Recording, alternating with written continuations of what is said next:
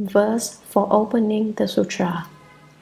The unsurpassed, profound, and wonderful Dharma is difficult to encounter in hundreds of millions of aeons. I now see and hear it, receive and uphold it, and I vow to fathom the Tathagata's true meaning. The Sixth Patriarch's Sutra, the Sixth Patriarch's Dharma Jewel Platform Sutra, the five previous Chinese patriarchs. It wasn't easy being the sixth patriarch. Many people wished to kill him and his disciples as well. For this reason, after the great master obtained the Dharma, he went into hiding, dwelling among hunters for 16 years. Even after establishing his Dharma platform at Nanhua Temple, followers of other religions tried to kill him, and so the great master hid inside a big rock. He sat there in meditation, and although they set the mountain on fire, he was untouched by the flames.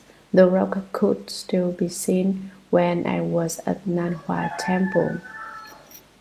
Who wanted to kill him? In general, it wasn't you and it wasn't me.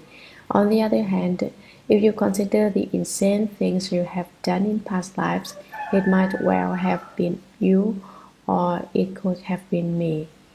But in this life, it wasn't you or me, and so there is no need to worry about having broken precepts in this case. As I told you, the great master is counted as the sixth patriarch from the first patriarch Bodhidharma, who was the 28th Indian patriarch. Bodhi means enlightenment and Dharma means law. When Bodhidharma set sail from India, fulfilling Shakyamuni Buddha's prediction that the Mahayana teaching would be transmitted to China during the time of the 28th Patriarch. The Buddha Dharma already existed in China, yet it was as if it were not there at all. Although there were men who studied, there were few who lectured or recited the sutras, and repentance ceremonies were seldom practiced. Cultivation was superficial. Scholars debated and argued, but none of them truly understood. The principles in the sutras must be cultivated, but at that time in China they were not cultivated because everyone feared suffering. Now, in America it is just the same. People seek imitation. However, as soon as their legs begin to ache, they wince and fudge and then gently unbend them. People are just people, and nobody likes to have aching legs. While still in India, Patriarch Bodhidharma sent two of his disciples, Photua and Yesha, to China to transmit the sudden enlightenment Dharma door. But no one, not even Chinese bhikshus, would speak to them. So they went to Blue Mountain, where they met the great master Yuan Kung, who lectured on mindfulness of the Buddha. Master Yuan asked, "What Dharma do you transmit that causes people to pay you so little respect?" For Tua and Yeshe could not speak Chinese, so they used sign language instead. Raising their arms in the air, they said, "Watch." The hand makes a fist, and the fist makes a hand. Is this not quick? Master Yuan replied, "Quick indeed." Bodhi, enlightenment, and affliction, they said, are just that quick. At that moment, Dharma Master Yuan became enlightened, realizing that originally Bodhi and affliction are not different, for Bodhi is affliction and affliction is Bodhi. He made offerings to Photo and Yeshe, and shortly thereafter the two Indian bhikshus died on the same day in the same place. Their graves may still be seen at Low Mountain. Patriarch Bodhidharma saw that the rules of the Mahayana, the great vehicle Buddha Dharma, were ripe in China. Fearing neither the distance nor the hardship of travel, he took the Dharma there. The Chinese called him barbarian because he talked in a way that no one understood. When children looked up at the bearded Bodhidharma, they ran away in terror. Adults feared that he was a kidnapper and so told their children to stay away from him. Patriarch Bodhidharma went to Nanjing, where he listened to Dharma Master Shen Kuang explain the sutra. When Shen Kuang spoke, the heavens rained fragrant blossoms, and a golden-petaled lotus rose from the earth for him to sit upon. However, only those who ate good fruits, who had opened the 5 eyes and the 6 spiritual penetrations, were able to see that. Now, isn't this wonderful? After listening to sutra, Bodhidharma asked, Dharma Master, what are you doing? I'm explaining sutras, Shen Kuang replied. Why are you explaining sutras? I'm teaching people to end birth and death. Oh, said Bodhidharma. Exactly how do you do that? In this sutra which you explain, the words are black and the paper is white. How does this teach people to end birth and death? Dharma Master Shen Kuang had nothing to say. How did he teach people to end birth and death? He fumed in silence. Then, even though heavenly maidens rained down flowers and the earth gave forth golden lotuses, Dharma Master Shen Kuang got angry. This is what I mean when I say that the Buddha Dharma existed in China, but it was as if it were not there at all. When angry, Dharma Master Shen Kuang used his heavy iron beads to level opposition. In response to Bodhidharma's question, he reddened with anger and raged like a tidal wave smashing a mountain. As he whipped out his beads, he snapped, "You're slandering the Dharma," and cracked Bodhidharma across the mouth, knocking loose 2 teeth. Bodhidharma neither moved nor spoke. He hadn't expected such a vicious reply. There is a legend about the teeth of holy men. You must not ask about the principle, however, because it is too inconceivable. The legend says that if a sage's teeth fall through the ground, it won't rain for 3 years. Patriarch Bodhidharma thought, if it doesn't rain for 3 years, people will starve. I have come to China to save living beings, not to kill them. So Bodhidharma did not let his teeth fall to the ground. Instead, he swallowed them and disappeared down the road. Although he had been beaten and reviled, Bodhidharma could not go to the government and file suit against Dharma Master Shen Kuang. Those who have left home have to be patient. How much more so must a patriarch phobia? Bodhidharma then met a parrot imprisoned in a wicker cage. This bird was much more intelligent than Dharma Master Shen Kuang. Recognizing Bodhidharma as the first patriarch, the bird said, Mind from the west, mind from the west, teach me a way to escape from this cage. Although Bodhidharma had received no response from people, his parrot recognized him. Hearing the bird's plea to help, Bodhidharma whispered a secret expedient teaching to teach this bird how to end suffering. He said, To escape from the cage, put out both legs, close both eyes. This is the way to escape from the cage. The parrot listened attentively and said, All right, I understand, and stuck out his legs, closed his eyes, and waited. When the bird's owner came home from work, he always played with his parrot. But this time, when he looked in the cage, he was shocked. The owner was on the verge of tears. How couldn't he have been? He couldn't have been more upset if his own son had died. He pulled open the cage door and scooped up the bird, which lay still and quiet in his hand. The body had not yet chilled. The owner looked with disbelief at the little body. He picked at it from the left and right. It didn't even quiver. Slowly he opened his hand. The bird broke loose from his hand and flew away. Now, like the parrot, we are in a cage. How do we escape? You may say I'm really free. If I want to eat, I eat. If I want to drink, I drink. I do not have to follow rules. I can do anything. Don't think you are quite so clever. This is not freedom, it is just confusion. To be free, you must be free of birth and death. And then, if you wish to fly into space, you can fly into space. And if you wish to drop into the earth, you can drop into the earth. If you can do this, you are truly independent. Like a parrot, you are free. As I explain the sixth Patriarch Dharma Jewel Platform Sutra, I do not lecture well. This is not polite talk, it's true. Some lecture well, yet do not dare explain. After I have lectured, you of true eloquence may follow.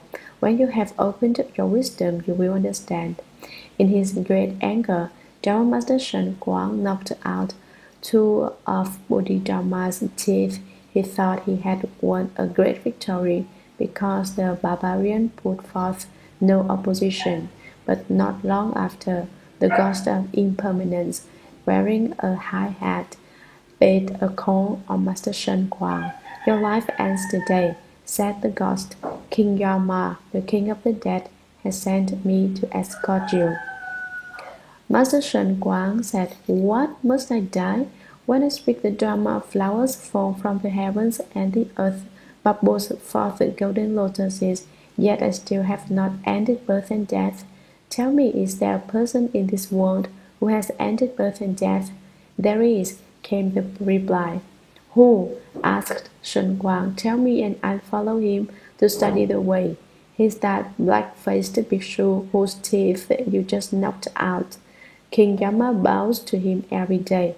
Please, old ghost, speak to King Yama on my behalf. I want to follow that bhikshu. I am determined to end birth and death. Can't you allow me some more time? All right, said the ghost. Since you are sincere, King Yama will wait. Dharma Master Shen Kuang was delighted. He was so quick to rush after Bodhidharma that he forgot to thank the ghost of impermanence. In fact, he even forgot to put on his shoes. He ran until he met the parrot whom Bodhidharma had freed, and suddenly he understood. Originally, it is just this way. I need only act dead. I need only be a living dead person. Bodhidharma walked on, ignoring the barefoot Dharma Master following behind. Arriving at Bear's Ear Mountain in Luoyang, the patriarch sat down to meditate, facing a wall. Dharma Master Shen Kuang knelt close by. For 9 years, Patriarch Bodhidharma sat meditating, and Dharma Master Shen Kuang knelt beside him, seeking the Dharma. Earlier, when I spoke this public record, an 11-year-old child asked me, during the 9 years he knelt, did he eat or not? I replied, how could anyone kneel for 9 years without eating and still live? When the patriarch meditated, Shen Kuang knelt, and when the patriarch ate, Shen Kuang ate. But this is not recorded in the books. While the patriarch was sitting, many people came to bow to him and were received as his disciples. One day a great snow fell, and it rose in drifts as high as Shen Kuang's waist, and yet he continued to kneel. Finally, Patriarch Bodhidharma asked him, Why are you kneeling here in such deep snow? I want to end birth and death, replied Shen Kuang. When I was lecturing sutras, I was unsuccessful. Please, Patriarch, transmit this Dharma to me. What did you see falling from the sky? Asked Bodhidharma. Snow, said Shen Kuang. What color is it? Asked Bodhidharma. It's white, of course. When red snow falls from the sky, said Bodhidharma, I will transmit the Dharma to you. You knocked out 2 of my teeth, and I have been most compassionate in not taking revenge. Do you really expect me to give you the Dharma? This was a test Patriarch Bodhidharma gave to Master Shen Kuang. How did Shen Kuang complete the test? Cultivators of the way carry a knife to protect the substance of their precepts. A true cultivator would rather cut off his head than break a precept. Shen Kuang drew his precept knife, and with one slice he cut off his arm, and thus passed his test. His blood flowed onto the new fallen snow. He scooped up a bucket full of crimson snow, dumped it before Bodhidharma, and said, Patriarch, do you see? The snow is red. Bodhidharma said, so it is, so it is. He had tested Shen Kuang's sincerity, and now the Patriarch was extremely happy. My coming to China has not been in vain.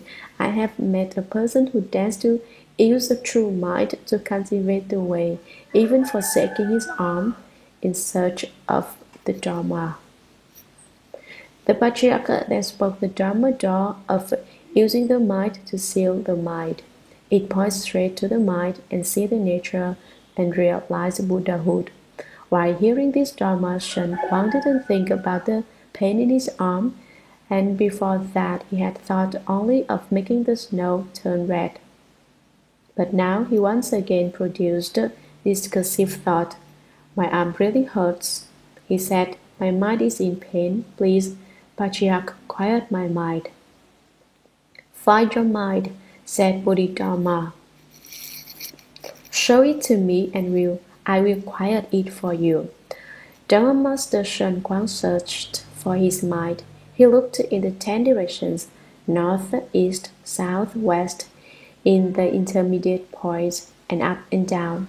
He also looked in the same 7 places that the Venerable Ananda looked when Shakyamuni Buddha asked him the same question in the Surangama Sutra.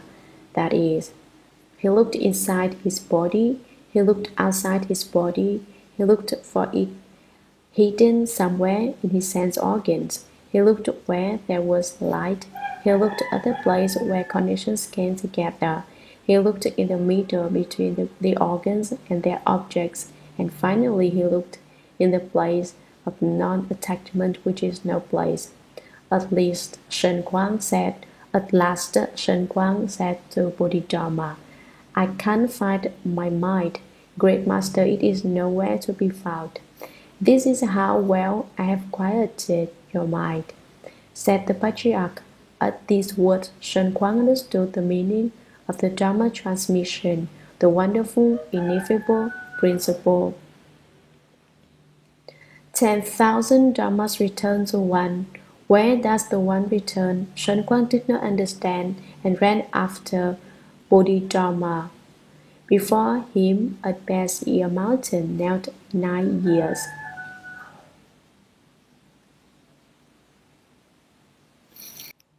Seeking Dharma to escape King Yama. With the transmission of the Dharma, Shen Kuang received the name Hui Kuo, which means able wisdom. Master Hui Kuo asked Bodhimanda, in India, did you transmit the Dharma to your disciples? Did you also give the rope and bow as a certification? I transmitted the Dharma in India, replied Bodhidharma, but I did not use the rope and bow. Indian people are straightforward. When they attain the fruit, they know they must be certified. If no one certifies them, they do not say, I have attained the way. I have given proof to Ashib. I am a bodhisattva. They do not speak like this. Chinese people, however, are different. Many Chinese have the great vehicle root nature, but there are also many people who lie. Having cultivated without success, such people claim to have the way, though they have not certified the fruit. They claim to be certified sages. Therefore, I transmit the rope and bow to prove that you have received the transmission. Guard them well and take care. While the Patriarch Bodhidharma was in China, he was poisoned 6 times. Dharma Master Bodhiruchi and Vinaya Master Kuang Tung was jealous of him. They prepared a vegetarian meal which contained an invariably fatal drug and offered it to the patriarch. Although he knew it was poisoned, he ate it. Then he vomited the food onto a tray and it was transformed into a pile of three snakes. After this unsuccessful attempt, Borirushi tried again, using an even more potent poison. Again, Bodhidharma ate the food. Then he sat atop a huge boulder and spat out the poison. The boulder crumbled into a heap of dust. In 4 more attempts, jealous people tried without success to poison the patriarch. One day, the great master Bodhidharma said to Hui Kuo, I came to China because I saw people here with a great vehicle root nature. Now I have transmitted the Dharma and am ready to complete the stillness. After his death, the patriarch's body was buried. There was nothing unusual about his funeral. In northern Wei, to 386 532 AD. However, an official called Sung Yun met Bodhidharma on the road to Chungnan Mountain in Zhongling. When they met, Bodhidharma was carrying one true in his hand. He said to Sung Yun, the king of your country died today. Return quickly, there is work to be done. The official asked, Great Master, where are you going? Back to India, the Great Master replied. Venerable one, to whom did you transmit your Dharma? In China, after 40 years, it will be core. Sung Yun returned to his country and reported the incident. Recently in Zhongling, I met the Patriarch Bodhidharma who told me that the king of our country had died and instructed me to return to the capital. When I arrived, I found it exactly as he had said. How did he know? His countrymen scoffed. Bodhidharma is already dead. How could you have met him on the road? Then they rushed to the patriarch's grave and found it empty, with nothing inside but one shoe. Where did Bodhidharma go? No one knows. Perhaps he came to America. Wherever he wanders, no one can recognize him because he can change and transform according to his convenience. When he came to China, he said he was 150 years old, and when he left, he was still 150 years old. No historical references can be found. When Bodhidharma was about to enter Nirvana, he said, I came to China and transmitted my Dharma to 3 people. One received my marrow, one my bones, and one my flesh. After the transmission, the patriarch himself no longer had a body. Great Master Hui Kuo received the marrow and Chen Master Tao Yu received the bones. Bhikshuni Tsung Chu could recite the Lotus Sutra from memory. After she died, a green lotus flower grew from her mouth. She received Bodhimanda's flesh. In the end, the patriarch had no body at all, so don't look for him in America, you won't find him. The second patriarch, Hui Kuo the North Chu, 550-577 AD, whose family name was Chu, was formerly Shen Guang. When he was born, his parents saw Wei To Bodhisattva, the golden armored spiritual being, come to offer protection.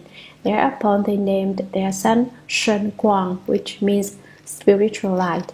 Not only was the patriarch intelligent, but he had an excellent memory as well, and his skill and powers of discrimination were so remarkable that he could read 10 lines in the time it took an ordinary person to read one. In a gathering of 100 people, all talking at once, he could clearly distinguish each conversation. The great master, however, had great anger. He disagreed with everyone and was always ready to fight. When Shen Guang explained sutras, As I have told you, he used his iron beads to win his arguments. Later, after he knelt for 9 years in quest of the Dharma, it was his great anger which enabled him to cut off his arm and feel no pain. It was also because of this anger that he later felt pain. Unafflicted by anger, he would have felt no pain. Pain is just an affliction, and affliction is the cause of pain. The second patriarch was 40 years old when he left Bodhidharma. Having obtained the Dharma, he went into hiding because Bodhirushi and Vinaya Master Kwang Tung, who had made 6 attempts on the life of Bodhidharma, also wished to kill his disciples. So, although Hui Kuo had great anger, he nevertheless obeyed his teacher and went into hiding for 40 years. When he was 80, he began to propagate the Buddha Dharma, teaching and transforming living beings. Later, the disciples of Bodhirushi and Vinaya Master Kwang Tung tried to kill Master Hui Kuo, who feigned insanity to lessen the jealousy of his rivals. But he never ceased to save living beings who were ready to receive his teaching. Because so many people continued to trust the second patriarch, Bodhirushi's disciples were still jealous. They reported Hui Kuo to the government, accusing him of being a weak, inhuman creature. He confuses the people who follow him. They trust he's not even human. The emperor ordered the district magistrate to arrest him, and Hui Kuo was locked up and questioned. Are you human or are you a freak? Asked a magistrate. I'm a freak, replied Master Hui Kuo. The magistrate knew that the patriarch said this to avoid causing jealousy, so he ordered him to tell the truth. Speak clearly, he demanded. What are you? The great master replied, I'm a freak. Governments can't allow strange freaks to roam the earth, and so Hui Kuo was sentenced to die. Now isn't this the way of the world? The patriarch wept when he told his disciples, I must undergo this retribution. He was a courageous man, certainly not one to cry out of fear of death. He was sad because the Dharma had not become widely understood during his lifetime. The Buddha Dharma will not flourish until the time of the fourth patriarch, he announced, and then he faced the executioner. Come and kill me, he said. The executioner raised his axe and swung it towards the master's neck. What did you think happened? You're probably thinking, he was a patriarch with great spiritual power. Certainly, the blade shattered and his head was not even scratched. No, the axe cut off his head, and it didn't grow back. However, instead of blood, a milky white liquid flowed onto the chopping block. You think, now really, this is just too far out. If you believe it, that is fine. If you do not believe it, that is fine too. Just forget it. However, I will give you a simple explanation of why blood did not flow from the patriarch's neck. When a sage enters the white yang realm, his blood becomes white because his body has transformed completely into yang, leaving no trace of yin. I don't believe it, you say. Of course you don't. If you did, you would be just like the second patriarch.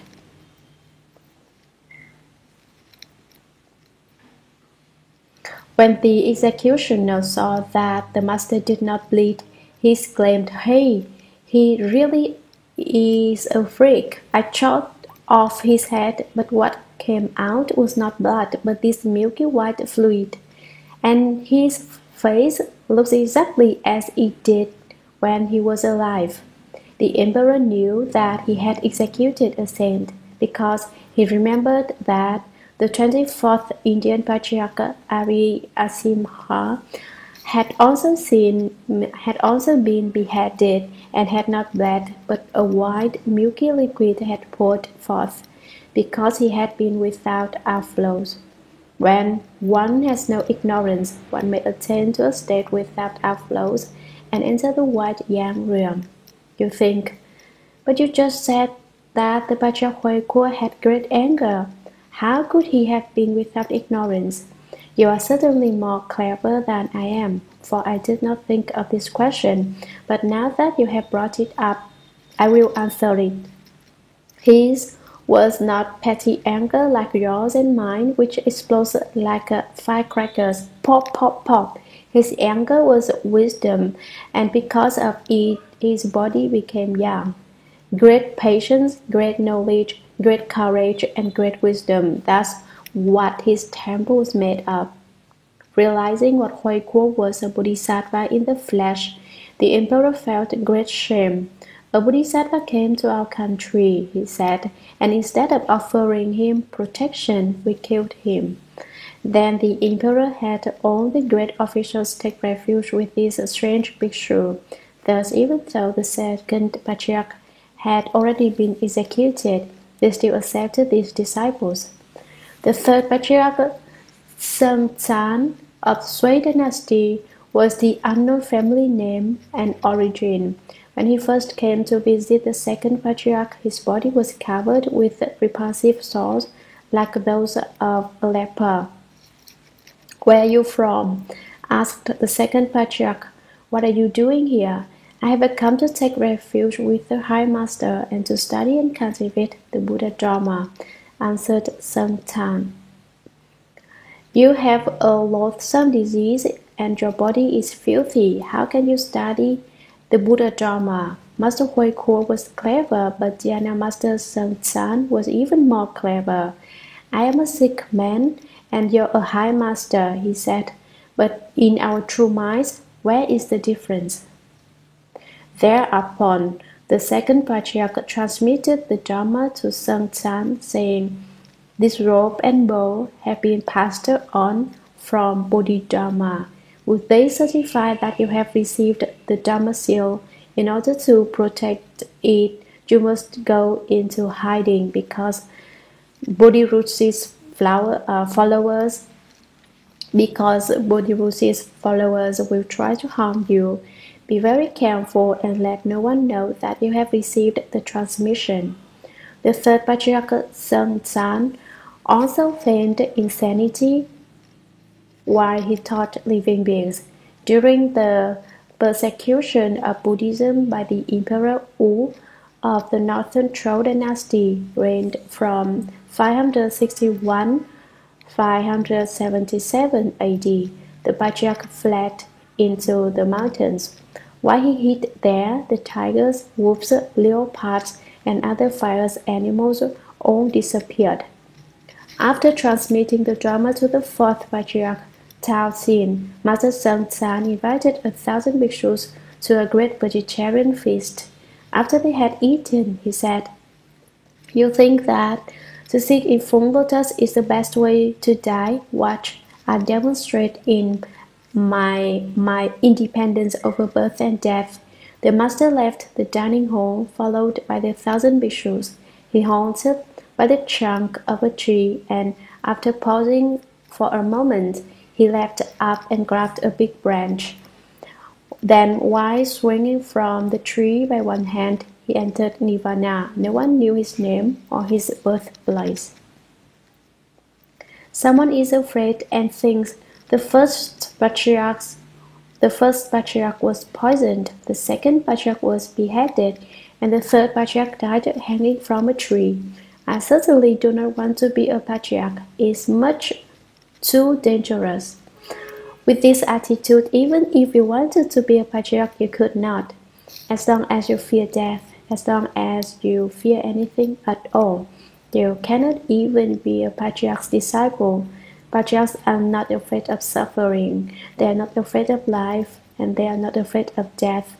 Making no distinctions between life and death, they roam among people, teaching and transforming them. Like Phổ Tuệ and Yeshua, they know that affliction is just a body and that birth and death is nirvana. So tell me now, who is not afraid of birth and death? If there is such a one, I will make him a patriarch. The fourth patriarch's name was Tao Xin.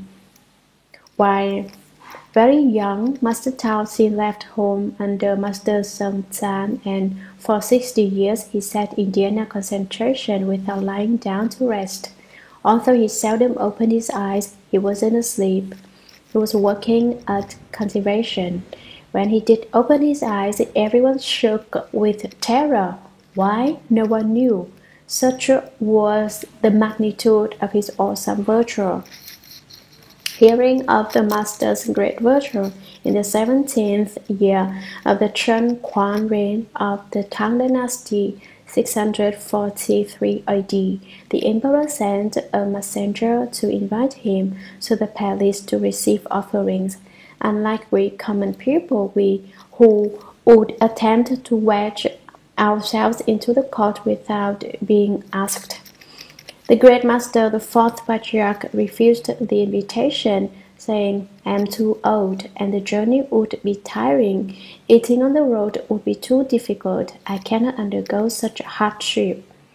When the messenger delivered the patriarch's reply, the emperor said, "Go back and tell him that the emperor says that no matter how old he is or how difficult the journey, I have ordered him to come to the palace." The messenger returned to the patriarch and said, "Master, regardless of your health, you must come to the emperor's court. We will carry you back if necessary." At that time, since there were no airplanes or cars, travel was difficult. "No, I cannot go," replied the patriarch. "I am too old and ill. Take my head if you must, but my heart will not go."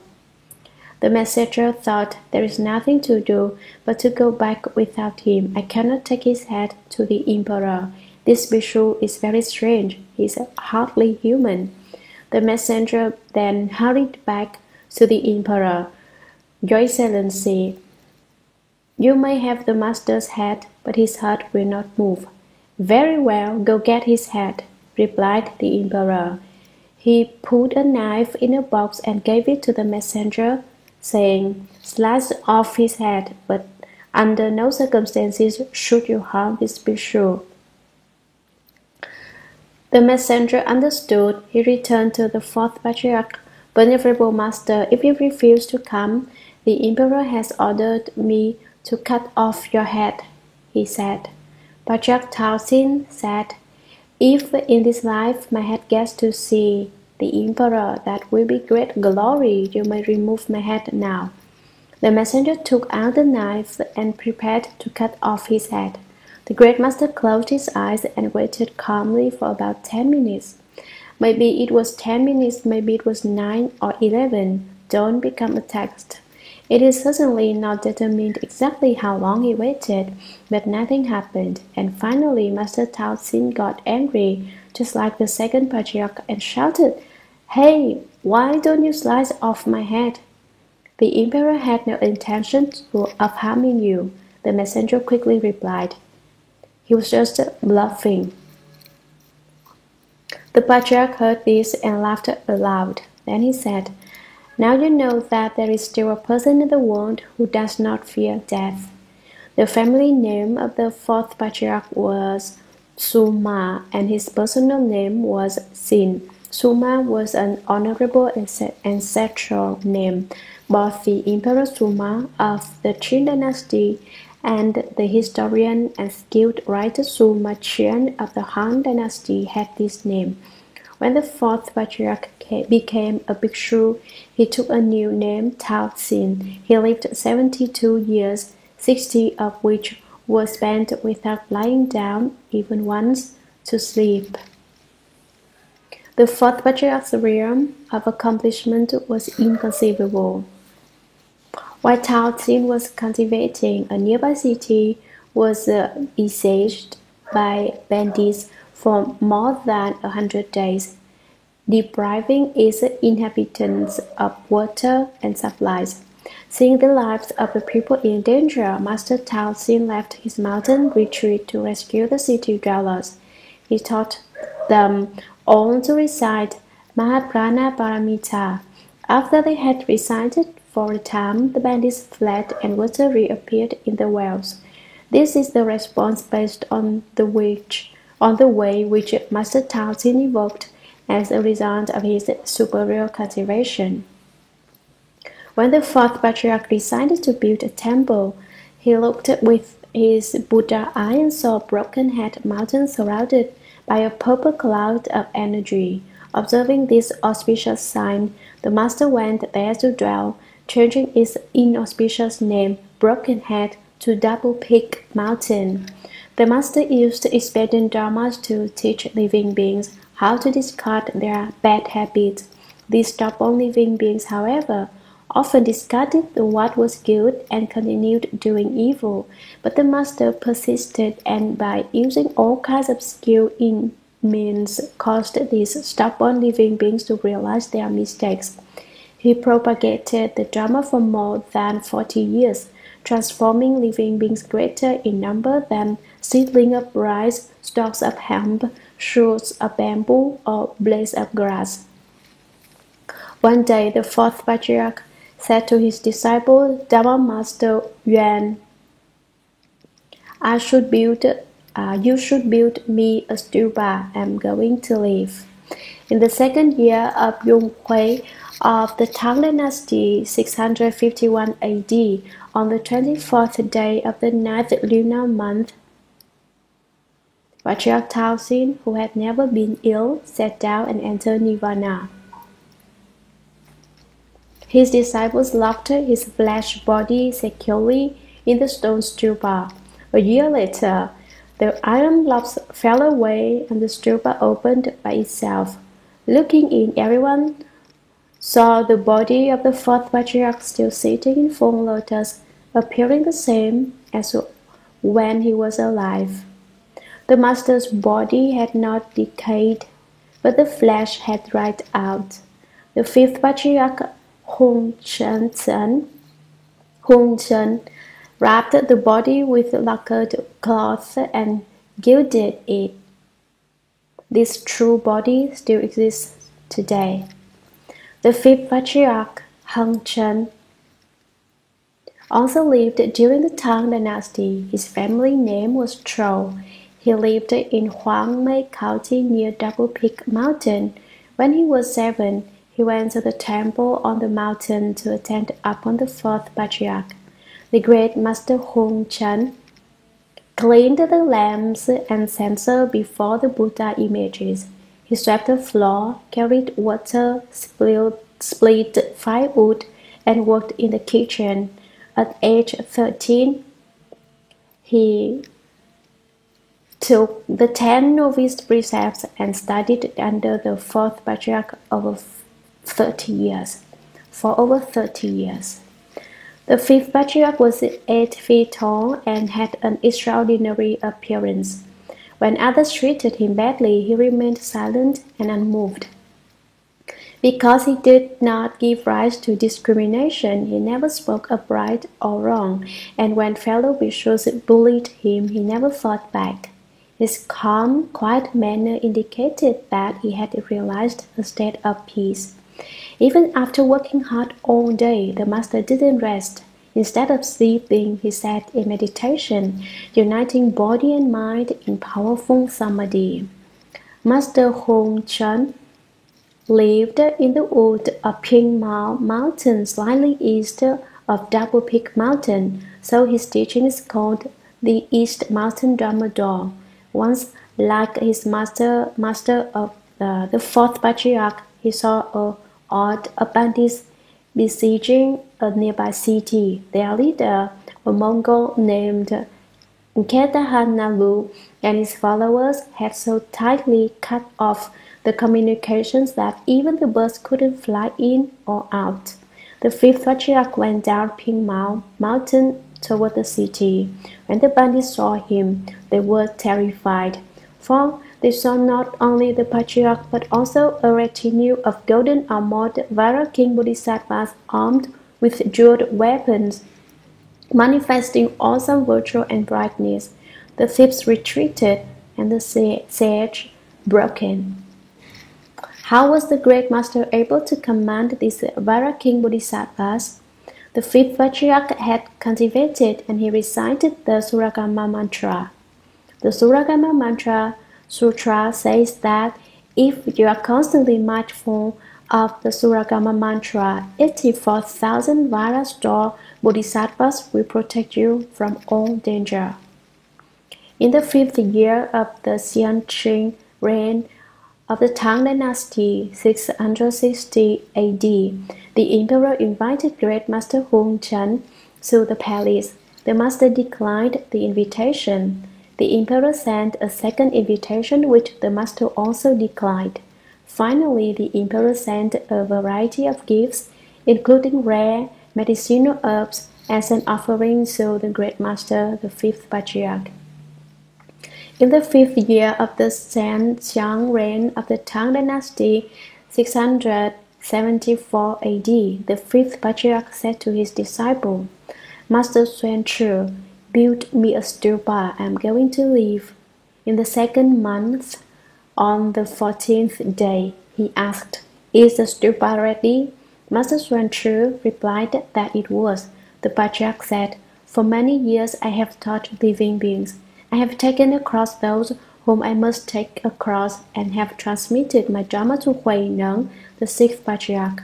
Now, in addition, you 10 should become Dharma hosts and establish Bodhidharmas, Bodhimandas to preserve and spread the teaching among living beings.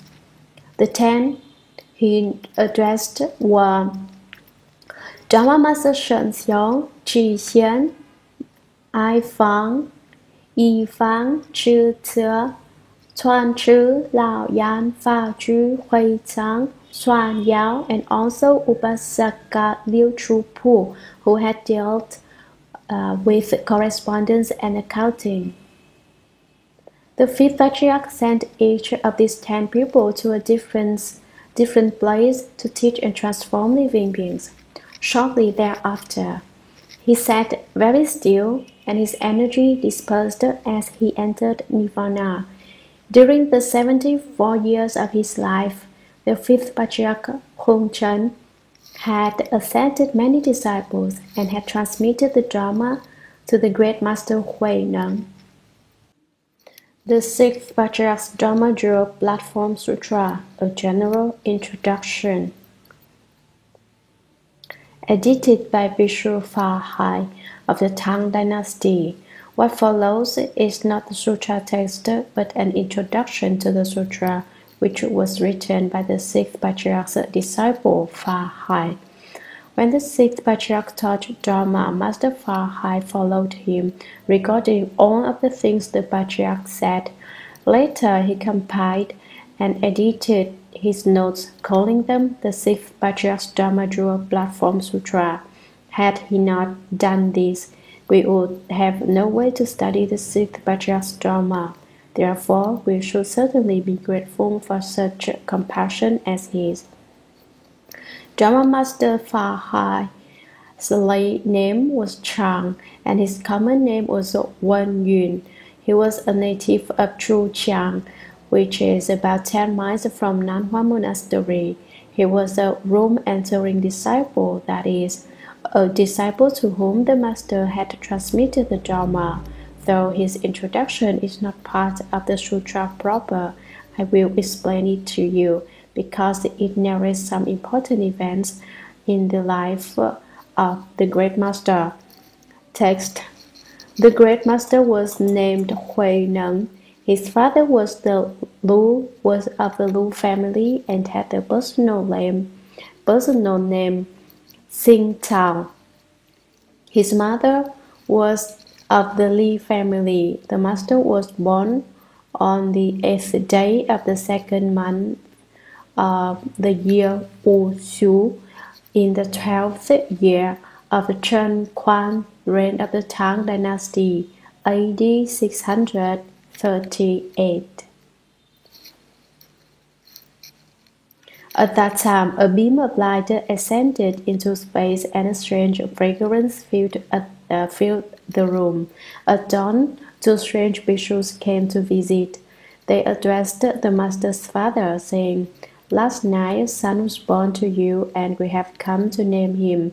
It can be Kuei above and below Neng. The father said, "Why shall he be called Hui Neng?" The monk said, "Hui means he will bestow the Dharma upon living beings. Neng means he will be able to do the Buddha's work." Having said this, they left. No one knows where they went. The master did not drink milk. At night, spirits appeared and poured sweet dew over him. Commentary. The Great Master refers to the sixth Patriarch Hui Neng. The Master's merit and virtue was great. He had great wisdom and compassion, and so was a master of gods and humans. When one is alive, one has a personal name. After one dies, that name is avoided. Hence, it is called a personal name, a name which is not spoken. When the Great Master's mother gave birth to him, a fine beam of light arose, like that which the Buddha emits from his forehead. A strange, fragrant incense, which had never been smelled before, filled the room. At dawn, the heavens are half dark and half light.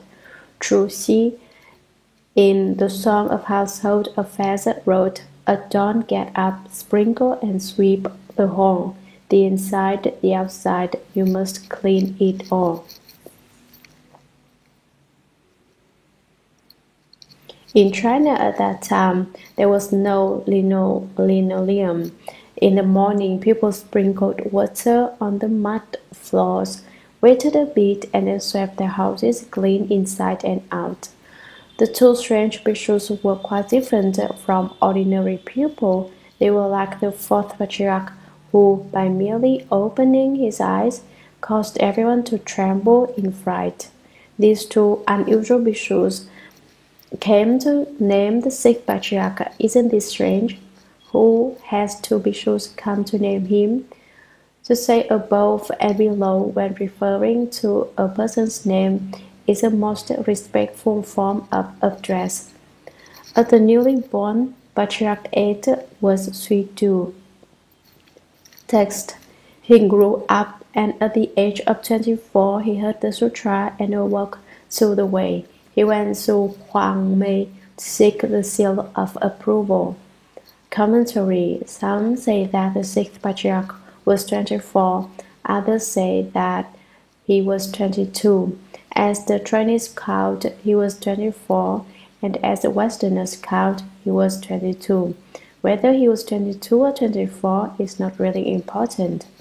When the sixth patriarch heard the layman recite the Diamond Sutra and reached the line, "One should produce that thought which is nowhere supported," the sixth patriarch said, "Oh, no, not supported anywhere."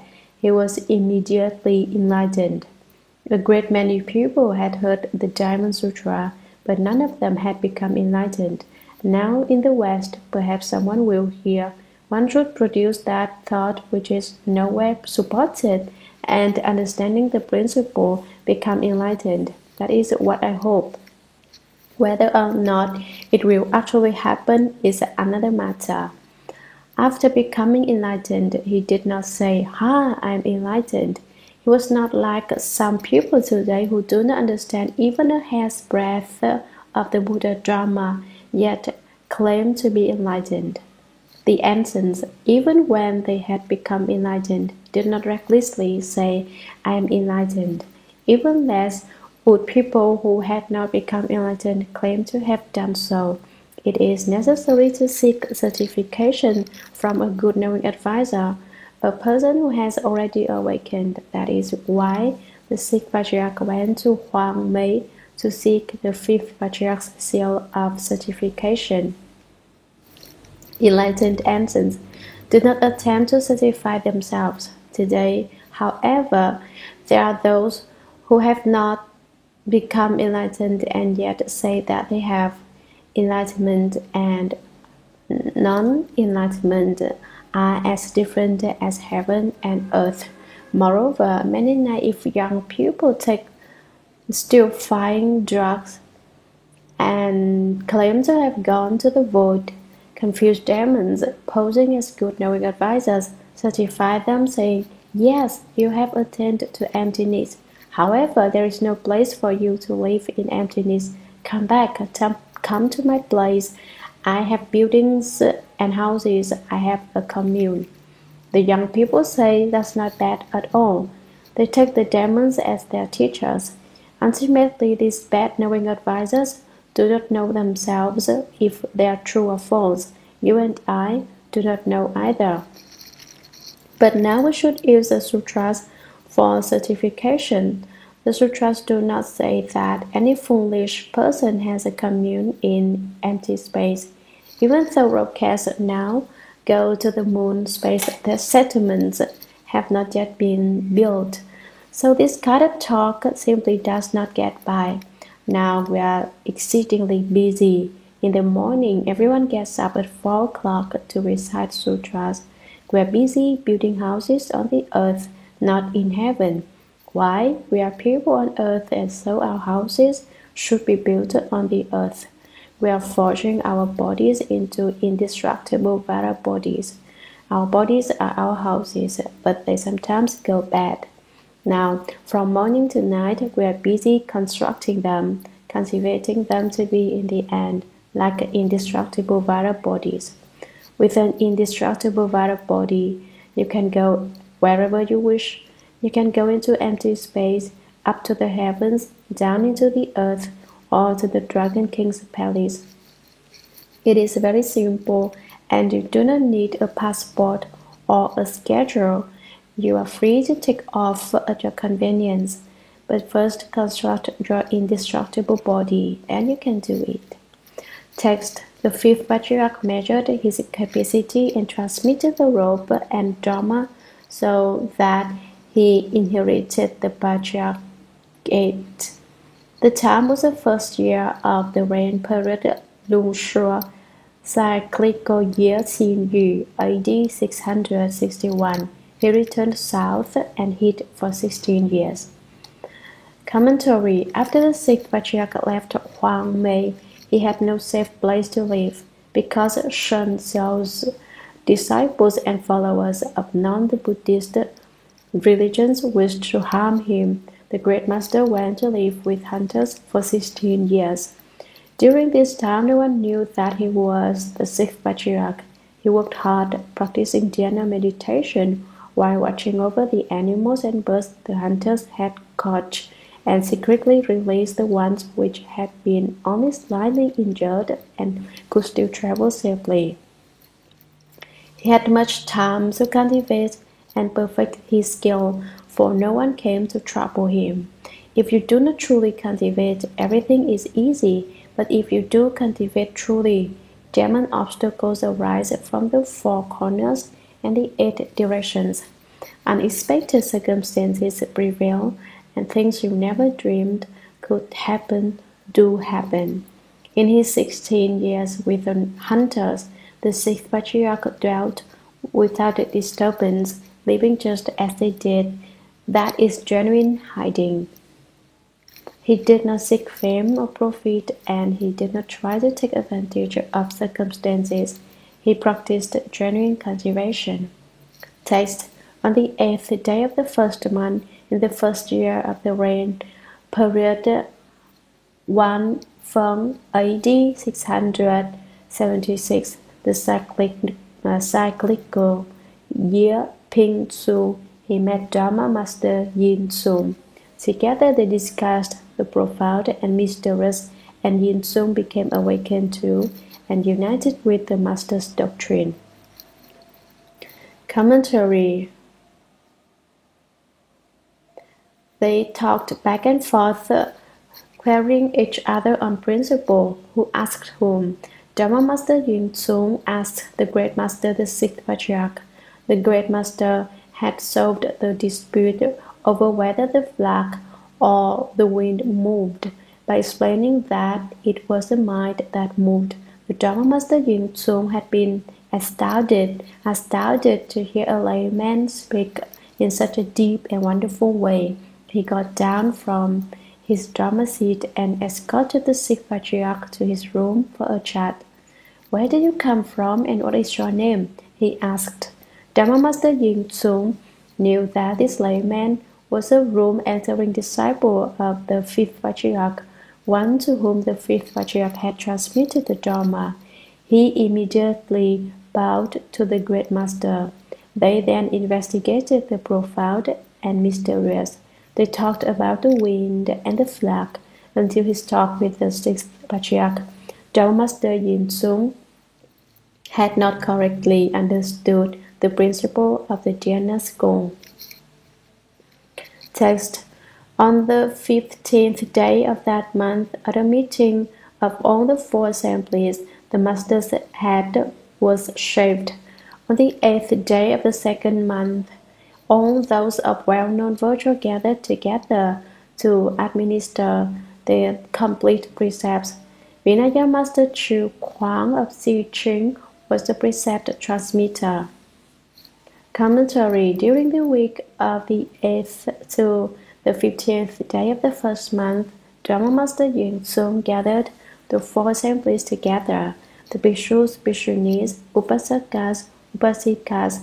The purpose of the meeting was to shave the master's head so that he could leave home and become a bhikshu. People leave home for various reasons. Some find it difficult to obtain food and clothing. They see that those who have left home are well provided for, and so they leave home so they can eat and be clothed. Others leave home because they are old and have no children. They think, I will leave home and take a young disciple who will care for me as a son would. It is uncertain whether people who leave home for these reasons can really cultivate. Some leave home because they are bandits or runaways. They leave home and cut off their hair so that the government won't fight them and cut off their heads. Some leave home once more, but it is not certain whether they can cultivate. Some people have confused beliefs. If so, they still believe, and that is good. For instance, the parents of a sick child may say, the child may die of disease. We should give him to a temple and he can become a bhikshu and we can go visit him. That is better than letting him die. So out of confused belief, the parents give their child to the temple. People of confused belief may not necessarily be bad, but people who believe in confused principles are definitely not good. They have faith, but it is misplaced. That is confusion within confusion, and it is not good. Some are confused and without belief. In their confusion, they do not believe in anything. Finally, they are the believing and unconfused. These people study the Buddha Dharma with a faithful heart until they are no longer confused. Of these last four types of people who have left home, one cannot say that any of them will be able to cultivate, nor can one say for sure that they cannot. Perhaps only 1 or 2% can cultivate the Dharma. However, if you resolve to attain enlightenment in order to end birth and death, you can surely cultivate upon leaving home. Again, there are those who no longer have a family and so leave their worldly homes. So, leave the home of the three realms, the realm of design, the realm of form, and the realm of formlessness. Once out of these three realms, there are no desires, no forms, and no formless consciousness. Because of their non-attachment, these people see the three realms as empty, and so it is said that they have left the home of the three realms. Some leave the home of afflictions. It is essential to leave afflictions behind. If you do not cut them off, you may leave home, but you cannot know the way. The sixth patriarch cannot be put into any of these categories, for he was a special case. He had attained mastery, and so whether or not he left home made no difference. Even when he appeared to be a layman, he practiced the profound conduct of a bodhisattva, and he did not behave like a layman. In this way, his act of leaving home did not resemble that of others in the assembly.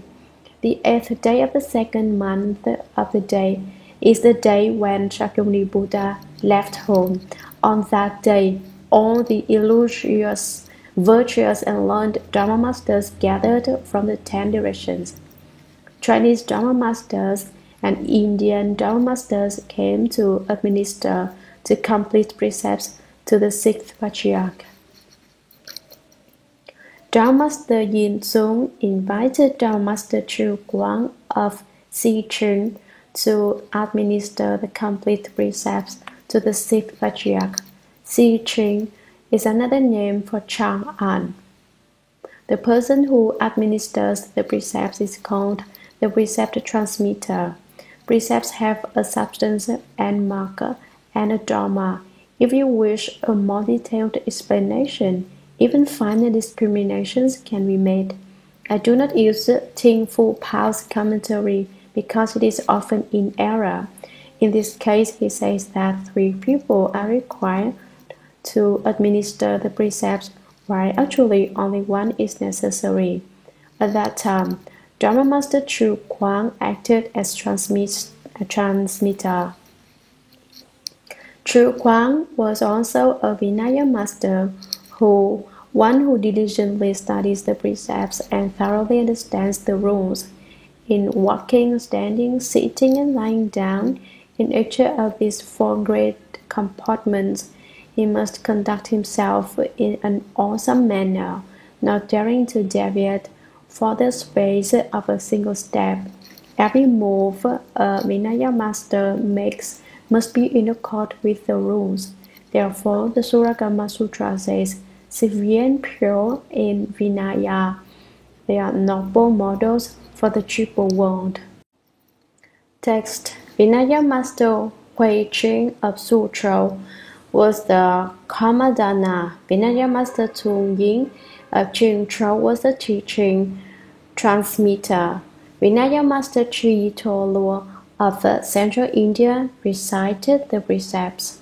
Tripitaka master Mi Tuo of India was the precept certifier. Commentary: Ting Fu Pao writes that there should be 4 Karmadanas, yet the sutra mentions only 1. He says that the one mentioned was the most famous of the 4 because he didn't understand the precepts. His commentary is confused.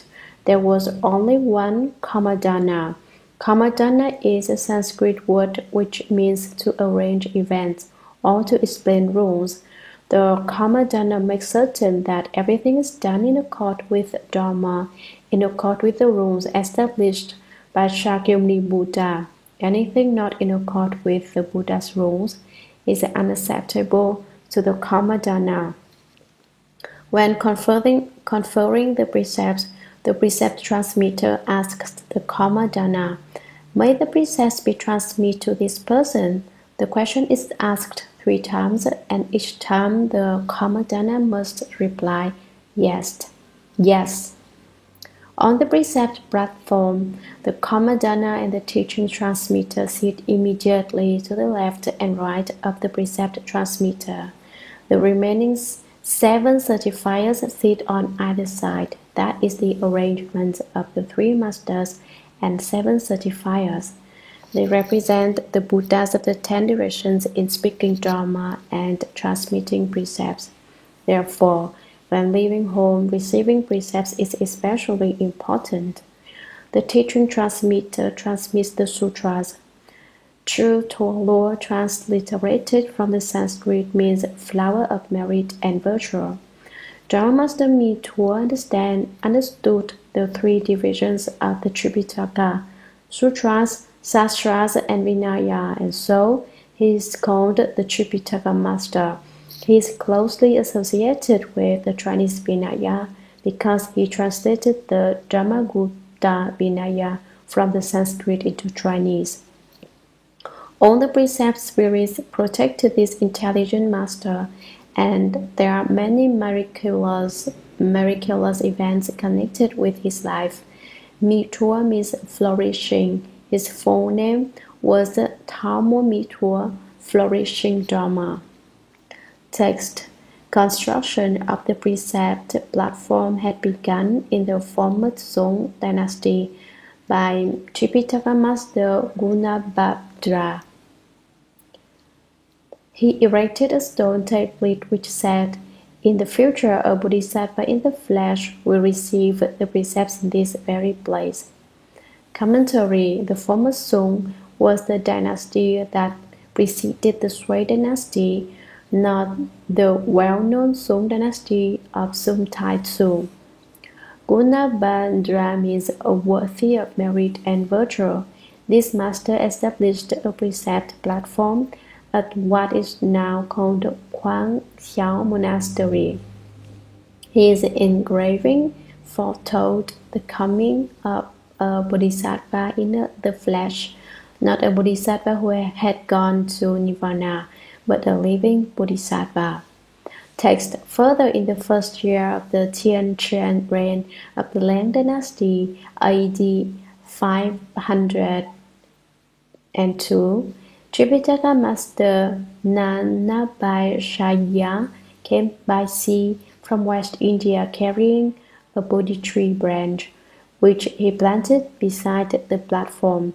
He too made a prophecy, saying, "After 170 years, a bodhisattva in the flesh will proclaim the supreme vehicle beneath this tree, taking measureless multitudes across. He will be a true transmitter of the Buddha's might seal, a Dharma host." Commentary: Tripitaka Master Nanabhashaya, wisdom medicine, predicted that a living bodhisattva would speak the supreme vehicle Dharma from beneath that Bodhi tree, teaching the Dharma of the direct pointing to the mind to see the nature and realize Buddhahood. As a true transmitter of the Buddha's mind seal, this bodhisattva would use the mind to seal the mind. Shakyamuni Buddha held a flower in his fingers and smiling subtly, transmitted the mind seal of all the Buddhas to the first patriarch Mahakashyapa. Transmitters of the mind seal are patriarchs. A Dharma host is one who lectures sutras and explains the Dharma. Nanabhashaya brought a Bodhi tree branch from India to China, not a whole tree, just a cutting. Bodhi trees will grow almost anywhere. There are many such trees in China today. The Venerable Master Nanabhashaya's flesh body has not decayed. It is preserved for veneration at Yuhua Monastery, about 5 miles from Nanhua Monastery. The caretaker there, who has left home, does not feed visitors, so if you wish to visit, you must bring your own food. When I was living at Nanhua Temple, I went to see the Master Nanabhashaya's body and found it in excellent condition. Text: in keeping with the former predictions, the Master arrived to have his hair cut and to receive the precepts. He instructed the 4 assemblies on the essentials of the exclusive Dharma transmission. Commentary: the 6th Patriarch had his head shaved and received the complete precepts. He then explained the Dharma for the 4 assemblies, teaching them the exclusive Dharma transmission. That is the Dharma which has been passed down through every generation since the time of Shakyamuni Buddha. Text: in the spring of the following year, the Master took leave of the assembly and returned to Paolin. Yin Tsung, together with more than 1,000 black-robed monks and white-robed lay folk, accompanied him directly to Cao Tzu. Commentary: the 6th Patriarch left and returned to Cao Tzu. The black-robed are those who have left home. At that time, lay people wore white robes. They all went directly to Cao Tzu with the Master. Some people say that they have been to Cao Tzu when they have not. They falsely claim to transmit the Cao Tzu Dharma and Dhyana Source, the basis of meditation. The Dharma ending age is just that. false Buddhists with phony credentials.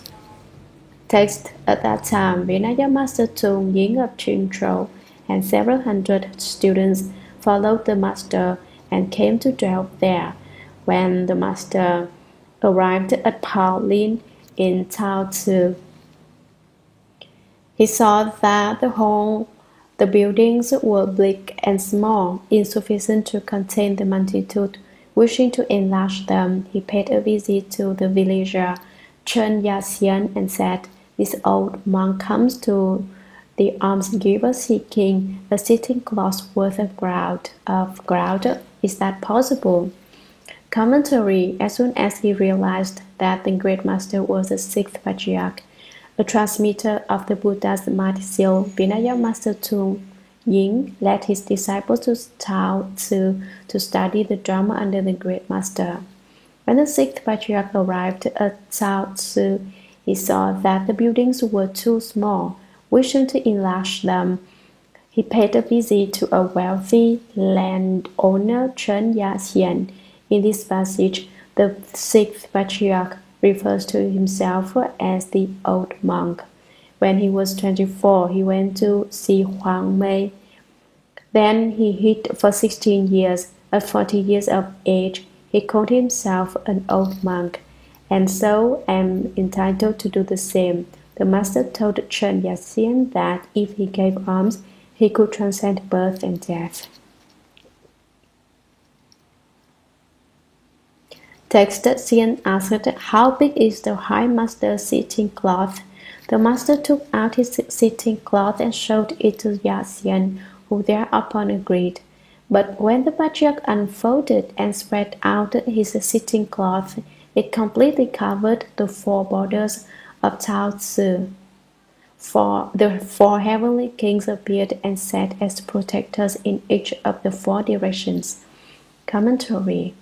The great master handed his sitting cloth to Chen Yaxian, who said, "If you only want that large a piece of land, fine." But when he spread it out, the sitting cloth covered not only the area around Nanhua Monastery, but everything within 10 miles of where they stood. The four heavenly kings appeared and stood guard in each of the four directions. Text. It is due to this occurrence that the mountain range bordering the monastery is called the Range of the Heavenly Kings. Xian said, "I know that the High Master's Dharma power is vast and great. However, the burial ground of my great-great-grandfather lies on this land.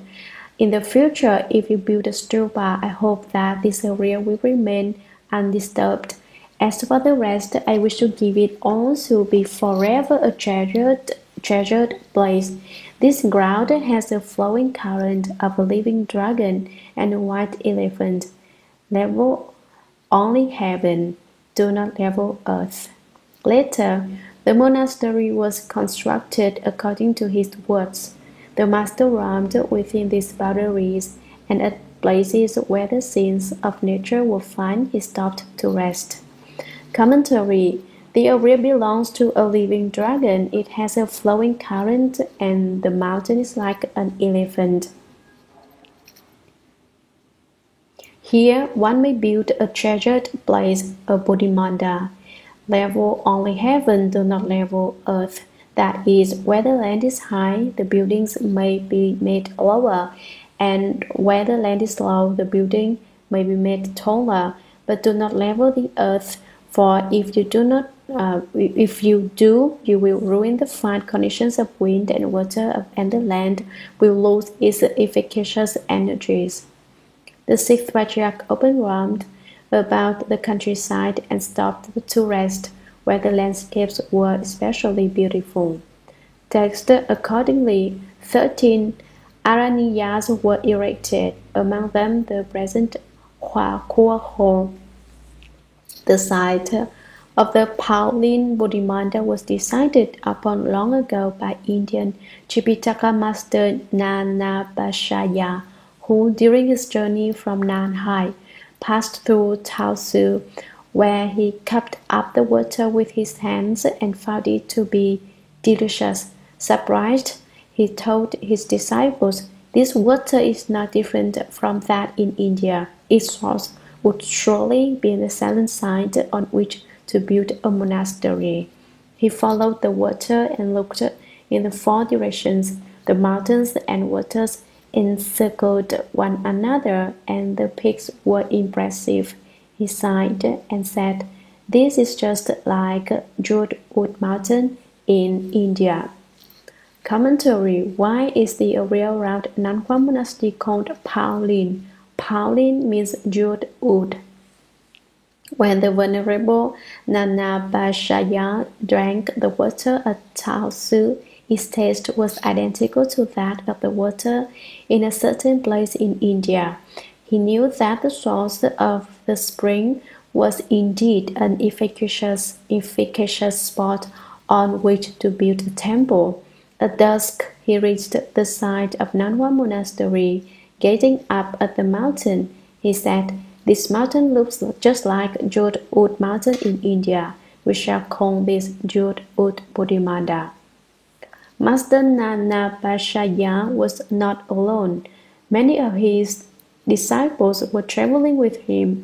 He said to them, "The source of this stream is certainly a good site for building a temple. Monastic buildings are called aranyas, a Sanskrit word meaning silent place. They are pure, quiet places for cultivation."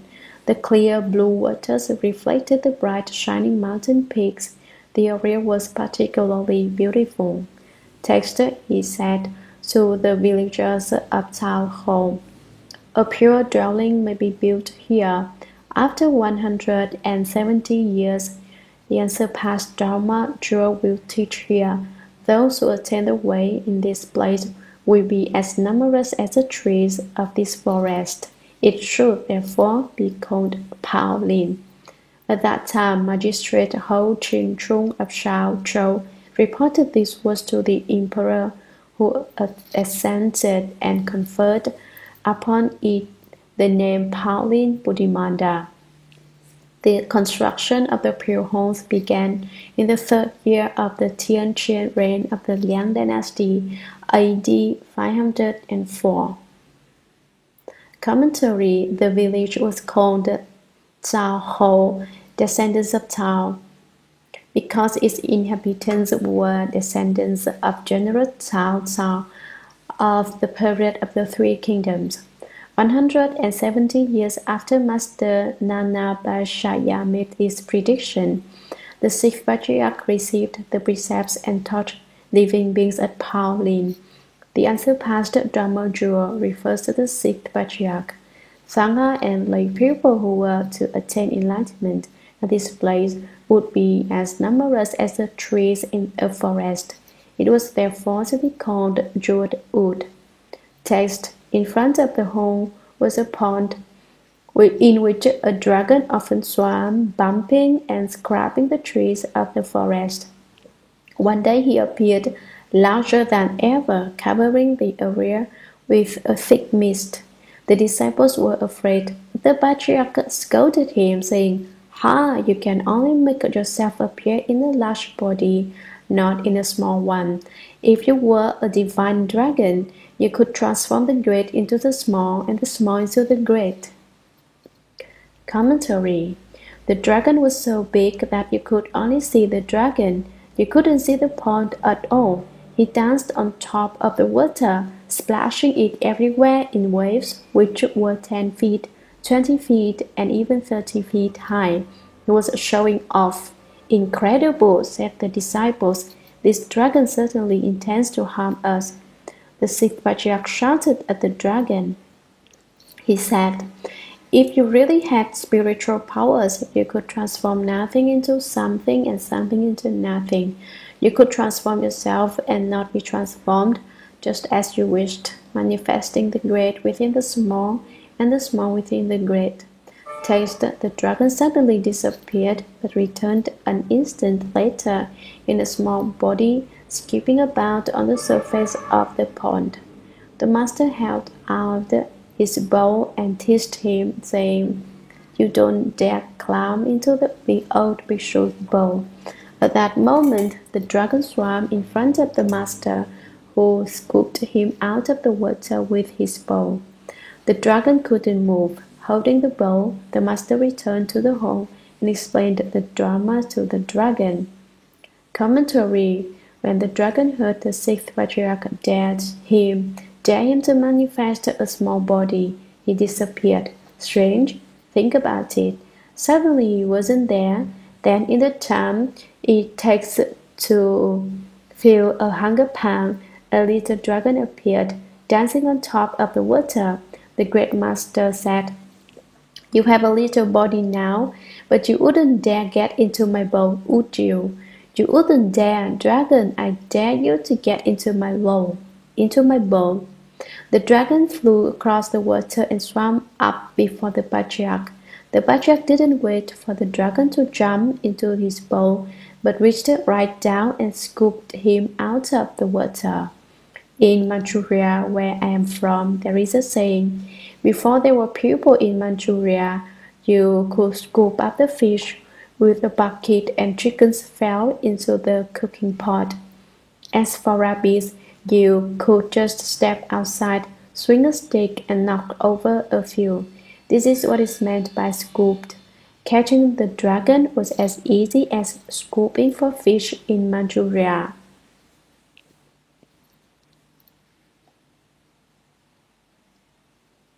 Text: The dragon then shed his skin and left. His bones, only 7 inches long and complete with head, tail, horns, and claws, were preserved in the temple. Later the master filled in the pond with earth and stones. Now in that place, in the front of the hall, on the right side, is an iron stupa. Commentary. Drama Master Farhai's introduction says that the pond was on the left side of the hall, but it was actually on the right.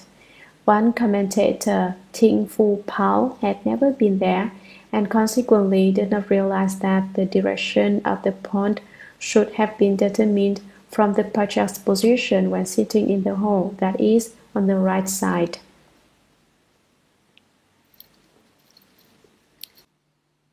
The Sixth Patriarch's Sutra. The Sixth Patriarch's Dharma Jewel Platform Sutra, Chapter 1, Action and Intention. Commentary. In this first chapter of the sutra, the Sixth Patriarch gives his disciples a biographical sketch of himself.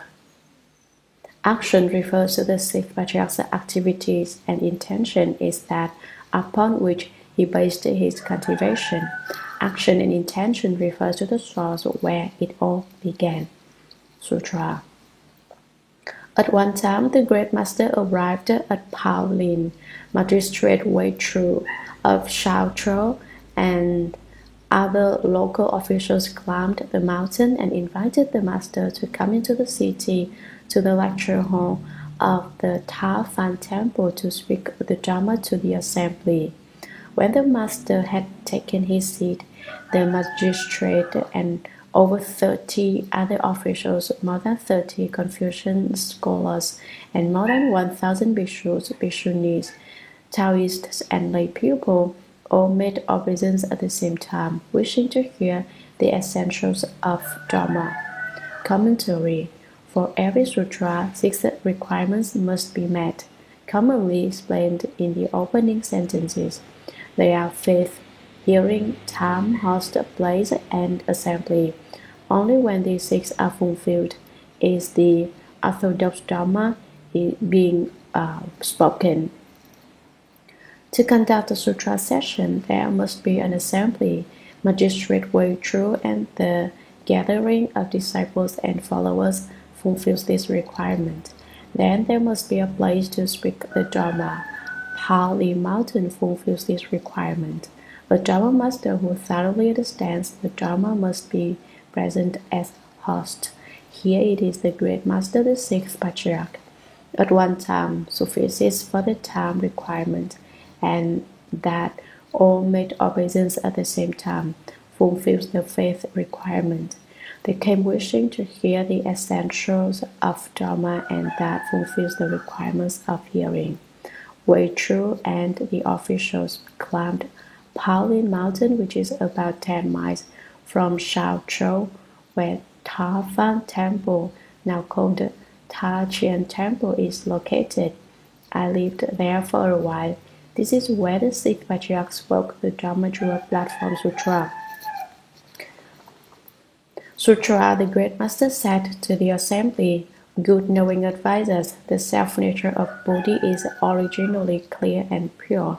Simply use that mind and you will straightway accomplish Buddhahood. Good knowing advisors, listen while I tell you about the actions and intentions by which Hui Neng obtained the Dharma.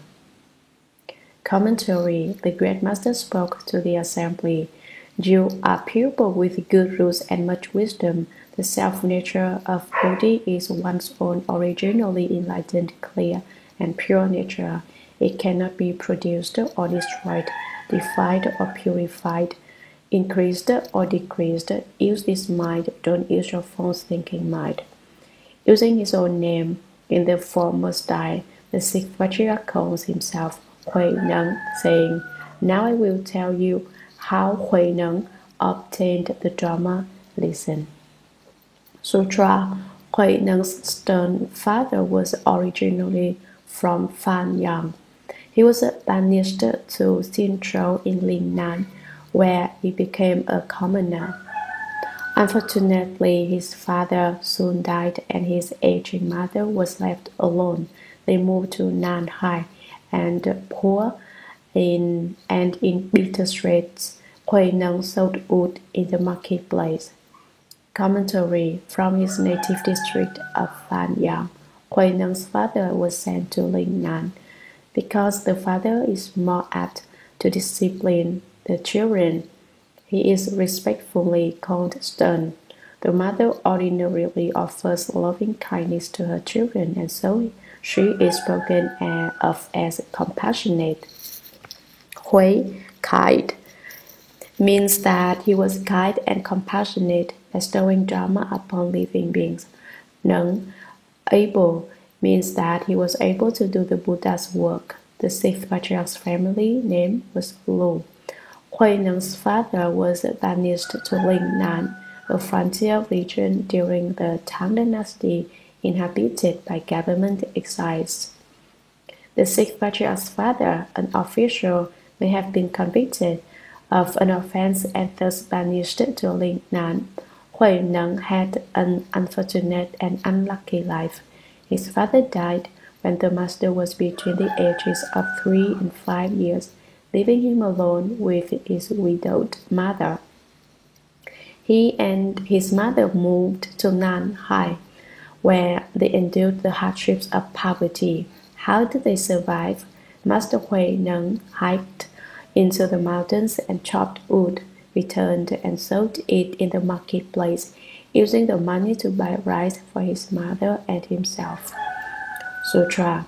Once the customer bought firewood and ordered it delivered to his shop. When the delivery had been made and Hui Neng had received the money, he went outside the gate where he noticed a customer reciting a sutra. Upon once hearing the words of this sutra, one should produce that thought which is nowhere supported. Hui Neng's mind immediately opened to enlightenment. Commentary. Because the sixth patriarch's family was poor, he received little formal schooling and could not read. At that time, in China, one needed money to go to school, but in spite of his illiteracy, the sixth patriarch's disposition was extremely sharp. And as soon as he heard the line of the sutra which says that one should have a true mind which is nowhere attached, he immediately became enlightened. He understood that what he had never understood before. Many will hear the sentence, one should produce that thought which is nowhere supported. Are there any who will open to enlightenment? Someone exclaims, why, I have. I ask you, what is the enlightenment you have opened? What is the enlightenment unopened? Ask yourself. Sutra. Thereupon he asked the customer what sutra he was reciting. The customer replied, the Diamond Sutra. Then again he asked, where do you come from and why do you recite this sutra? The customer said, I come from Tung Chen Monastery in Chichou, Quang Mei Province. There the fifth patriarch, the great master Hong Chen dwells, teaching over 1,000 disciples. I went there to make obeisance and heard and received this sutra. Commentary. The great master, the fifth patriarch, lived in Tung Chen Monastery with more than 1,000 disciples whom he taught and transformed. At that time, in China, the study of the Dharma was so fervently pursued that it was not unusual to have 1,000 people on one mountain studying the Buddha Dharma together. Where in America are there 1,000 Buddhist disciples studying the Dharma together? Such a large country, yet there is no such place. It is possible, however, that later there will be more than 10,000 people studying the Buddha Dharma, but this is not assured. We will have to watch my disciples and see how hard they work. Most Americans are intelligent, but there are some whose intelligence surpasses itself. Every day, from morning to night, they are caught up in taking confusing drugs. By taking these drugs, they may attain small and different states of consciousness which they cannot obtain without drugs. These people try drugs again and again until one day they see that it is useless.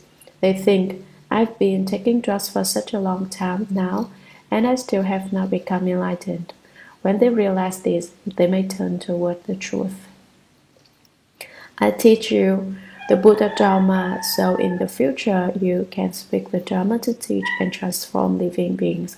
Do not be careless, but work well and without confusion, and then many will come to study. You who are now studying the Sixth Patriarch Sutra must know the origin of your learning. When people ask, where did you study the Buddha Dharma? You can reply, we studied at the Buddhist lecture hall of the Sino-American Buddhist Association. This is just what is meant by this passage of text. Sutra. The great master constantly exhorts the Sangha and laity only to uphold the Diamond Sutra. Then they may see their own nature and straightway achieve Buddhahood. Hui Neng heard this and desired to go and seek the Dharma, but he recalled that his mother had no support. From past lives, there were karmic conditions which led another man to give Hui Neng a pound of silver so that he could provide clothing and food for his aging mother. The man instructed him further to go to Quang Mei to call upon and bow to the fifth patriarch. Commentary. You should be clear that the great master referred to here is the fifth patriarch, not the sixth patriarch. When Hui Neng heard that there was a place where over 1,000 people were studying the Buddha Dharma together, he became very excited. What am I to do? I really want to study there, he exclaimed to the customer. I heard you recite the Diamond Sutra, and I understood the principles. I want to go seek the Buddha Dharma, but I have an aging mother who has no one to care for her. What can I do? Since Bodhisattvas do not seek fame, the sixth patriarch did not say which great Bodhisattva helped him at this time. The sutra simply says that because of former karmic conditions, a customer gave Hui Neng a pound of silver. This was certainly a valuable offering. The yield of a day's work chopping firewood was worth only a few copper pennies in the marketplace, so even if Hui Neng had sold all the wood gathered in 1,000 days, its value would not have equaled the gift of silver. The silver provided for his mother's food and lodging.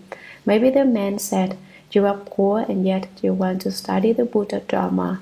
Here, I will help you a bit, and gave him an offering that he might go and seek Dharma.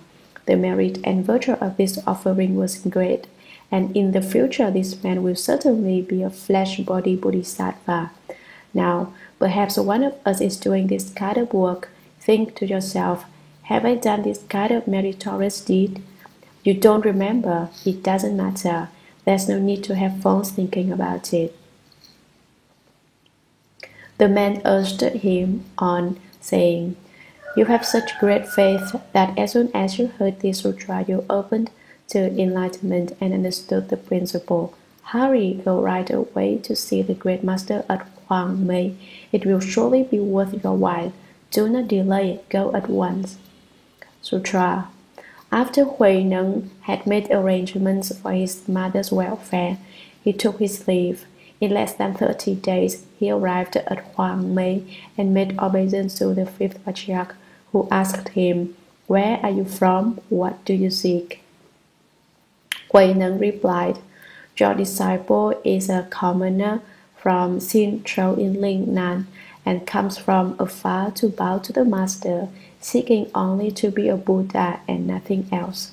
The patriarch said, You are from Lingnan and are therefore a barbarian. So how can you become a Buddha? Hui Neng said, Although there are people from the north and people from the south, there is ultimately no north or south in the Buddha nature.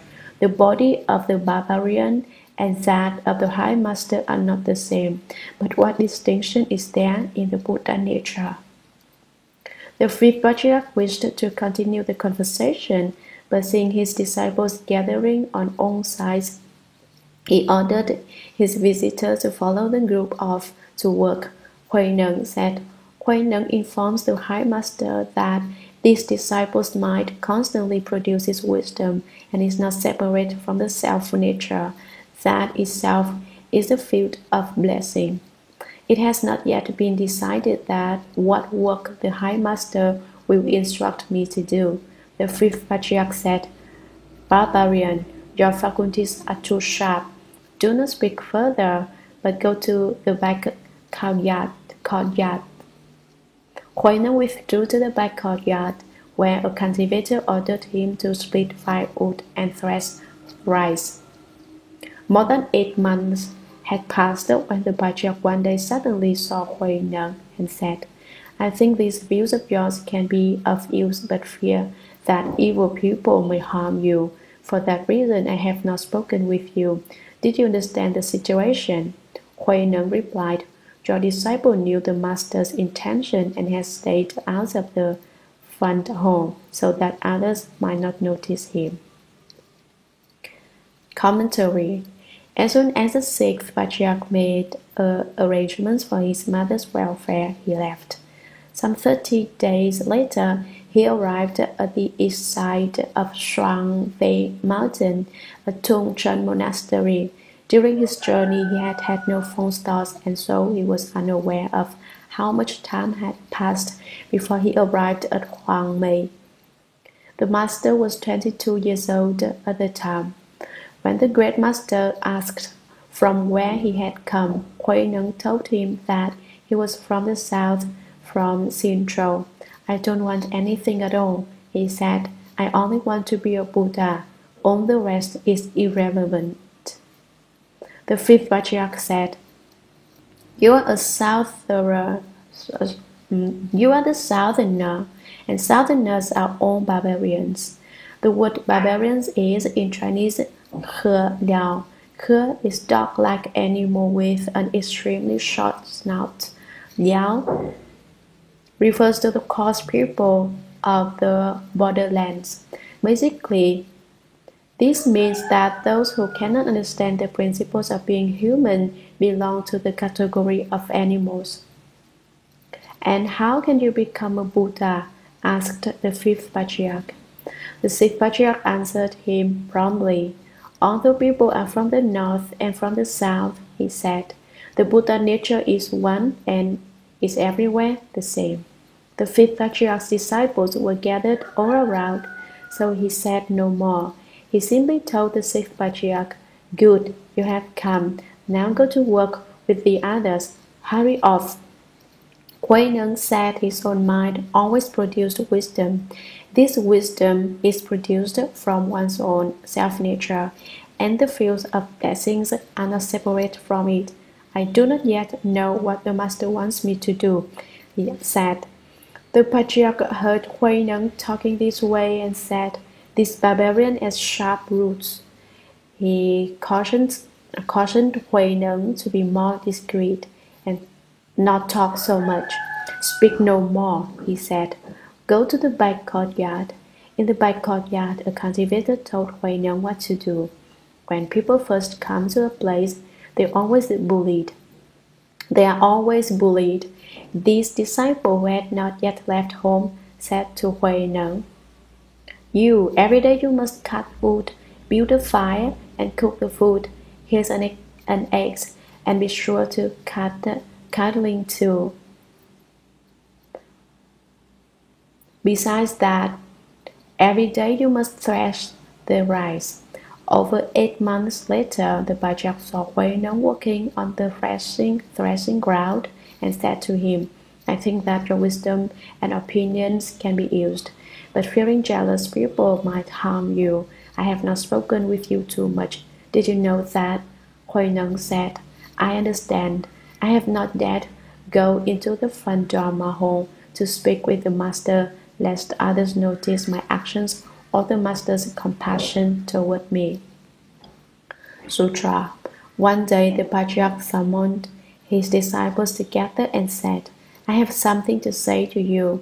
For people in the world, the matter of birth and death is a great one. All day long you seek fields of blessings only. You do not try to get out of the bitter sea of birth and death.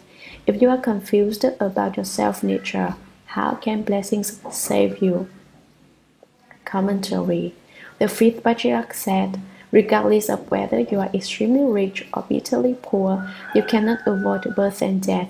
Consequently, you should know how you were born. If this question of birth and death is not resolved, life is dim and confused, and you are confused with coming and going. You do nothing but seek merit among the gods and among humans. You do not know how to seek wisdom. Thus you swallow and drift in the suffering sea of birth and death. It is said that one who cultivates wisdom and does not cultivate merit is like a heart with an empty begging bowl. He is very wise, but no one makes offerings to him. But if one cultivates merit and neglects wisdom, he is just like a big elephant wearing a pearl necklace beneath the adornments of blessing. He is stupid and will never solve the problem of birth and death. Sutra. Each of you go back and look into your own wisdom and use the prana nature of your own original mind to compose a verse. Submit it to me so that I may look at it. If you understand the great meaning, the robe and Dharma will be passed on to you, and you will become the sixth patriarch. Hurry off, do not delay. Thinking and considering is of no use in this matter. When seeing your own nature, it is necessary to see it at the very moment of speaking. One who does that perceives as does one who wields a sword in the height of battle. Commentary. Verse here is the Sanskrit word gatha. A gatha is composed of lines of uniform length, though the length may vary from gatha to gatha. Go quickly, said the fifth patriarch. Go as if a fire were about to overtake you. Do not dawdle and procrastinate, saying, "Oh, I cannot do it today, I will do it tomorrow instead." And then the next day saying, "Not today either, perhaps tomorrow." Do not keep putting it off, and do not try to think about it. It is useless to use your discriminating mind. If you have deep prana wisdom, you understand the moment you hear the words spoken, just as one grabs a weapon and confronts the oncoming enemy. So do you perceive? Sutra. The assembly received this order and withdrew, saying to one another, "We of the assembly do not need to clear our minds and use our intellect to compose a verse to submit to the high master. What use would there be in this?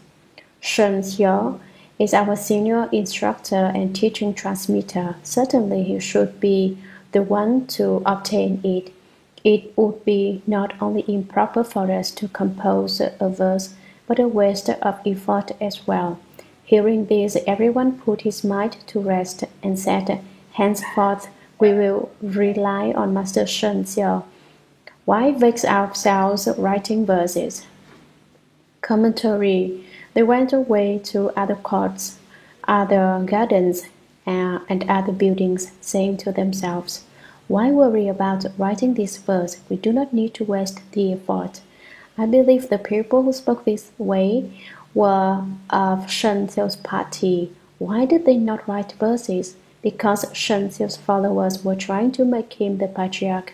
All his followers, disciples, Dharma brothers, friends, and relatives contrived to set up the position for Shen Xiao. They convinced everyone else not to write verses, because if anyone else wrote verses, then perhaps Shen Xiao might not get to be the next patriarch. They secretly passed it around and whispered behind the scenes, like friends of a candidate for president who say, "Hey, vote for this one. He can be president." They spread it about and stuffed the ballot box. Convinced that they had no learning, the assembly decided it was useless to write verses. Swayed by the rumors, they said, "The senior seated Shen Xiao is second to the abbot. His literary skill is good, his virtue is high, he lectures on the sutras and speaks drama for us. Certainly he should become the sixth patriarch." When the assembly heard Shen Xiu's followers saying things like, "If we write verses, they will be very unpolished and certainly not good enough to submit," they all decided not to write their verses themselves. They didn't want to compete with Shen Xiu, their superior.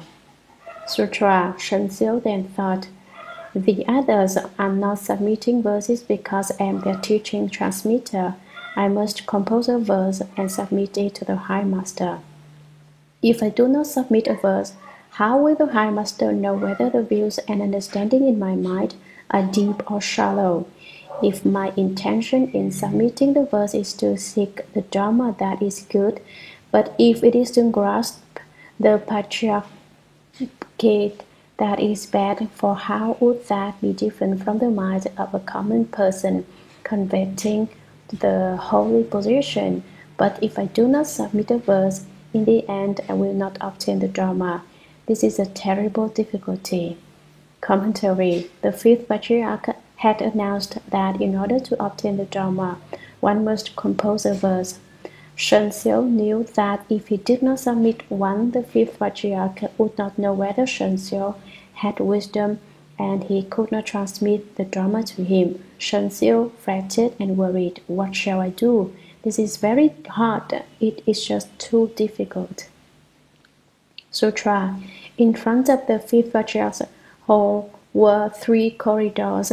The walls were to be frescoed by court artist Lu Chen with stories from the Lankavatara Sutra and with pictures portraying in detail the lives of the 5 patriarchs, so that the patriarchs might be venerated by future generations.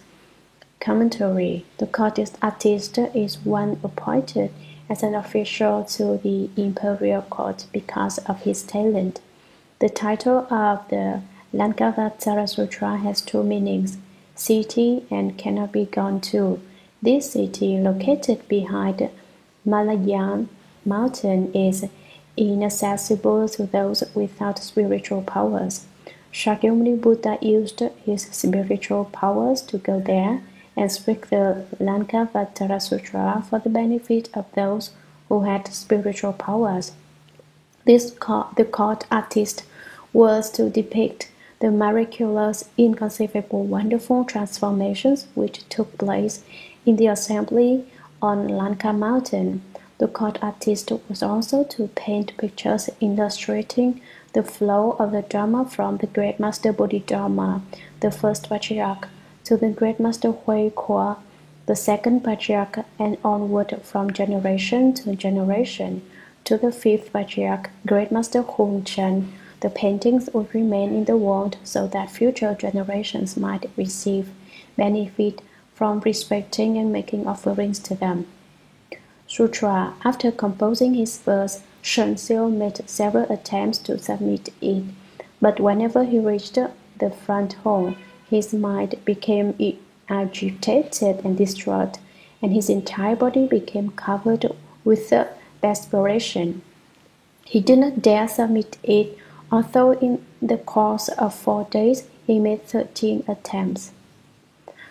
Commentary. Shen Xiu's students were not greedy to become patriarch, but Shen Xiu had a great desire for the position. Whenever he tried to submit his verse, he went a little crazy. What am I going to do? Is this verse right or not? Can I submit it? He did not know if it was right or wrong. Maybe. Is it this way or is it that way? Maybe it isn't. Maybe it is, more or less. Endless questions flooded his mind, making him extremely nervous. Every time he tried to hand it in, he broke out in a heavy sweat. Why? It is a huge gamble. If he failed, he would not be a patriarch, but if he passed, he would. Fear of failure caused him extreme agitation. It was really suffering, really hard work. It is not easy to be patriarch. Look at how much effort he expended. For 4 entire days and nights he never shut his eyes. He just kept trying to submit his verse. At night he would go as far as the fifth patriarch's hall, peer around, break out in a sweat, and flee back to his room. During the day he tried again. In the periods in between, he could not sit, lie down, or sleep, and when he tried to eat, he couldn't swallow. He went before the patriarch's hall 13 times and still did not submit the verse. Now, when I give you a quiz, you write the answers very promptly and hand them in. Suppose I was to give you a patriarch test, I think your hands would tremble so that you couldn't write out the answers. Finally, after so many attempts, when Shen Xiu had almost worried himself to death, he thought, "Hey, get hold of yourself, calm down and think this thing over, meditate and enter samadhi." Sutra. Then he thought, this is not as good as writing it on the wall so that the High Master might see it suddenly. If he says it is good, I will come forward, bow and say, Xiu did it. If it does not pass, then I have spent my years on this mountain in vain, receiving veneration from others. And as to further cultivation, what can I say? That night, in the third watch, holding a candle, he secretly wrote the verse on the wall of the south corridor to show what his mind had seen. Commentary. That's it, he said with relief. I will write it on the wall, and when he sees it, he will say, this is truly a fine verse, truly wonderful, and he will admit that I wrote it. But if he says that this is too confused, it is nothing but useless trash, then I will know that I have wasted my time here on the mountain. He crept stealthily. Like a thief in the night, he carried just a little candle, for if the light were too bright, someone might have seen him. Sutra. Verse. The body is a Bodhi tree, the mind like a bright mirror stand, time and again brush it clean, and let no dust alight. After writing this verse, Shen Xiu returned to his room, and the others did not know what he had done. Then he thought, if the fifth patriarch sees the verse tomorrow and is pleased, it will mean that I have an affinity with the Dharma. If he says that it does not pass, it will mean that I am confused by heavy karmic obstacles from past lives, and that I am not fit to obtain the Dharma. It is difficult to fathom the sage's intentions. In his room, he thought it over and could not sit or sleep peacefully right through to the fifth watch. Commentary, he bounded back to his room 2 steps at a time, as if he were being chased, but quietly taking great silent leaps like an expert military spy. He was afraid that if anyone saw him, they would know he wrote the verse. But no one saw him, no one knew, not even the ghosts and spirits. If he writes this verse, thought Shen Xiao, then I must have conditions with the wonderful mind-to-mind seal of the Buddhas, and it is my destiny to be patriarch. But if it does not pass, my confusion from the karma created in past lives must be a heavy obstruction. It is hard to figure out what he will say. There is just no way to know. Actually, his verse was not bad, but he had not fully understood. So after he returned to his room, he was still uneasy. Sutra. The patriarch already knew that Shen Xiu had not yet entered the gate and seen his own nature. At daybreak, the patriarch called court artist Lu Chen to fresco the wall of the south corridor. Suddenly he saw the verse and said to the court artist, "There is no need to paint. I am sorry that you have been worried by coming so far, but the Diamond Sutra says, whatever has marks is empty and false. Instead, leave this verse for people to recite and uphold. Those who cultivate in accordance with this verse will not fall into the evil destinies and will attain great merit." He then ordered the disciples to light incense and bow before it, and to recite it, thus enabling them to see their own nature. The disciples all recited it and exclaimed, "Excellent!" Commentary. If you cultivate according to the principles contained in this verse, said the fifth patriarch, you will not fall into rebirth in the 3 river paths of the hells, animals, or hungry ghosts, and you will receive many benefits. Sutra. At the third watch, the patriarch called Shen Xiu into the hall and asked him, "Did you write this verse?" Shen Xiu said, "Yes, in fact Xiu did it. He doesn't dare lay claim to the position of patriarch, but hopes the High Master will be compassionate and see whether or not this disciple has a little bit of wisdom." The patriarch said, "The verse which you wrote shows that you have not yet seen your original nature, but are still outside the gate. With such views and understanding, you may seek a supreme body, but in the end will not obtain it. Supreme body must be obtained at the very moment of speaking, in recognizing the original mind at all times. In every thought, you yourself will see that the 10,000 dharmas are unblocked. In one truth is all truth, and 10,000 states are of themselves thus as they are. The thusness of the mind, just that is true reality. If seen in this way, is indeed the self-nature of Supreme Bodhi. Commentary. The patriarch chose the same hour at which Shen Xiu had written the verse on the wall the night before.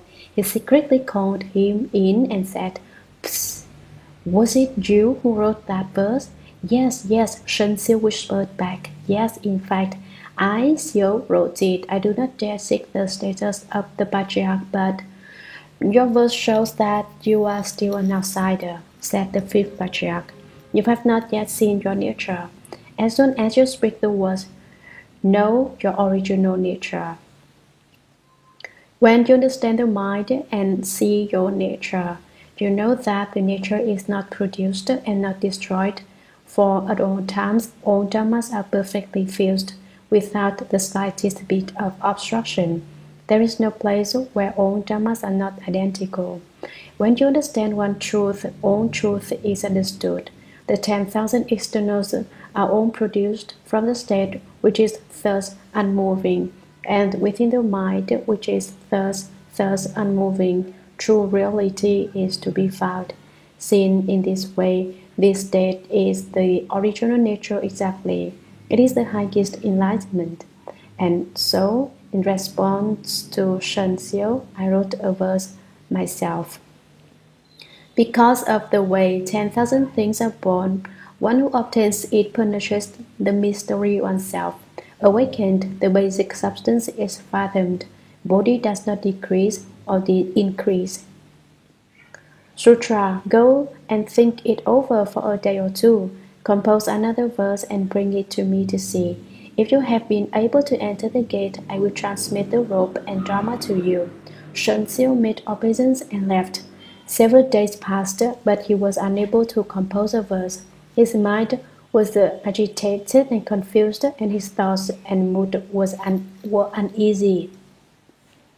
He was as if in a dream, whether walking or sitting down, he could not be happy. Commentary. After the great master had explained that the body's self-nature cannot be sought with the mind, that one should take advantage of things, he told Shen Xiu, if you obtain the original substance, become enlightened and understand the mind and see your self-nature, entering the gate of the Buddha Dharma so that you are no longer on the outside, I will transmit the Dharma to you.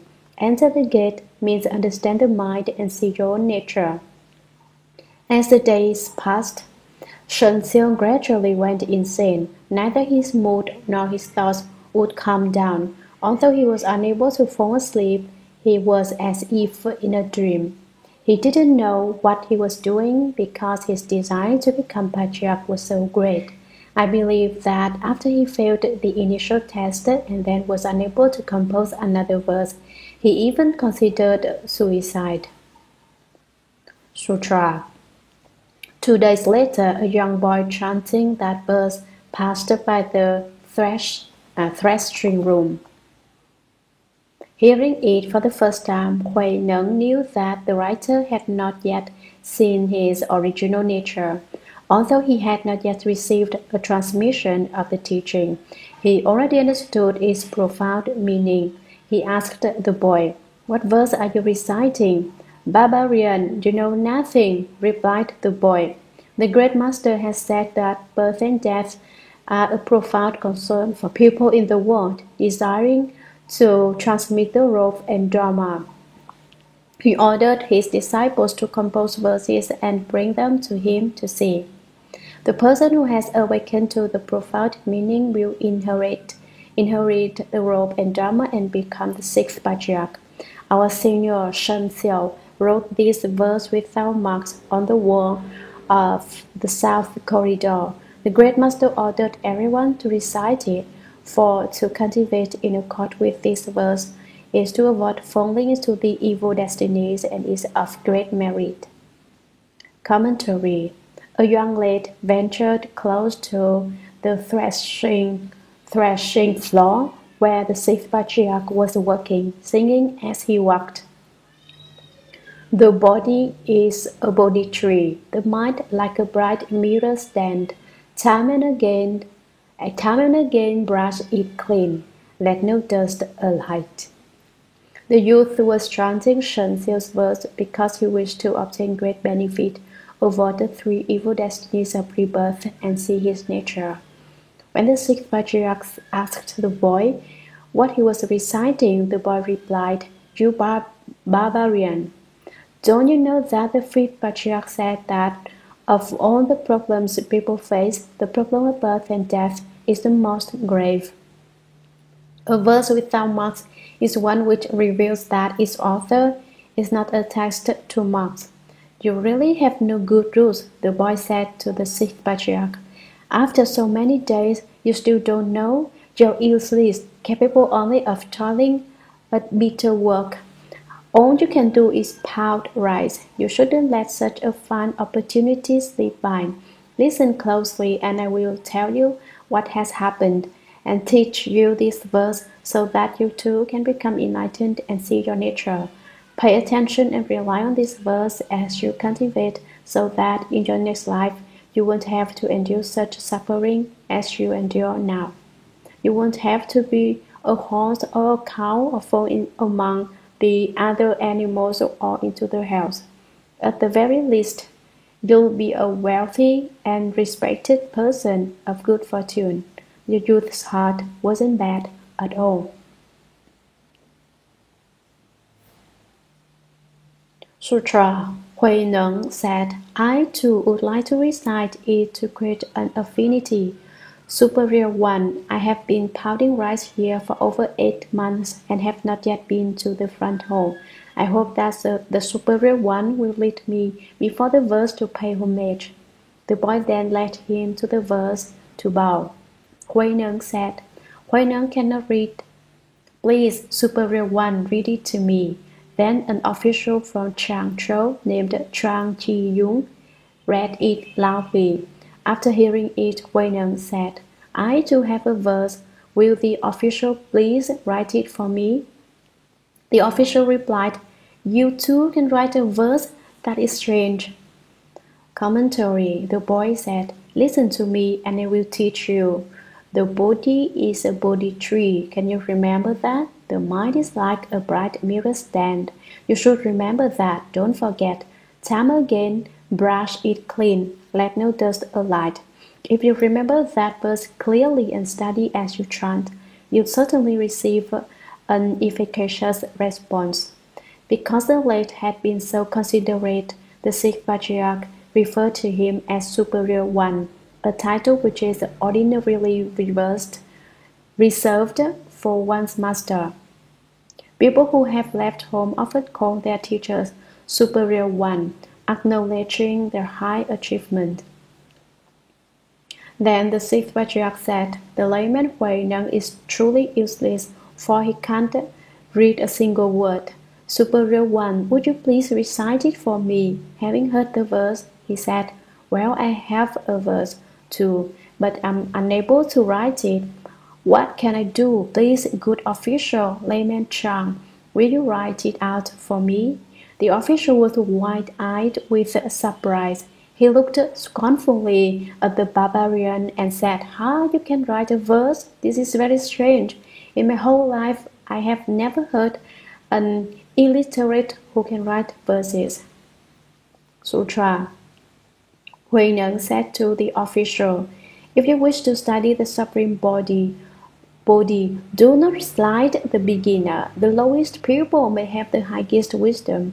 The highest pupil may have the least wisdom. If you slight others, you create limitless, unbounded offenses.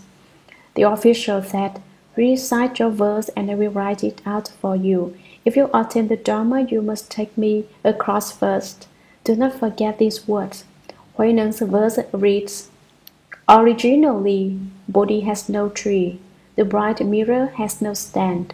Originally, there is not a single thing. Where can dust alight? When this verse had been written, the followers all were startled and without exception cried out to one another. Strange indeed, one cannot judge a person by his appearance. How can it be that after so little time he has become a bodhisattva in the flesh? Commentary. Originally, layman Lu had not planned to say anything, but if he had remained silent, no one would have helped him write a verse. So in reply to the mocking of layman Chang, the master said, If you wish to study the highest Bodhi, do not ridicule those who are studying the Buddha Dharma for the first time. It may well be that those who appear to be the lowest and stupidest have the highest wisdom, for those who have truly great wisdom may act as if they have no wisdom at all. No matter what they are asked, they reply, I don't know. This is an example of the great wisdom which is like stupidity. For instance, when I ask a question of my disciples, they often say, I don't know. When they first came to study, they said, I know everything. Once I met a person who said he knew everything. I asked, How can you know everything? If you know all there is to know, I'll ask you a question. He said, What is your question? I replied, Do you know how many grains of rice you swallowed at lunch today? No, I didn't count them, he admitted. "You're not counting, it's just not knowing," I said. "Those who do the most manual work often have wisdom excelling that of people in high positions. Then again, those who ordinarily have great wisdom may have times when their wisdom is suffocated by thoughts of desire." "Okay, okay," said the official. "That's right. You certainly speak with principle. Now, what is your verse? Recite it and I will write it out. You don't have to say another word, but you must remember to take me across first, because if I don't write your verse, no one will know of it." Originally, Bodhi has no tree. Bodhi is just the way of enlightenment, and that's all there is to it. How can there be a tree? If there is a tree, Bodhi becomes a mere thing, a place of attachment. Originally, Bodhi doesn't have anything. If you say you are enlightened, what is enlightenment like? Is it green or yellow? Is it red or white? Can you speak of the appearance of Bodhi when it has no appearance? The bright mirror has no stand. You may say the mind is like a bright mirror stand, but there is actually no stand at all. If you have a stand, you have a place when you can dwell, but you should produce a thought which is nowhere supported. How can you have a stand? If you have a stand, then you have a dwelling place, a place where you are attached. Therefore, the bright mirror has no stand. What is the appearance? No appearance. Originally, there is not a single thing. Basically, there is not at all. No style, no picture, no shape or mark. Originally, there is nothing at all. Where can dust alight? Since there isn't anything, where does the dust come from? Basically, you have no dwelling place. The essential meaning of the verse is this: you should produce a thought which is nowhere supported. There should be no attachment at all. This was precisely the Buddha's meaning when, upon coming enlightened, he said, "All living beings have the wisdom and virtuous characteristics of the first come one. It is merely because of false thinking and attachment that they are unable to certify to the attainment of them." This was spoken specifically to instruct people to put aside attachment, to produce an unsupported thought. If you are attached, what are you up to, huh? Now you are attached, but in the future you will die or not. What will you be attached to when you die? All the bhikshus, laymen, and assembled disciples stood in astonishment and whispered among themselves, "Hey, hey, does he have a verse too? Oh, it's really true. You can't judge people by appearances. This rice thresher, layman Lu, can compose verses. We can no longer slander him and call him a barbarian. Why, he hasn't been here very long," they continued, "but how can you deny that he's a flesh-bodied bodhisattva?" Actually, some were mocking the sixth patriarch, babbling, "Don't look down on him. He's a flesh-body bodhisattva." Perhaps there were a heart in the assembly who intentionally made such comments so that people would look closely and clearly recognize that he actually was a flesh-body bodhisattva.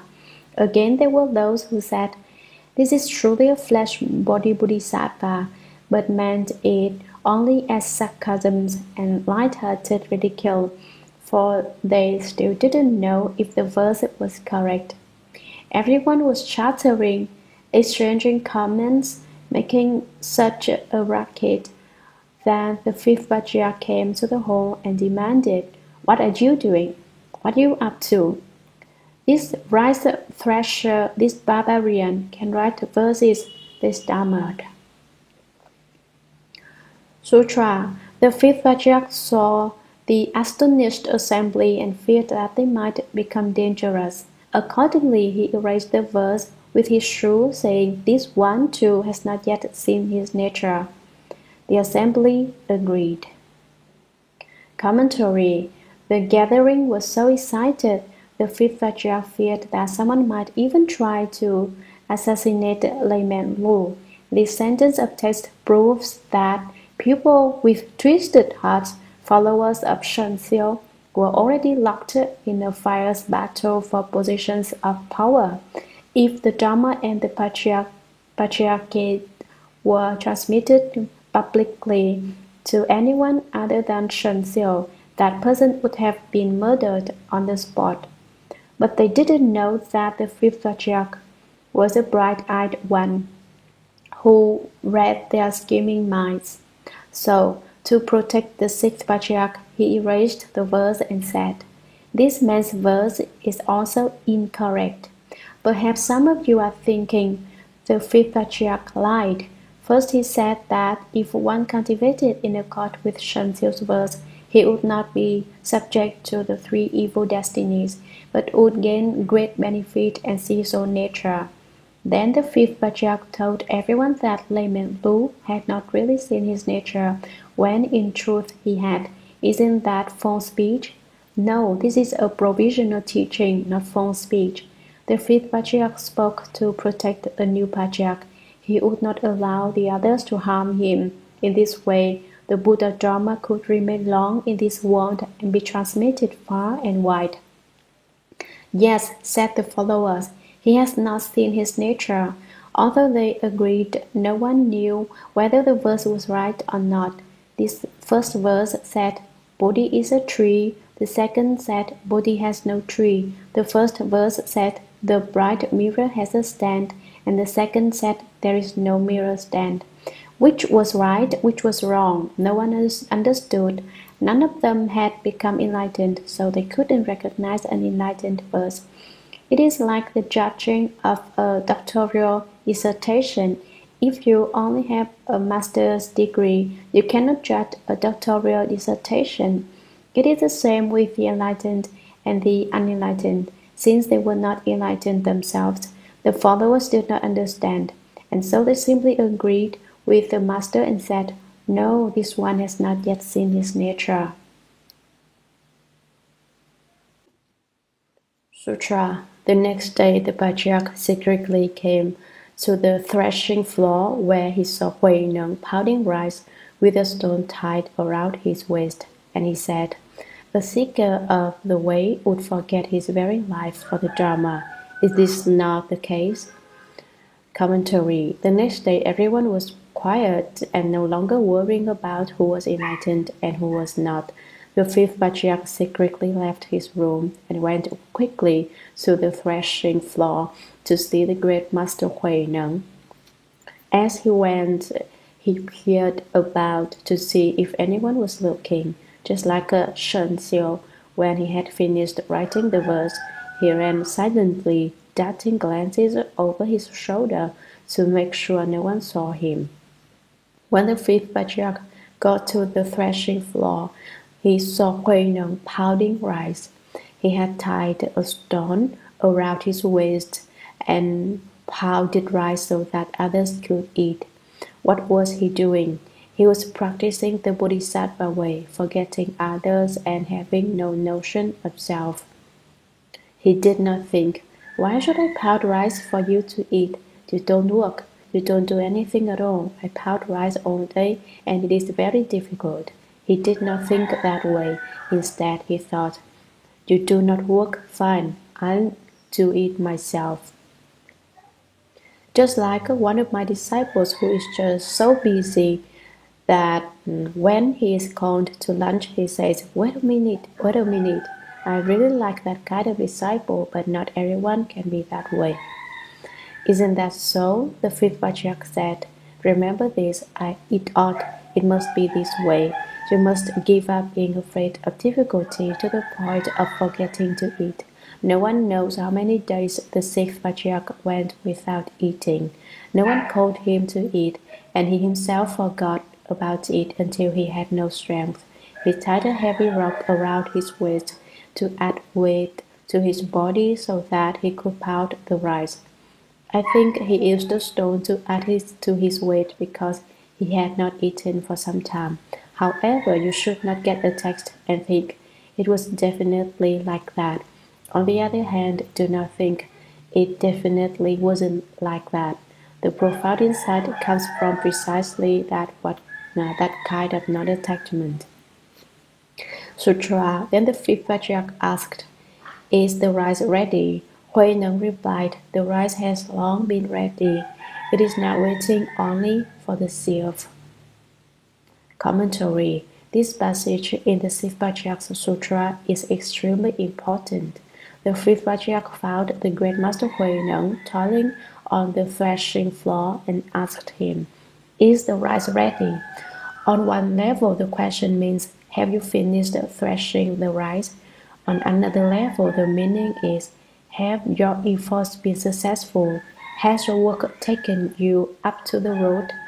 Why does the sutra say rice? Because rice is made up of many grains, perfectly shaped, so symbolizing the precious manual of the self-nature. Is the manual of your nature ready? Is the light of your mind full? Is the light of your nature full? Is the light of your body full? When the raw grain is boiled in water, it becomes edible. The patriarch's question means, how is your cultivation of the way? You have been pounding rice and cultivating dhyana meditation. How is your skill? There are many levels of meaning here. The sixth patriarch, of course, understood the fifth patriarch's question, for it is said, "One who has gone through knows one who has gone through. Those who do know those who do. The rice has long been ready. My skill was perfected long ago." The sixth patriarch answered, "It is now waiting only for the sieve." In threshing rice, a sieve is used to sift out the husks. Here, the sieve represents getting rid of the filth. The fourth chapter of the Lotus Sutra tells of the poor son who spent 20 years getting rid of the filth of the delusions of views and delusions of thoughts. Although the sixth patriarch's spiritual skill was perfected, he still waited for the sieve. He still had to sweep out the filth of the delusions of views and thought. Do you understand now why sutras must be explained? If they were not explained, you would not even know enough to sweep away the filth, and you would be utterly useless. Sutra. The patriarch rapped the pestle 3 times with his staff and left. Hui Neng then knew the patriarch's intention, and at the third watch he went into the patriarch's room. Commentary. The fifth patriarch rapped the pestle 3 times with his staff and left. Old monks who have left the home life to become bhikshus often carry a walking stick. Sometimes these staffs are made of twisted vines.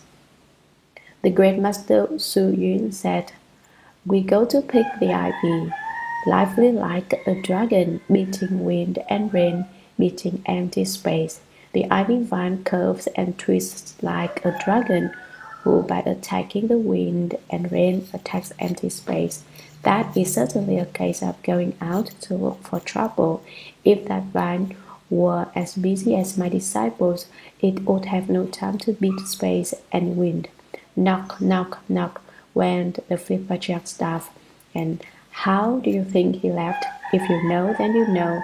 If you don't know, then you must wait until I tell you. He went out with his 2 hands behind his back, holding his crooked staff. Why did the patriarch rap 3 times? Do you understand the meaning of that? The sixth patriarch understood right away. The rapping meant, "Come to my room at the third watch at midnight." This is called speaking the Dharma without words. Here in the meditation hall, for example, when the wooden fish is hit twice, it means walk. Hit once, it means stop and sit down. Hit 3 times, it means meditate, work hard. All that is speaking the Dharma without words. Why did the fifth patriarch carry his staff behind his back? Now you are going to ask me, how do you know he carried it behind his back, since it doesn't say so in the sutra? Well, how do you not know? I know that you don't know. He carried it behind his back to indicate that the sixth patriarch should come in by the back door. Do not let the others see you come in.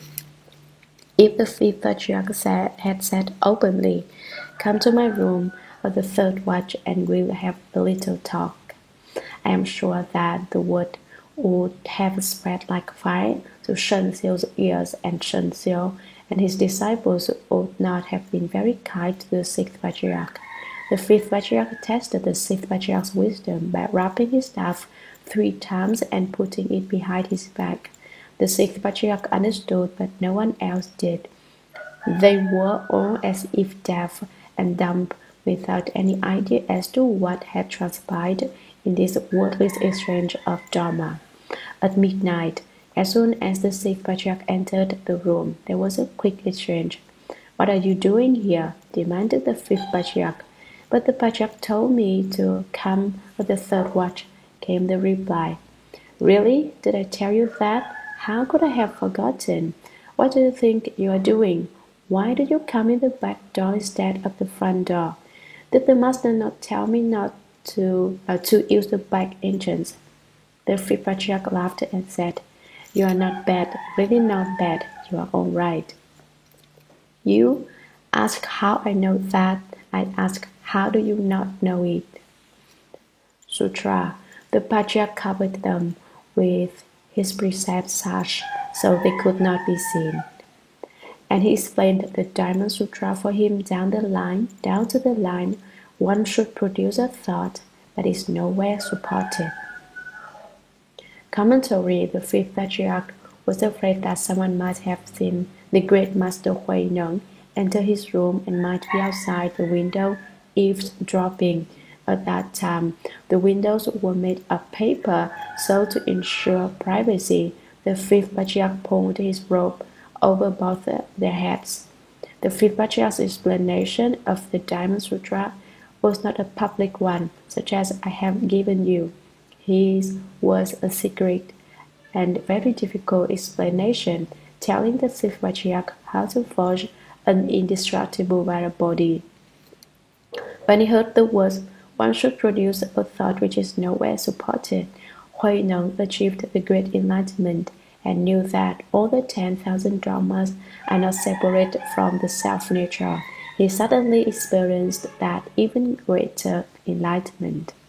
Although the sixth patriarch knew the method, his afflictions of views and thought had not yet been completely eliminated.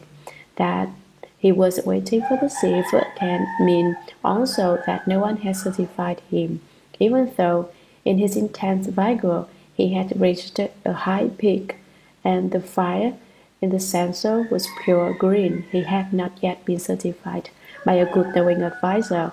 So when the fifth patriarch heard him say that the rice was ready and merely waiting for the sieve, he prepared to certify the sixth patriarch. Because I have a kind of radar, I was able to record their conversation, and I shall now replay it for you. Keep in mind that this is a Tang Dynasty recording, not a present-day one. "Do you want to reach Buddhahood?" asked the fifth patriarch. "Yes," said the sixth patriarch. "I just want to become a Buddha. I do not seek anything else. I only want to attain Buddhahood." "Your resolution is extremely firm," replied the fifth patriarch. "But if you want to realize Buddhahood, you must first cut off ignorance, for it is ignorance which produces the afflictions of delusion brought on by false views and false thought. If you want to cut off these afflictions, you must first cut off ignorance. For example, the cycle of birth and death is based on the state of emotional love. When you break through ignorance, then the delusions of false views and false thoughts which are tied to birth and death cease to exist. For ignorance is the root of birth and death. If you want to cut off ignorance and thereby put an end to birth and death, then, as the Diamond Sutra says, produce a thought which is nowhere supported. That means do not dwell in emotional love, get rid of desire, and cast out craving. And you can bring an end to birth and death. The sixth patriarch heard this and suddenly became enlightened. He saw through to his original face and said, Ah, it is basically just like this. It is not difficult at all. In fact, it's very easy. Thus he became enlightened. This has been a Tang Dynasty recording which has just been played for use here. In cultivating and studying the Buddha Dharma, you should produce an unsupported thought. That means to dwell neither in emotion nor love. If you dwell in emotion and love, you dwell in ignorance and thus in birth and death. If you do not dwell in emotion or in love, if you do not dwell in existence or non-existence, you know the middle way. The middle way is not separate from existence and is not separate from emptiness, nor does it exist elsewhere. The ability to transform emotion and love into genuine prana wisdom is enlightenment. Not changing them is confusion. It is said, although the sea of suffering is inexhaustible, a turn of the head is the other shore. The difference between confusion and enlightenment is just in knowing how to turn. If you accept emotion and love and run after desire, then the more you run, the more confused you become. If you can turn your head, you arrive at nirvana, the other shore. If you do not turn your head, you become more and more confused. The more confused, the farther away you are, and the deeper you sink into confusion. But although you are extremely far off, one turn can be sudden enlightenment. Sudden enlightenment is awakening. Awakening is the Buddha. You may be thinking, if I become a Buddha, there won't be any work for me to do. Wouldn't I just sit in a lotus flower all day and wait for people to come and light incense and bow before me? Frankly, I don't think that sounds the least bit interesting. If that is what you think, you can go on being a living being, but you can be a living being who is a friend to others, taking them across to Buddhahood. You need not worry about Buddhahood being uninteresting. Yesterday, I talked about the ghost who had no trouble and as a consequence did not want to become a person. I've been a ghost for 3,000 years, without happiness, without fears. Sheng Kung tells me to go be a man, but I really just don't think I can. The ghosts have no fears, but they only come out at night because they belong to the yin, the darkness principle. The Buddha is totally young like the light of the sun. So you decide, do you want to be a ghost or a Buddha? If you want to be a ghost, then it is alright to have emotion and love. But if you want to be a Buddha, you must produce a thought which is nowhere supported. Sutra. At the moment he heard those words, Huineng experienced the great enlightenment, and he knew that all the 10,000 dharmas are not separate from the self-nature. He said to the patriarch, how unexpected the self-nature is originally pure in itself. How unexpected the self-nature is originally neither produced nor destroyed. How unexpected the self-nature is originally complete in itself. How unexpected the self-nature is originally without movement. How unexpected the self-nature can produce the 10,000 dharmas. Commentary. Great enlightenment penetrates to the beginning and to the end. It is a complete understanding of the deep prana wisdom. Because the sixth patriarch understood prana wisdom, he said, the 10,000 dharmas are not separate from the self-nature, for the mind produces the 10,000 dharmas. The sixth patriarch exclaimed that the self-nature is pure. Why, then, does the sutra say earlier that the self-nature is neither divine nor pure? The term pure represents the appearance of the original substance, because the concept cannot be represented any other way. Here, pure means originally pure, and does not refer to the purity which is the opposite of defilement. Production and destruction, birth and death, occur because living beings become attached. Without attachments, where would birth and death come from? Where would they go? There is no such thing as birth and death. The sixth patriarch realized that the self-nature is originally complete in itself. with nothing lacking and nothing in excess. It cannot be added to or depleted. In the final analysis, the Buddha is not greater than ordinary living beings. Why do living beings fail to understand that? Because they turn their backs on enlightenment and unite themselves with the dust of external objects. With their backs turned, they cannot recognize the precious things that are originally theirs. They cast the root aside and grasp at the branches, seeking pleasurable sensations which are false. They grasp at fame and profit stupidly. Living beings are upside down. They have no concentration power, but nevertheless, their self-nature is without movement. Not only is that true of the sixth patriarch's self-nature, but the self-nature of all living beings is unmoving too. All are equal. The 10,000 dharmas are produced from the self-nature, and the self-nature includes all of existence. The Master hadn't comprehended that before, but now at last he understood. Sutra. The fifth patriarch knew of Hui Neng's enlightenment to his original nature, and said to him, "Studying the Dharma without recognizing the original mind is of no benefit. If one recognizes one's own original mind and sees one's original nature, then one is called a great hero, a teacher of gods and humans, a Buddha." Commentary. The fifth patriarch knew that the sixth patriarch had become enlightened, and that he recognized his original face and knew whether his nostrils faced up or down. When he held his hand over his head, the sixth patriarch knew whether it was upside down or right side up. Recently, I asked you all, when your hand hangs at your side, is it upside down? And when you raise it up over your head, is it right side up? Or is it that when it hangs at your side, it is right side up, and when you raise it over your head, it is upside down? None of you understood this principle. Why? Because there is basically no such thing as upside down or right side up. The sixth patriarch was especially clear about such questions. The fifth patriarch knew that he understood, and so he covered them both with his robe and said, "Unless you recognize your original mind, it is useless to study the Dharma." It is said, if one recognizes one's own mind, the great earth doesn't have an inch of dirt. It changes into yellow gold, adorned with the seven precious things: gold, silver, lapis lazuli, crystal, mother of pearl, red pearls, and carnelian.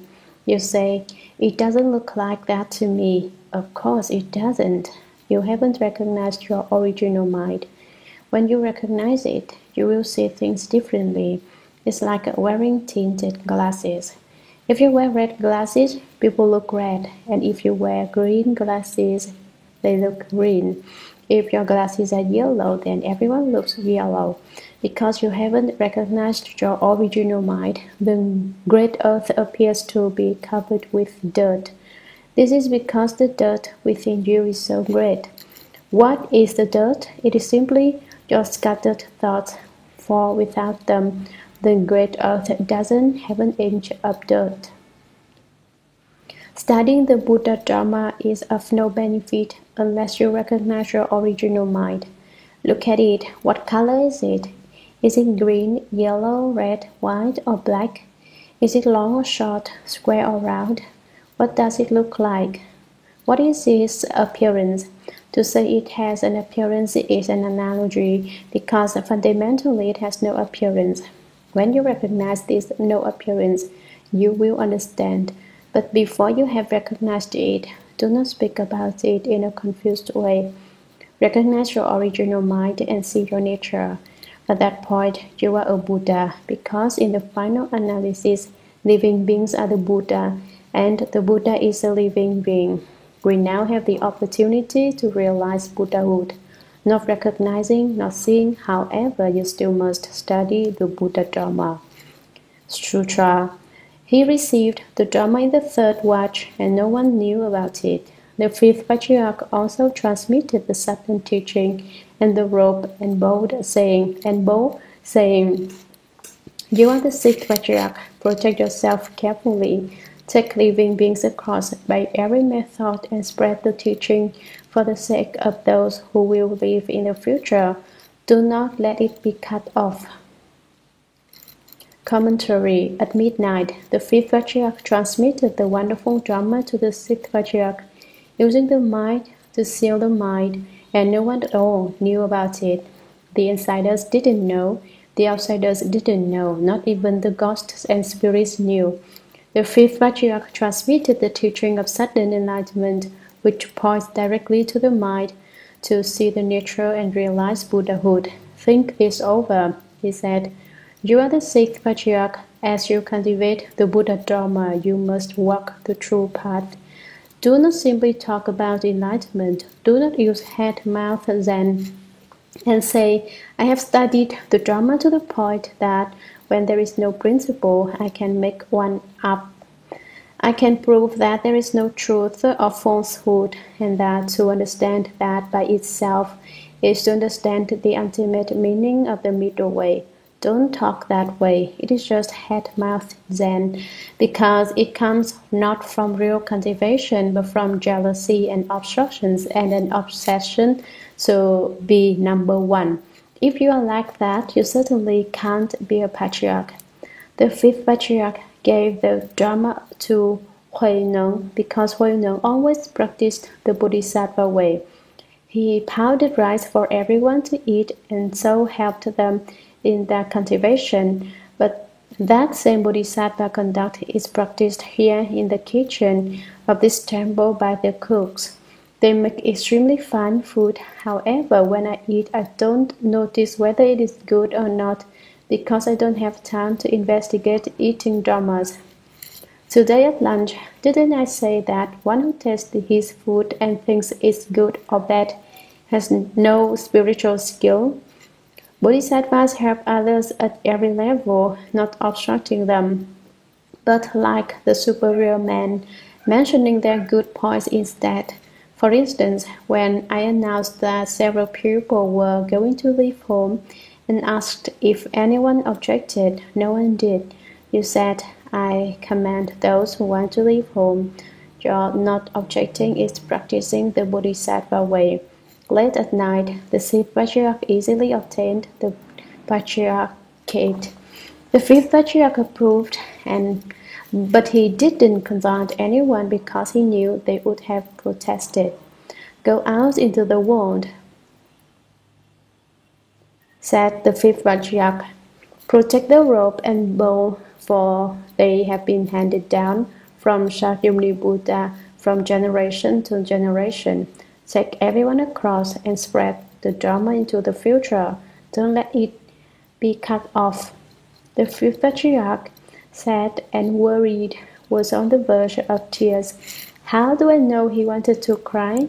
The second patriarch at his execution had wept as he said, "During the time of the fourth patriarch, the Lankavatara Sutra will become a mere name and appearance. No one will understand it." Now in the same way, the fifth patriarch's heart welled up within him as he said, "Don't allow the Dharma to cut off. Be careful, pay attention. Don't be muddled or take your job lightly. It is extremely important that the Dharma not be cut off." Sutra. Listen to my verse. With feeling comes the planting of the seed. Because of the ground, the food is born again.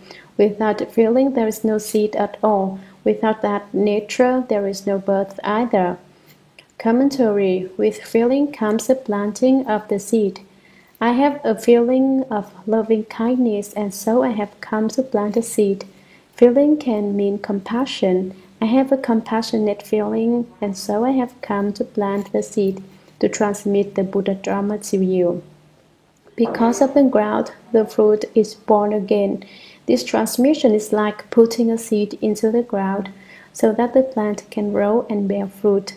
Without feeling, there is no seed at all. Without feeling, no seed is planted. If no one transmits the Buddha Dharma to you, then there is no Buddha seed. Without the nature, there is no birth either. When there is no nature, there is no birth. That is one way to explain this verse. There is another way. With feeling comes the planting of the seed. The feeling is an emotional feeling of love. The seed is planted because of this feeling of love, and people study the drama because of it. If they are not relatives, they are friends. Relatives have relatives' emotional feelings, and friends have friends' emotional feelings. Because you have these emotional feelings, you come to study the drama. You come to plant the seed. Because of the ground, the fruit is born again. Emotional feeling plants the seed of body because of the ground, which is a place where one can reap the fruit. On this piece of ground, you can grow the body fruit. Without feeling, there is no seed at all. If there is no feeling or emotion, there is no seed. That is, if no one came to this Buddhist manda to study the Dharma, there would be no feeling and no seed planted. Without that nature, there is no birth either. You cannot realize Buddhahood without the Buddha nature. Now the Buddha nature is here, and you should realize Buddhahood. The verse may be explained in many ways, so long as the explanation is in accord with the principle. Sutra. The Patriarch further said, in the past, when the first Patriarch Great Master Bodhidharma first came to this land and people did not believe in him yet, he transmitted this robe as a symbol of faith to be handed down from generation to generation. The Dharma is transmitted from mind to mind, leading everyone to self-awakening and self-enlightenment. From ancient times, Buddha only transmits the original substance to Buddha. Master secretly transmits the original mind to Master. Since the robe is a source of contention, it should stop with you. Don't transmit it, for if you do, your life will hang by a thread. Commentary. Didn't I say before that Chinese people have no respect for Indian people? When Bodhidharma arrived in China, everyone said, he's a hick. No one knew who he was. Even after 5 years in China, he was not recognized as the Patriarch. True Patriarchs accept the robe and bow as certification of their rightly inherited position, while impostors may try to steal the robe and take the Dharma by force. Shen Xiao thought a forced inheritance would be real, but it could only be false. During the time of the fourth Patriarch, 3 attempts were made to steal the robe and bow, and another 3 attempts were made during the time of the fifth Patriarch. But the thieves always failed because the Bodhisattvas came to the Patriarch's aid. When the sixth Patriarch was guarding the robe, 6 attempts were made.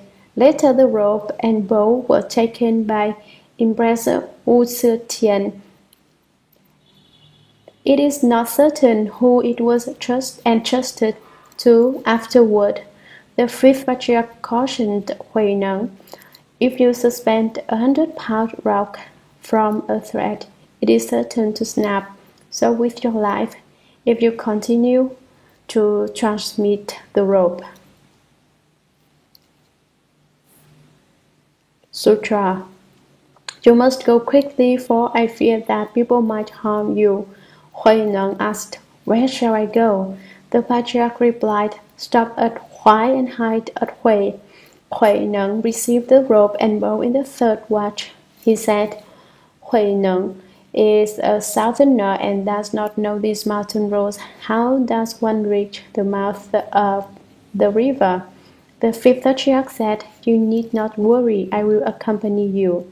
The fifth Patriarch escorted him to the Chiao-Chiang courier station and ordered him to board a boat. The fifth Patriarch took up the oars and rowed. Huineng said, please, High Master, sit down. It is fitting that your disciple take the oars. The Patriarch replied, it is fitting that I take you across.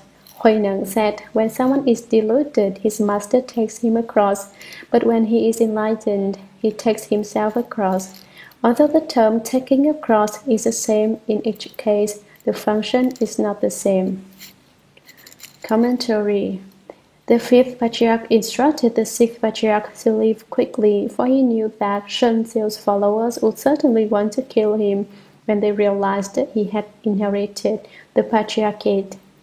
"Do not stay here," the fifth patriarch said. "Stop at Huai and hide at Hui. Huai is a district in Guangxi, Wuzhou, and Hui is Suhui, now called Xinhui. Hi Master is a respectful form of address used for a teacher or an abbot, so the sixth patriarch used it to address the fifth patriarch. "Hi Master, it is only proper that your disciple take the words." "Hey," said the fifth patriarch, "let me take you across the river." The master and disciple exchanged courtesies, but although they each used the same term, taking across, it meant something different in each case. For the teacher to take the disciple across is not the same thing as for the disciple to take the teacher across. Huineng understood. When the student is confused, he said, the teacher must save him, but when the student becomes enlightened, he must save himself. Before becoming enlightened and obtaining the original substance of the self-nature, the disciple is confused and lost. His teacher advises him to work hard. Do not be afraid of the pain in your legs when you sit in meditation.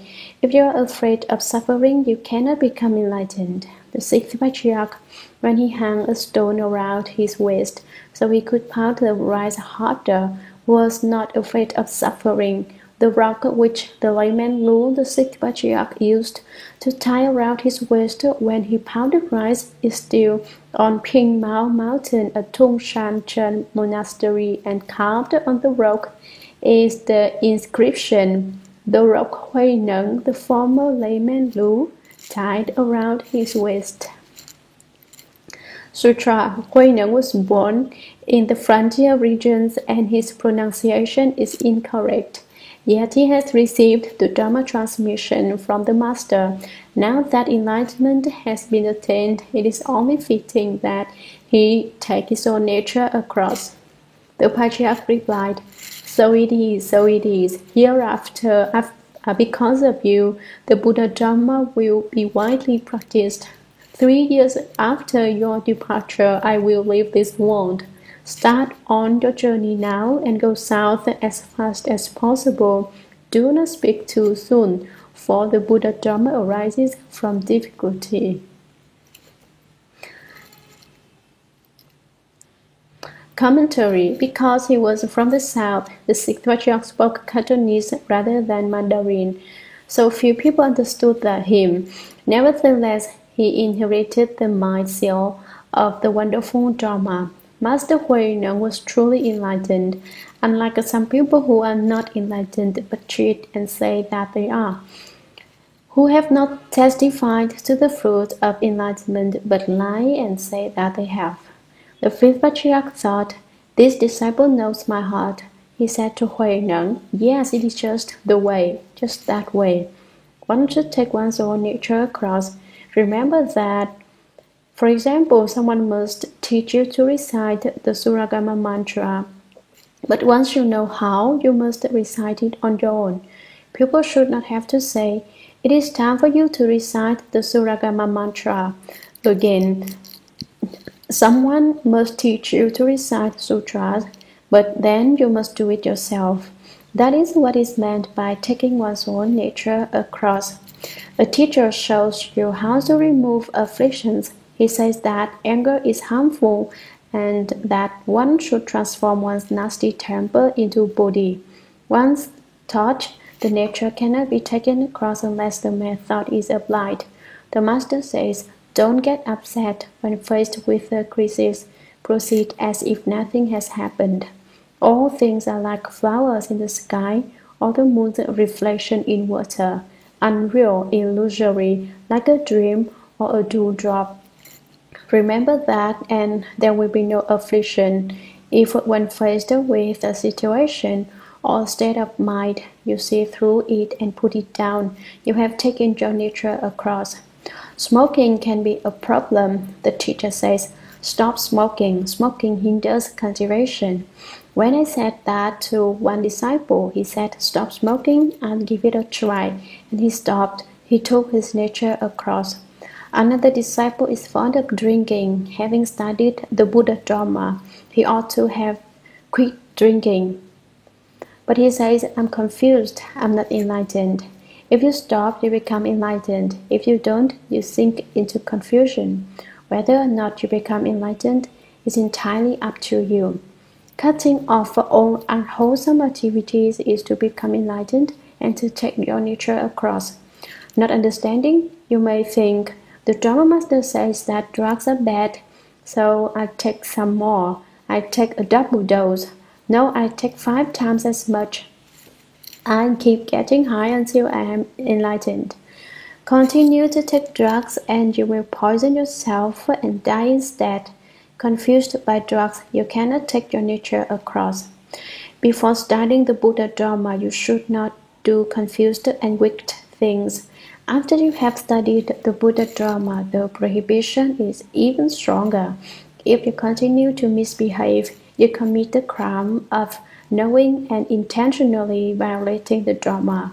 And if you are certain to fall, into the house, there is nothing polite about these matters.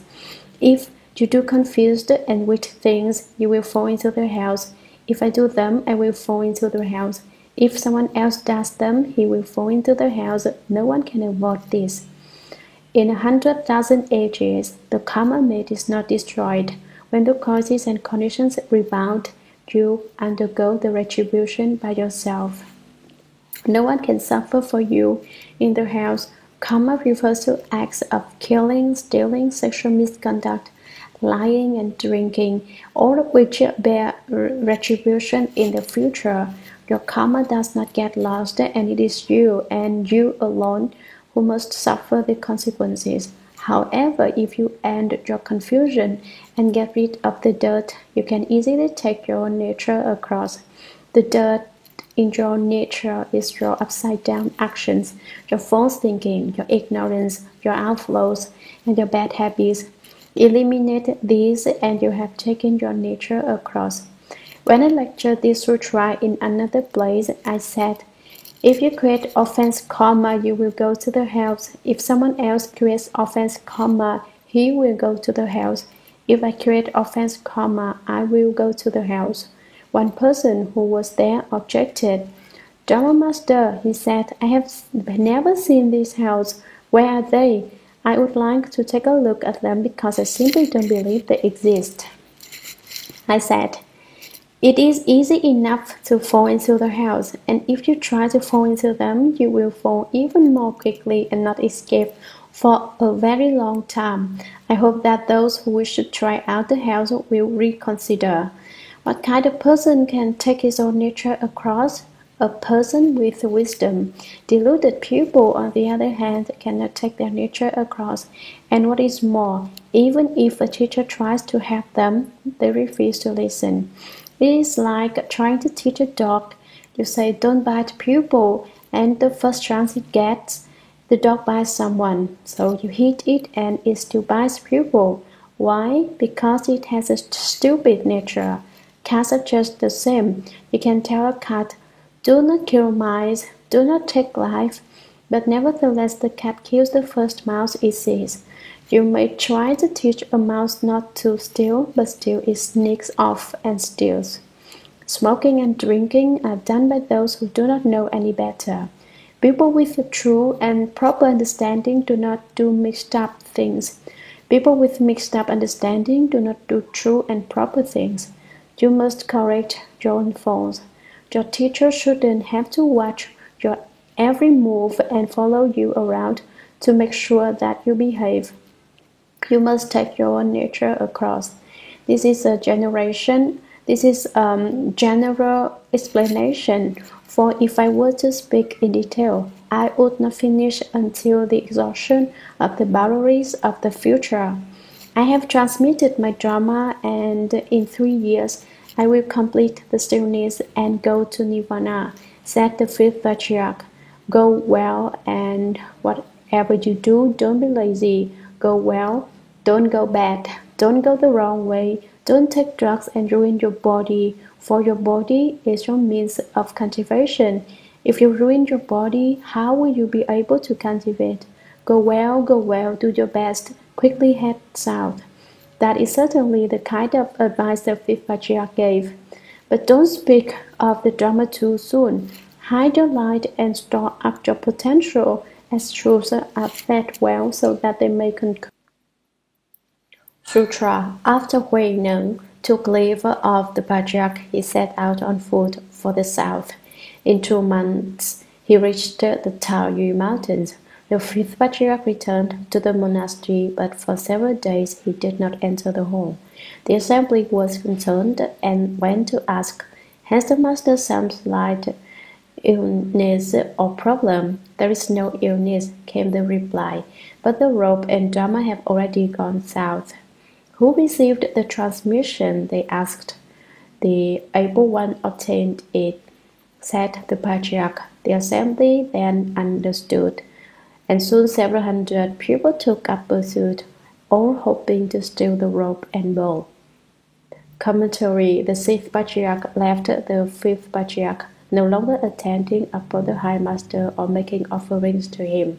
He walked south from Ping Mao Mountain, and in a little over 2 months, he finally reached the Taoyu Mountain range, which forms the border between Nanxun and Kwangtung. The fifth patriarch returned to his room. For many days he did not go into the hall to speak Dharma or take his meals. The assembly was curious. "High master," they said, "you're not ill, are you?"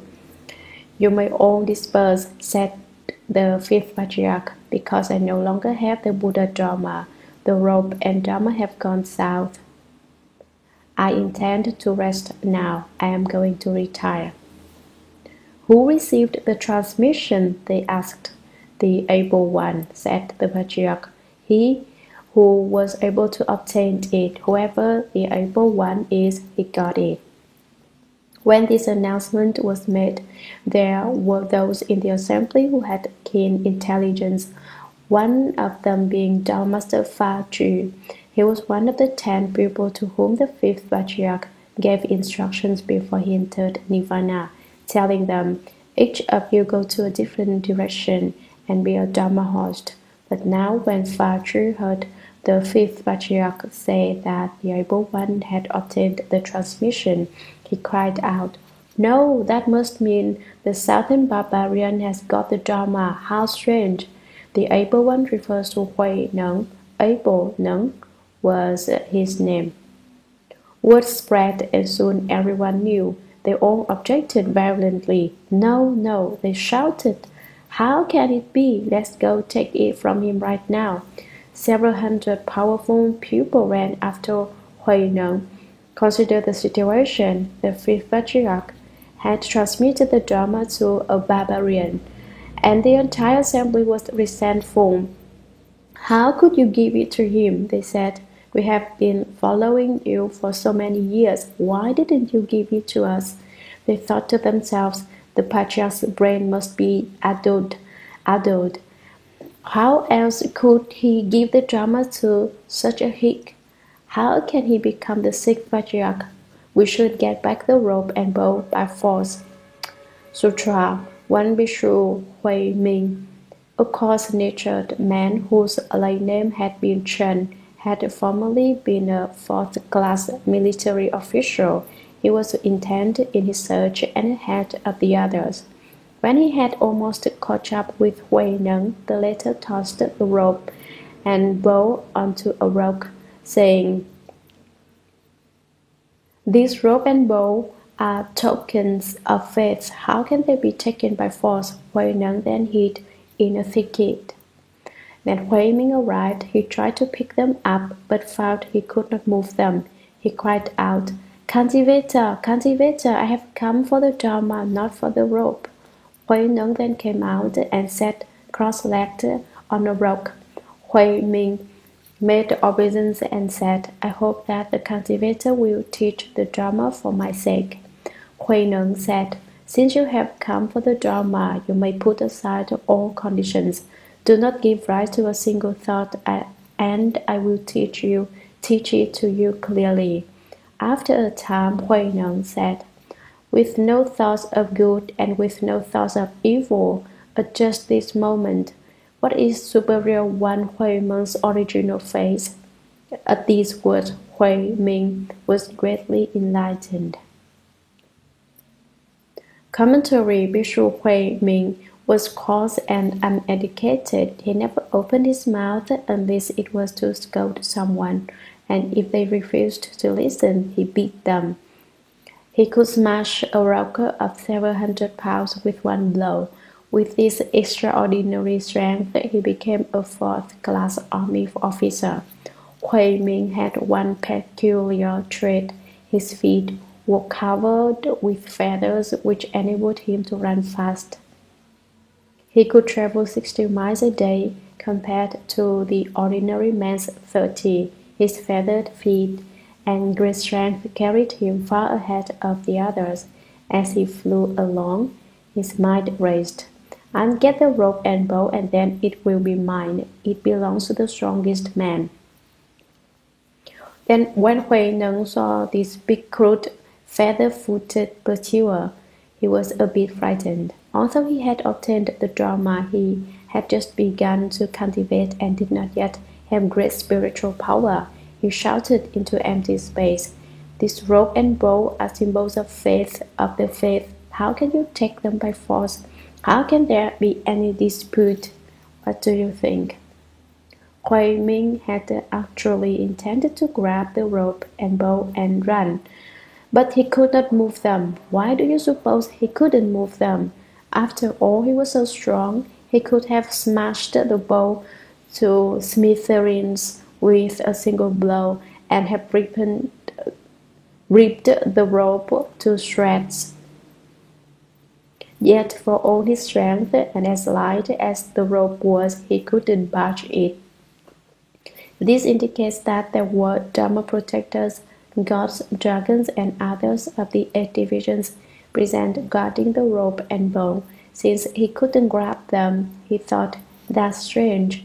I can't use force here. I'd ask for the Dharma instead." Had he truly been seeking the way, he wouldn't have first tried to grab the rope and bow, but would immediately have said, "Cultivator, cultivator, I come for the Dharma, not for the rope and bow." Don't you think my opinion about this is logically sound? Hui Neng emerged and sat in lotus position on a rock. Hui Ming bowed to the 6th patriarch. He understood now that the Dharma of the Buddhas and Bodhisattvas cannot be taken by force. "You say you come for the Dharma," said Hui Neng. "Really? Did you really come for the Dharma and not to steal the rope and bow? Fine. Put aside all conditions. Put your mind to rest. Stop grasping at conditions, and then I will explain the Dharma clearly for you." For 7 or 8 minutes, the great master sat waiting. Neither he nor Hui Ming gave rise to a single thought. Everything stopped. Not even the ghosts and spirits knew what was happening. Everything was empty. Hui Ming was not giving rise to thought.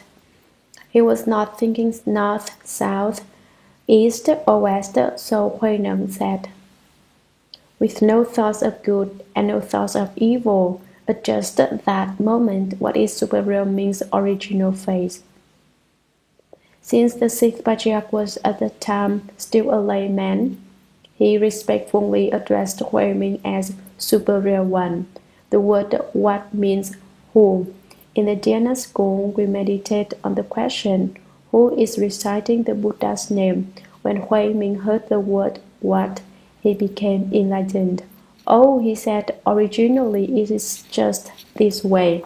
Hearing these words, have you become enlightened? Sutra. Hui Ming asked further, "Apart from the secret speech and secret meanings just spoken, is there yet another secret meaning?" Hui Neng said, "What has been spoken to you is not secret. If you turn The illumination inward, the secret is with you, Hui Ming said. Although Hui Ming was at Huang Mei, he had not yet awakened to his original face.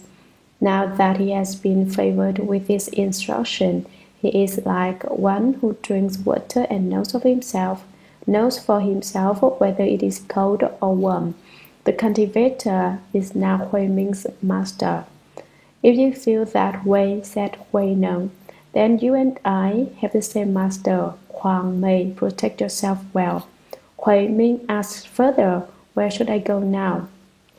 Hui Neng said, stop at Yuan and down at Meng. Commentary. All the six patriarchs' pursuers were greedy, but Hui Ming was the worst. He had just seen his original face. He had just become enlightened, but he wasn't satisfied. He wanted to know if he had missed anything. Are there any more secrets? He asked. Is there something even more wonderful? What I have said is not the most miraculous and wonderful thing, said the sixth patriarch. What is most important is that you turn the light back around and illuminate inward, so that you may see the wonderful secret which is within you. It is all within you. It is not here with me. Great Master said, Hui Ming. I wish to take you as my teacher, if that is how you feel, said the sixth patriarch. We have the same teacher, Huang Mei. We both have the fifth patriarch's Dharma transmission and are Dharma brothers. That is fine. Now take good care of the Dharma and don't allow it to become extinct. It was not until 3 years after this encounter with the patriarch that Hui Ming went to Meng Mountain in Yuan district. There he met a ghost who, in his last life, had been a top-ranking scholar under the imperial examination system. The ghost composed a poem and sang it to Hui Ming. Still, still, barren waste, a dream. Then now triumph, lost lazy thought measures. White grass, idle flowers picked, harmony. Bitter rain, sour wind, how many broken hearts. At night with firefly light I come and go. At dawn the cock crows. I hide away my form, regret from the first not tilling the mind ground. Two streams are caused to fall, Green Mountain, tears. Seeing the ghost blight, Hui Ming explained the drama to the ghost and took him across. Ever since then there has been the ceremony of Meng Mountain, which is performed to take ghosts across and liberate them. Sutra. Hui Ming bowed and left. Reaching the foot of the mountain, he said to the pursuers, up above there is only a rocky, trackless height. We must find another path. The pursuers all agreed. Afterwards, Hui Ming changed his name to Tao Ming to avoid using Hui Neng's first name. Commentary. After receiving instruction from the sixth patriarch, feather-footed Hui Ming went down the mountain and told the pursuers that he had not seen the sixth patriarch. Hui Ming usually told the truth, and so everyone believed him now, even though he was lying. Actually, this was not a lie, but an expedient device used to protect the sixth patriarch from those who, unlike Hui Ming, had not received the Dharma and therefore still wished to kill the sixth patriarch. Hui Ming dared not presume to be his master's equal. He changed his name from Hui Ming to Tao Ming to avoid using the patriarch's first name. Sutra. Hui Neng arrived at Tao Tzu, where he was again pursued by men with evil intentions. To avoid difficulty, he went to Su Hui and lived among hunters for 15 years, at times teaching Dharma to them in an appropriate manner. The hunters often told him to watch their nets, but whenever he saw beings who were still living, he released them. At mealtime, he cooked vegetables in the pot alongside the meat. When he was questioned about it, he would answer, I only eat vegetables alongside the meat. Commentary. Shen Xiu still wanted to kill the sixth patriarch and steal the patriarchate. Hui Neng escaped to Zu Hui, the present Xinhui, where he lived with a band of hunters for 15 years. Who would have suspected that a Buddhist would choose to live with hunters? No one. Shen Xiu's party searched far and wide, but they never found him. Some say the Great Master lived with the hunters for 16 years, but their calculation includes the time he spent coming and going. He actually lived with them for only 15 years. For lunch, the Great Master gathered wild vegetables on the mountain and cooked them in the pot beside the meat. If someone asked him, "Why are you doing that?" he said, "I only eat the vegetables, I don't eat meat." Sutra. One day, Huineng thought the time has come to spread the Dharma. I cannot stay in hiding forever. Accordingly, he went to Fa Xing Monastery in Guangzhou, where Dharma Master Yingzong was giving lectures on the Nirvana Sutra. At that time, there were two bhikshus who were discussing the topic of the wind and a flag. One said, "The wind is moving." The other said, "The flag is moving." They argued incessantly. Huineng stepped forward and said, "The wind is not moving, nor is the flag. Your mind's cancers are moving." Everyone was startled. Dharma Master Ying Tsung invited him to take a seat of honor and sought to ask him about the hidden meaning. Seeing that Huineng's exposition of the true principles was concise and to the point and not based on written words, Yin Sung said, "The cultivator is certainly no ordinary man. I heard long ago that Huang Mei's rope and bow had come south. Cultivator, is it not you?" Huineng said, "I dare not presume such a thing." Yin Sung then made obeisance and requested that the transmitted robe and bow be brought forth and shown to the assembly. Commentary. The Great Master went to Guangzhou, the Fa Xing Monastery, now called Guangxiao Monastery, where Dharma Master Yingzong was lecturing on the Mahaparinirvana Sutra, which the Buddha spoke just before entering Nirvana. At the monastery, the master met the two monks arguing over the topic of the wind and the flag. One said the wind moved, the other said that the flag moved, and he told them, "You are both wrong. Neither the wind nor the flag is moving. Your minds are moving. If your minds were not moving, then neither the wind nor the flag would move."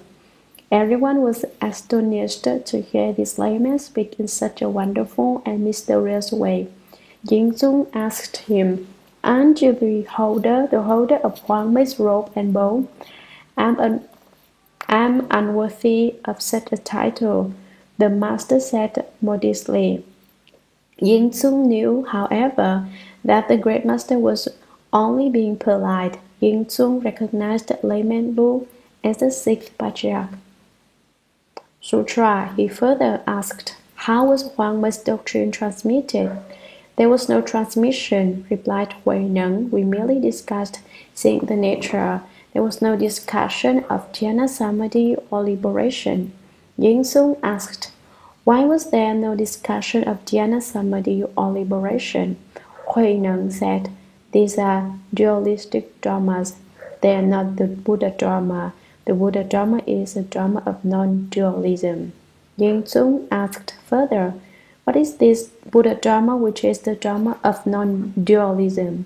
Huineng said, "The Dharma Master has been lecturing the Nirvana Sutra, which says that to understand the Buddha nature is the Buddha Dharma, which is the Dharma of non-dualism."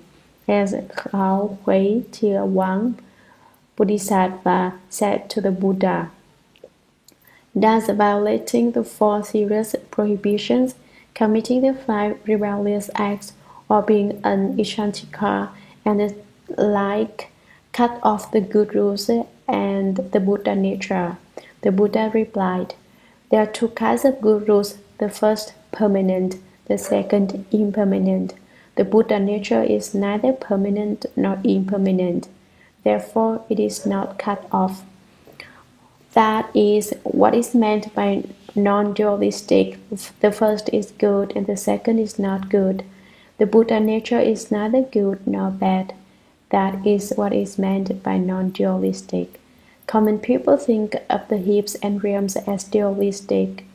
The wise man comprehends that they are non-dualistic in nature.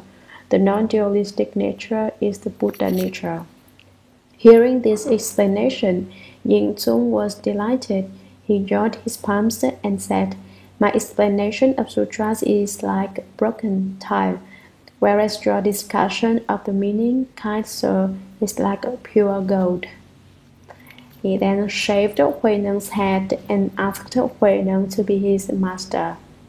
Accordingly, under that Bodhi tree, Hui Neng explained the Tung Shan Dhamma door. Commentary: the four serious prohibitions are killing, stealing, lying, and sexual misconduct. The five rebellious acts are matricide, patricide, killing on a heart, shedding the blood of a Buddha, and breaking up the harmony of the Sangha. What happens to the good rules and the Buddha nature of one who commits such offenses? Ichantika is a Sanskrit word which may be explained as meaning of incomplete faith. Are the good rules and the Buddha nature of Ichantikas cut off? Kao Wei Tuawang Bodhisattva asked the Buddha these questions because he mistook good rules for the Buddha nature itself. In his answer, the Buddha makes it clear that gurus are not the Buddha nature, because the great master obtained the Dharma from the fifth Vajrak at Tongshan, East Mountain. It is called the Tongshan Dharma door. Sutra: Hui Neng obtained the Dharma at Tongshan and has undergone much suffering, his life hanging as if by a thread. Today, in this gathering of the magistrate and officials, of bhikshus, bhikshunis, Taoists, and laymen, there is not one of you who is not here because of accumulated ages of karmic conditions, because in past lives you have made offerings to the Buddhas and planted gurus in common. You now have the opportunity to hear the sudden teaching, which is a cause of obtaining the Dharma. This teaching has been handed down by former sages. It is not Hui Neng's own wisdom. You who wish to hear the teaching of the former sages should first purify your minds. After hearing it, cast aside your doubts, and that way you will be no different from the sages of the past. Commentary. Thus, the sixth Vajra concludes the narrative of his life. We are in America who are so fortunate to hear this sutra explained have also for ages established common karmic conditions by making offerings to the Buddhas. The Dharma is transmitted from former sages, Buddhas, and Bodhisattvas. It is not my own wisdom, said Hui Neng. If you listen to me carefully, it will be just as if you were listening to the Buddhas and Bodhisattvas speaking. Sutra. Hearing this Dharma, the entire assembly was delighted, made obeisance, and withdrew. The sixth Vajra's Dharma Dhruva Platform Sutra. Chapter 2. Prajna Sutra. The following day, at the invitation of Magistrate Wei, the master took his seat and said to the great assembly, all of you purify your minds and think about Mahaprajna Paramita.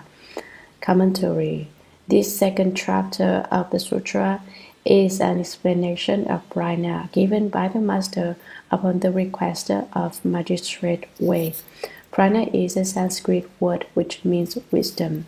There are three kinds of prajna: literary prajna, contemplative prajna, and real mark prajna. Because the word prajna encompasses these three meanings, It has a fuller connotation than the word wisdom. Therefore, the Chinese translators of sutras did not translate it, but instead transliterated it. The sixth patriarch took his seat and said, "All of you should quit daydreaming, listen to the Dharma with a pure mind and a united heart. Be mindful of Mahaprana Paramita. Mahaprana Paramita is called great wisdom. Maha means great, Prana means wisdom. Paramita means arrived at the other shore. Sutra. He then said, good knowing advisors, the wisdom of Bodhi and Prana is originally possessed by worldly people themselves. It is only because their minds are confused that they are unable to enlighten themselves and must rely on a great good knowing advisor who can lead them to see their Buddha nature. You should know that the Buddha nature of stupid and wise people is basically not different. It is only because confusion and enlightenment are different that some are stupid and some are wise. I will now explain for you the Mahaprana Paramita Dharma. In order that each of you may become wise, pay careful attention and I will explain it to you.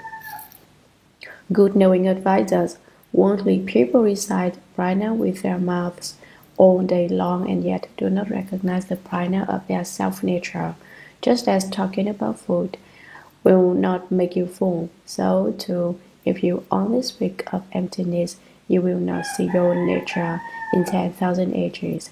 In the end, you will not have obtained any benefit. Good knowing advisors, Mahaprana Paramita is a Sanskrit word which means great wisdom which has arrived at the other shore. It must be practiced in the mind and not just recited in words. When the mouth recites and the mind does not practice, it is like an illusion, a transformation, dewdrops or lightning. However, when the mouth recites and the mind practices, then mind and mouth are in mutual accord. One's own original nature is Buddha. Apart from the nature, there is no other Buddha.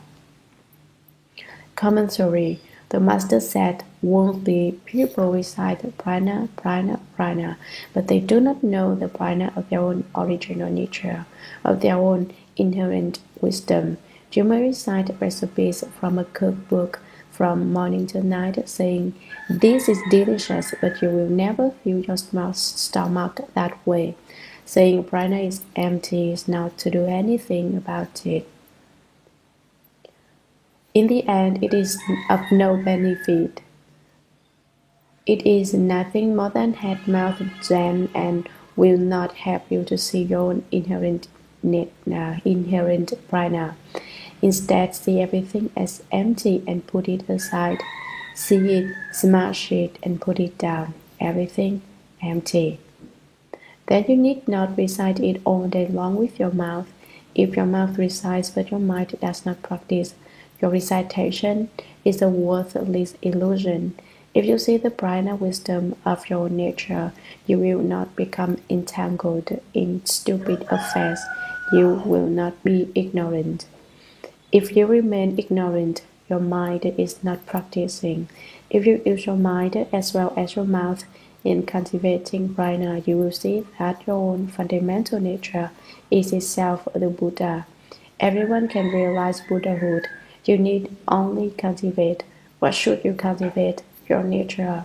Do not seek outside yourself, but turn the light inward, reverse the illumination, and look within. Sutra. What is meant by Maha? Maha means great. The capacity of the mind is vast and great, like empty space, and has no boundaries. It is not square or round, great or small, neither is it blue, yellow, red, or white. It is not above or below, or long or short. It is without anger, without joy, without right, without wrong, without good, without evil, and it has no head or tail. All Buddha lands are ultimately the same as empty space.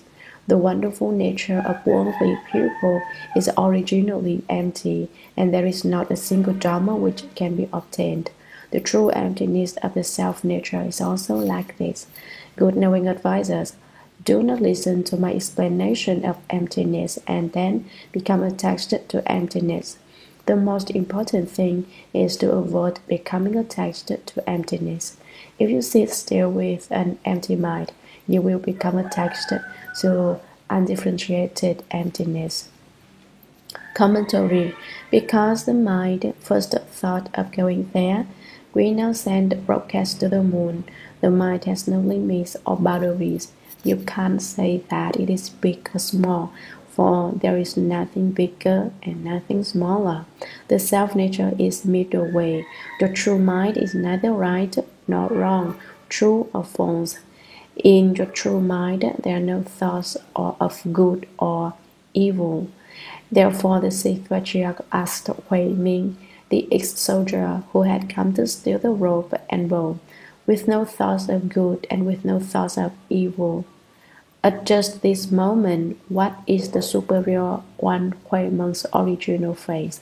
He posed this question to reveal that there is neither good nor evil in the true mind. As they say in philosophy, it has no head or tail. There is not even one single dharma. It is empty. The self-nature is like empty space. It contains within itself both truth and falsehood. Enlighten yourself to the original substance. In one penetration, penetrate all. When you hear me say that prana is empty, do not become attached to undifferentiated emptiness. If you do, you will sit as if dead. Continued the sixth patriarch. We should cultivate true emptiness, which is wonderful existence, not vacuity. In true emptiness, everything is known and everything is not known. Understanding, complete and clear, like water reflecting the moon, the mind is samadhi, like the sky for 10,000 miles, not a cloud. Sutra. Good knowing advisors, the emptiness of the universe is able to contain the forms and shapes of the 10,000 things, the sun, moon and stars, the mountains, rivers and the great earth, the fountains, springs, streams, torrents, grasses, trees, thickets and forests, good and bad people, good and bad dharmas, the heavens and the hells, all the great seas, Sumeru and all mountains, all are contained within emptiness. The emptiness of the nature of worldly men is also like this. Good knowing advisors, the ability of one's own nature to contain the 10,000 dharmas is what is meant by great. The myriad dharmas are within the nature of all people. If you regard all people, the bad as well as the good, without grasping or rejecting, without producing or defiling the attachment, your mind will be like empty space. Therefore, it is said to be great, Maha. Commentary. Empty space is not only holds all good things, it includes all bad people as well. Empty space would never say, "You bad person, get out of my empty space. Good people, come on in." In the same way, you should see good and bad people without being attached to the good or repulsed by the bad. As I have told you before, the bad people have something in them which is extremely good. You should hope that they reform. I have many disciples who do not obey me. I tell them to go south, and all day long they run north. I tell them to go east, and they go west. Although they disobey, I wait patiently because I know the time will come when they will change. All good and all bad are included within the self-nature. You should neither grasp it nor cast it aside. Grasping and rejecting are defiling attachments. Sutra. Good knowing advisors. The mouth of the confused person speaks, but the mind of the wise person practices. They are deluded men who sit still with empty minds, vainly thinking of nothing and declaring that to be something great. One should not speak with these people because of their deviant views. Good knowing advisors, the capacity of the mind is vast and great, encompassing the Dharma realm. Its function is to understand clearly and distinctly. Its correct function is to know all. All is one, one is all, coming and going freely. The mind substance is unobstructed. That is prana. Commentary: the deluded person does not do what must be done, he merely talks. A wise person, on the other hand, always puts principle into practice, not with head-mouth Zen, but with constant cultivation. The great master said, "You are all very wise. The vast mind pervades the all-inclusive Dhamma-realm. It is like a mirror. When things come, it reflects them. When things go, it is empty. The true mind knows everything when it is used. To have prana is to have complete understanding and be free of all stupidity." Sutra: Good knowing advisors. All prana wisdom is produced from one's own nature. It does not enter from the outside. Using the intellect correctly is called the natural function of one's true nature. One truth is all truth. The mind has the capacity for great things and is not meant for practicing petty ways.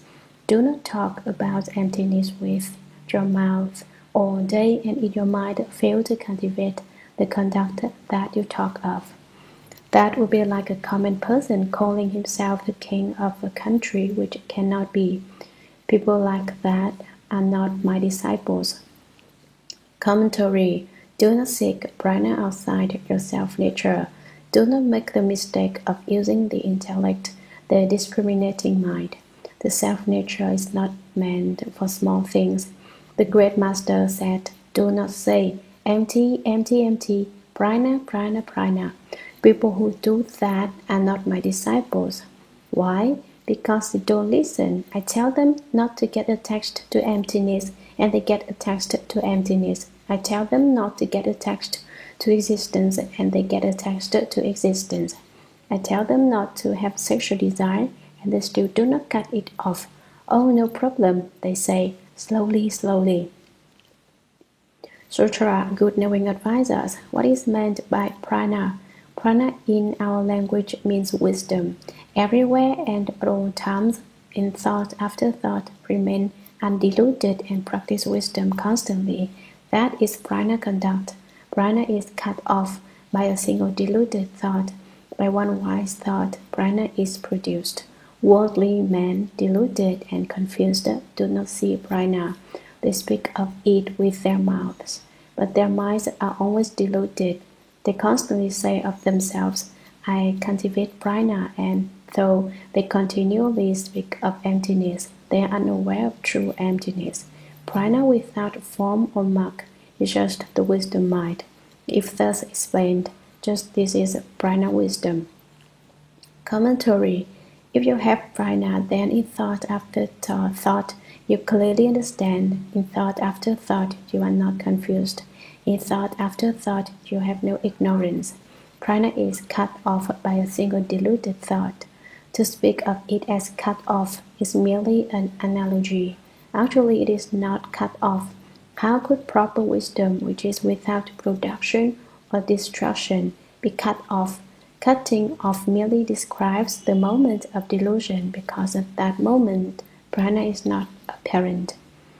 By one wise thought, prana is produced. When you are not deluded or confused, prana is produced. I will give you an example of how confusion cuts off prana. When people say that drinking is harmful, smoking is not good, and taking confusing drugs is bad, and you do not believe it, you cut off prana. If you change, you give rise to prana and true intelligence. When someone tries to teach you, but you refuse to understand or believe, that is delusion. In short, delusion is to know clearly that something is wrong, but to go ahead and do it anyway. Such delusion cuts off prana. The great majority of people in this world are deeply deluded, for they do not see prana and they do not know how to cultivate it. Their mouths speak about wisdom, but their actions betray their stupidity. They talk about prana, saying, "Emptiness is prana." There are 20 kinds of emptiness related to prana. You should empty everything. but they do not know true emptiness. Perhaps they understand a little of the sutras or recite a few lines of a mantra, but even though they speak, they do not change their own forms and therefore do not recognize true emptiness.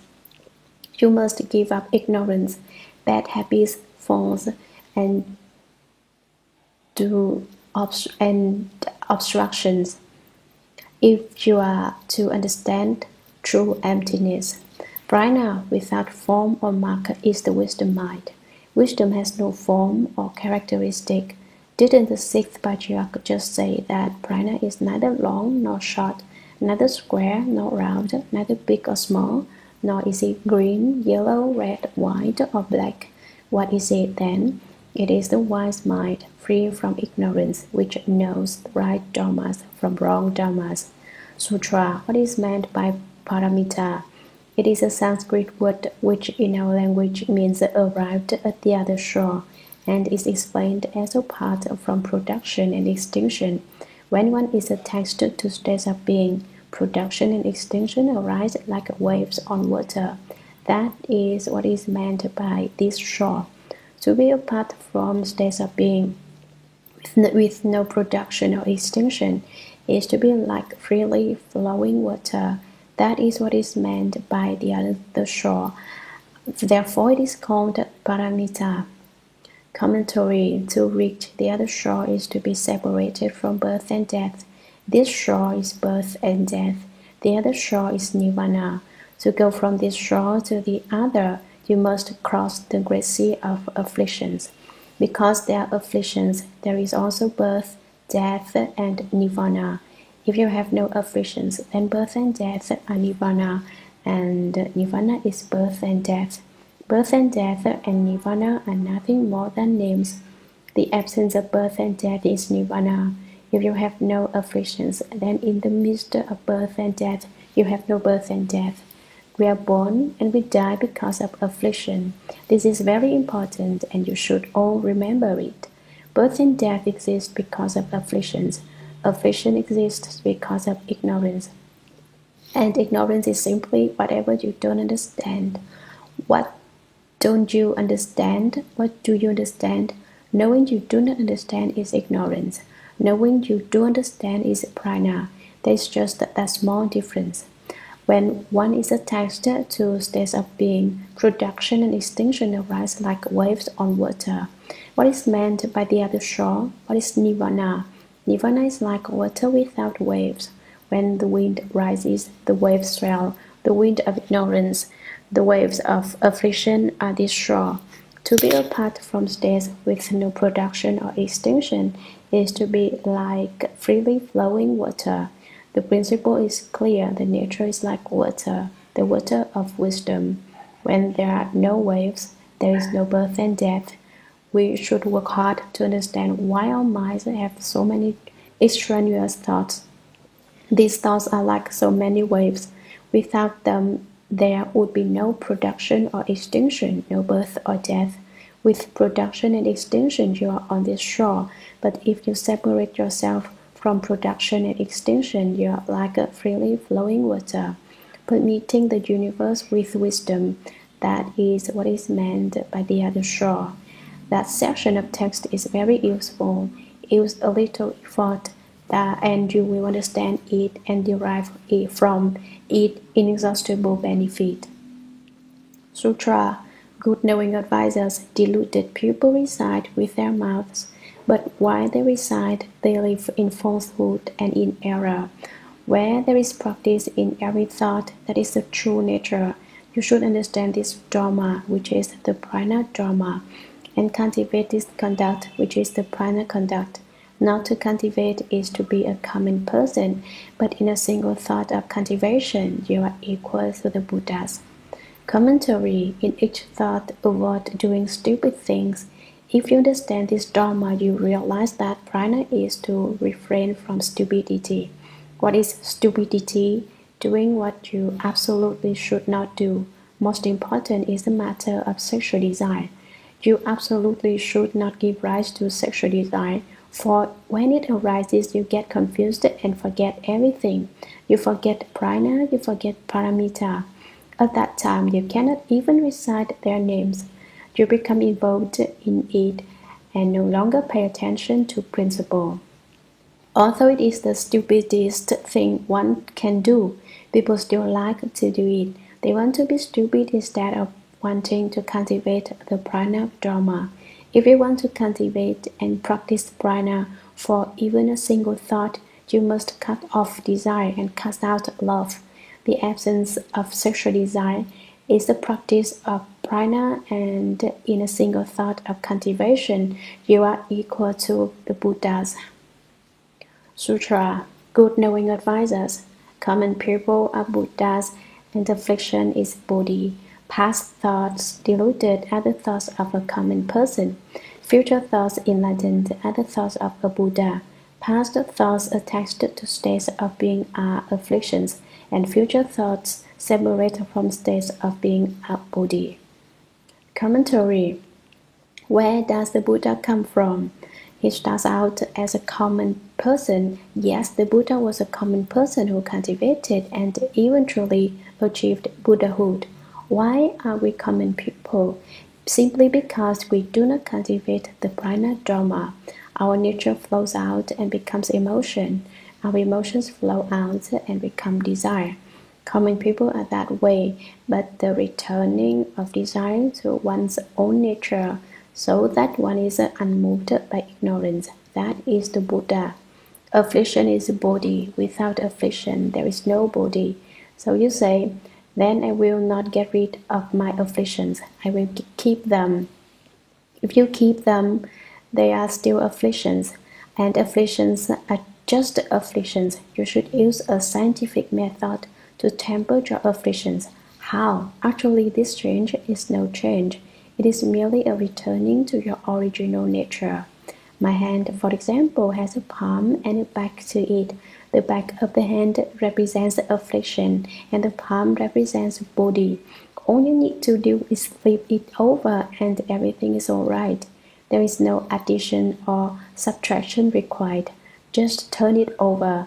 If you do not turn it over, you are off by just that margin, and affliction is affliction, and body is body. But as soon as you turn it around, affliction is body, and birth and death is nirvana. I have often spoken of this, but Bakali, I said, affliction is body, ice is water, birth and death and nirvana are empty dharmas. If you understand, then dharmas are also empty. If you do not understand, then they are still dharmas. You should understand that people and dharmas are both empty. Past thoughts deluded are the thoughts of a common person. Future thoughts enlightened are the thoughts of a Buddha. With stupid thoughts, you are a common person. With wisdom and enlightenment, you are a Buddha. Past thoughts attached to states of being are afflictions, and future thoughts separate from states of being a Bodhi, a being are Bodhi. When thought is attached to states, affliction arises. You may think, this is San Francisco. It surely isn't the same as New York. Fundamentally, San Francisco and New York are the same. They're both big cities, but you make distinctions.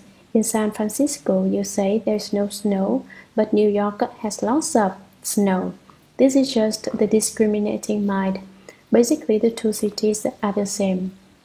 If you are unattached to states of being, you will not have so much affliction. If you do not use your discriminating mind, there is no affliction.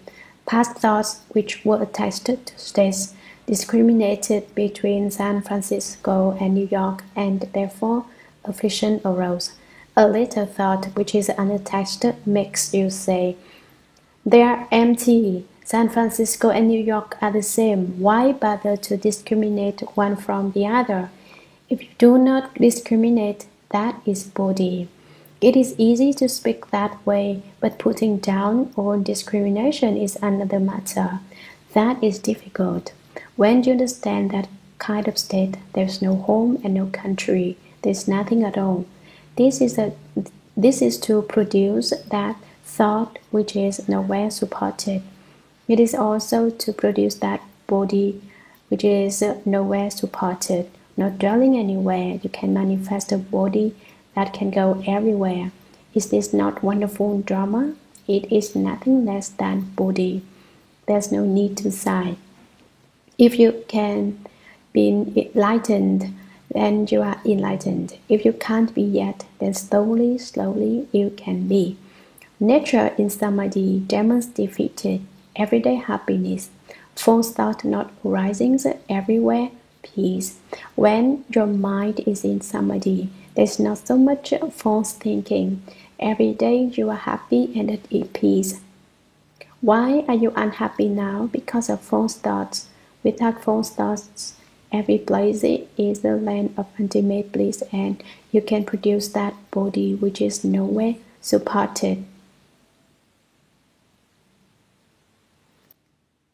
Sutra. Good knowing advisors, Mahaprana Paramita is the most honored, the most supreme, the foremost. It does not stay, it does not come or go. All Buddhas of the three worlds of time emerge from it. You should use great wisdom to destroy affliction, defilement, and the five skandhic heaps. With such cultivation as that, you will certainly realize the Buddha way, transforming the three poisons into morality, concentration, and wisdom.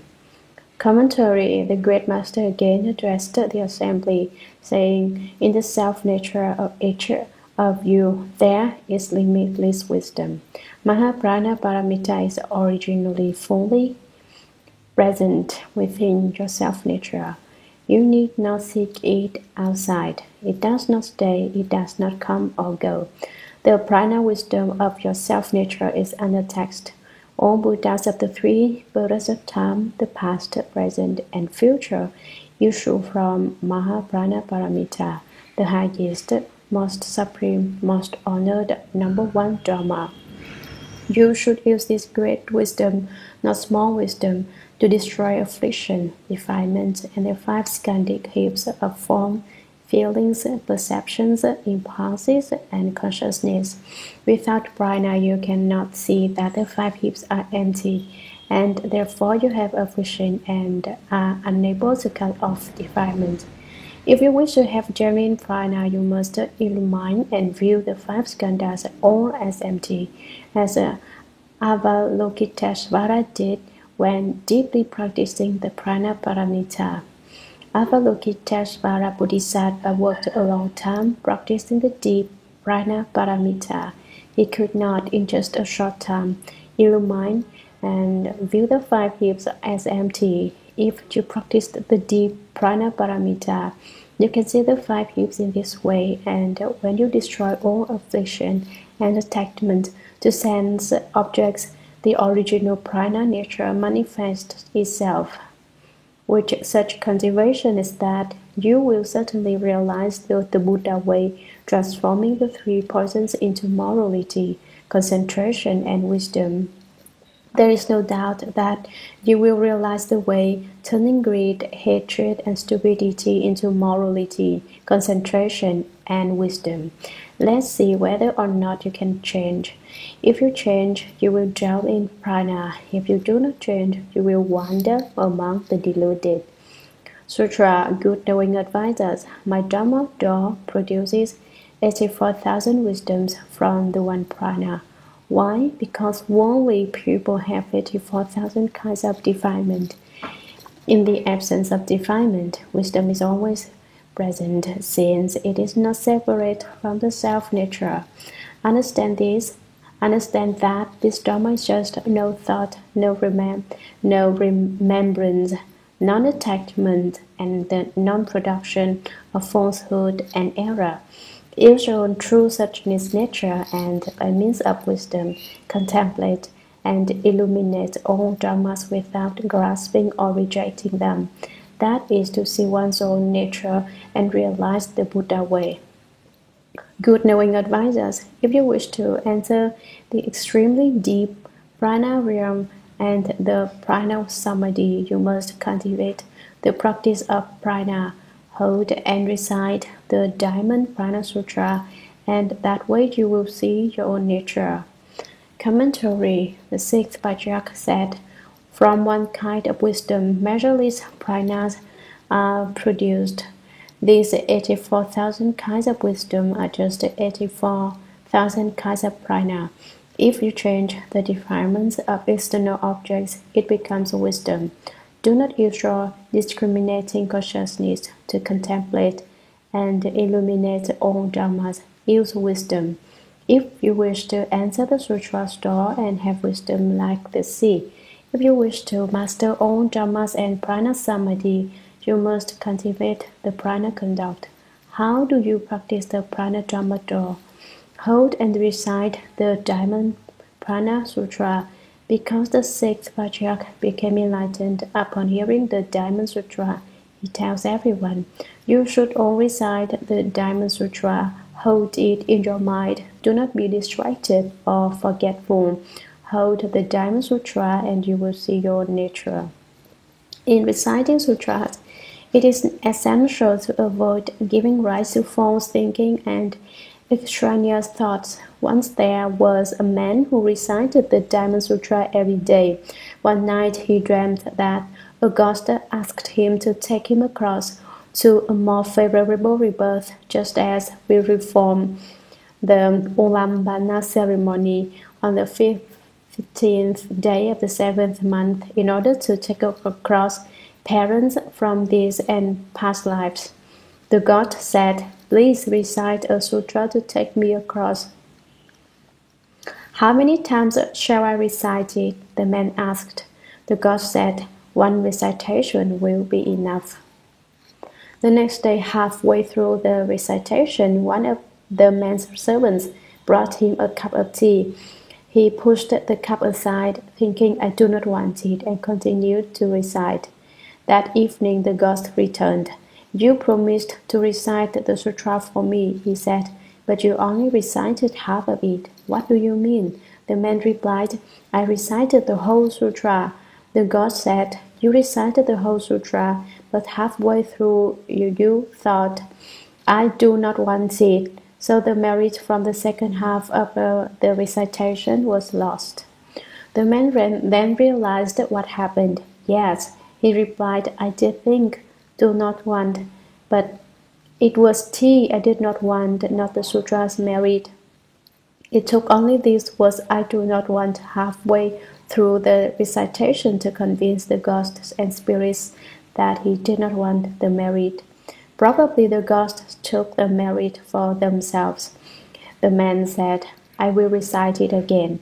This time he recited without interruption, and the next evening the ghost happily bowed to him in thanks for the compassionate recitation. So when you recite the Diamond Sutra, do not think, I do not want. Reciting Saputi, Saputi, I don't want Saputi. Saputi will probably run away. Sutra. You should know that the merit and virtue of this sutra is immeasurable, unbounded, and indescribable, as the sutra text itself clearly states. This Dhamma door is the superior vehicle taught for people of great wisdom and superior faculties. When people of limited faculties and wisdom hear it, their minds give rise to doubt. Why is that? Take, for example, the rain which the heavenly dragons shower on Jambudvipa. Cities and villages drift about in the flood like thorns and leaves. But if the rain falls on the great sea, its waters neither increase nor decrease. If people of the great vehicle, the most superior vehicle, hear the Diamond Sutra, their minds open up, awaken, and understand. They then know that their original nature itself possesses the wisdom of prana. Because they themselves use this wisdom constantly to contemplate and illuminate, they do not rely on written words. Take, for example, the rainwater. It does not come from the sky. The truth is that the dragons cause it to fall in order that all living beings, all plants and trees, all those with feeling and those without feeling, may receive its moisture. In 100 streams it flows into the great sea, and there unites in one substance. The wisdom of the prana of the original nature of living beings acts the same way. Commentary. People without gurus say the Dharma Sutra is meaningless. What good point does reciting it have? If you recite it every day, can you go without eating and still live? Keep reciting and we will see if you can go without eating. People of shallow rules and wisdom do not believe in this sutra. The great sea represents people of great rules and energy. As soon as they hear this Dharma, they realize that prana is originally complete within the self-nature, and so they believe it. People of small rules and wisdom, however, are like grass and leaves, which float on the surface of the water and sink as soon as it rains. They doubt the great vehicle Dharma, reflecting within it is not necessary for those of great wisdom to be highly literate in order to understand prana wisdom. The prana wisdom of the self-nature of living beings is just like the rain from the heavens which flows into the great sea. The sea represents our inherent wisdom. No matter how much rain falls, the sea neither increases nor decreases. The Buddha Dharma is like a great sea. Only those with faith can enter. It may also be said, only those with wisdom can enter. Because without wisdom it is difficult to enter this sea. Sutra. Good knowing advisors. When people of limited faculties hear this sudden teaching, they are like the plants and trees with shallow roots which, washed away by the great rain, are unable to grow.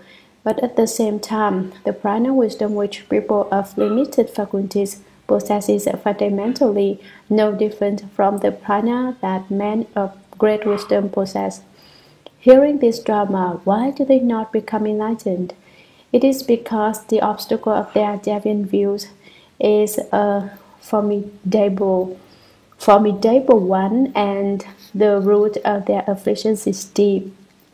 It is like when thick clouds cover the sun, if the wind does not blow, the sunlight will not be visible. Prana wisdom is itself neither great nor small. Living beings differ because their own minds are either confused or enlightened. Those of confused mind look outwardly to cultivate in search of the Buddha. Not having awakened to their self-nature yet, they have small roots. When you become enlightened to the sudden teaching, you do not grasp on to the cultivation of external things. When your own mind constantly gives rise to right views, afflictions and defilements can never stain you.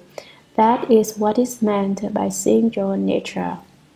Commentary. Deluded people do not become enlightened because their deviant views are too strong and too formidable an obstruction and cause them to disbelieve. Their ignorance is great and they give rise to much affliction, which is like thick clouds covering the sun. The sunlight is simply the prana of your self-nature, and the clouds are your deviant views and afflictions. If no wind blows the clouds away, the sunlight will not shine through. Some living beings are heavily afflicted by bad habits. Having created a great deal of bad karma, they are confused. Those with fewer bad habits and lighter karma can become enlightened. The confused person seeks the Dharma outside his own mind. Seeking outwardly, he does not recognize the originally complete Buddha of his own self-nature. The more he seeks the Buddha outside, the farther away he goes. You should enlighten yourself and not seek outside. If you hear the sudden teaching, you may become enlightened right away. Understand the prana of your own nature and always hold to right knowledge and vision. You will then be without affliction or defilement. Sutra. Good knowing advisors. The ability to cultivate the conduct of not dwelling inwardly or outwardly, of coming and going freely, of casting away the grasping mind, and of unobstructed penetration is basically no different from the Prana Sutra. Commentary. Inside there is no body and mind, outside there is no world. But this is not dull emptiness. It is not to say my body and mind do not exist, the world does not exist, and then to fall into vacuity. What is spoken of here is non-attachment, non-attachment to the body, to the mind, and to the world. Then you may come and go freely, coming here, going there, coming back to the body and mind, going out into the Dhamma realm, and you are free if you are unattached to the coming and the going. If you are attached, you are in bondage. Unattached, you are free with respect to life and death. If I want to live, I live. If I want to die, I die. You ask, is this suicide? No, you need simply sit down, enter dhyana samadhi, and go. You need not take poison to make sure that you will die. Isn't this freedom? If it were not freedom, you would not be able to go. How was the third patriarch Sengcan able to reach up and grasp the limb of a tree and while hanging there, die? How could he enter Nirvana in this way? He could do this because he was free to live or die, free to come or go. If I wish to live, then I may never die. If I wish to die, I die right now. This is what is meant by coming and going freely. If you are free to come and go, you can end your life even while in the midst of talking, just like the great Master Tao Sheng. He was really a good sport. The first part of the Mahaparinibbana Sutra said that the Chantikas, those of little faith, do not possess the Buddha nature, but Tao Sheng disagreed. I say that Ichitikas do have Buddha nature. Everyone said he's crazy, he's mentally ill, he knows what the sutra says, yet he deliberately contradicts it. They scolded him, they shunned him. Get out of here, they said. Master Tao Sheng then made a vow. He said, if my explanation of Dhamma is in agreement with the Buddha Sutras and the Buddha's mind, then in the future I shall end my life while lecturing from the Dhamma seat. But if I have spoken contrary, if I have spoken contrary to the Buddha's mind, this vow will not be fulfilled. He then went to the mountains and lectured on sutras to the rocks and dragged boulders. When the rocks heard him, they nodded their heads in acceptance of his principles. When Sheng the Venerable spoke the Dhamma, even the rocks bowed. He continued to lecture on sutras until once, when mysteriously and wonderfully he paused while lecturing and died sitting in the Dhamma seat. The assembly looked up and cried, he has gone to rebirth. Wasn't he a good sport? This is what is meant by coming and going freely. You say, Dharma Master, I quite agree with you. I don't want to be attacked. In fact, I don't want to follow the rules. After all, the rules are just an attachment. Wrong.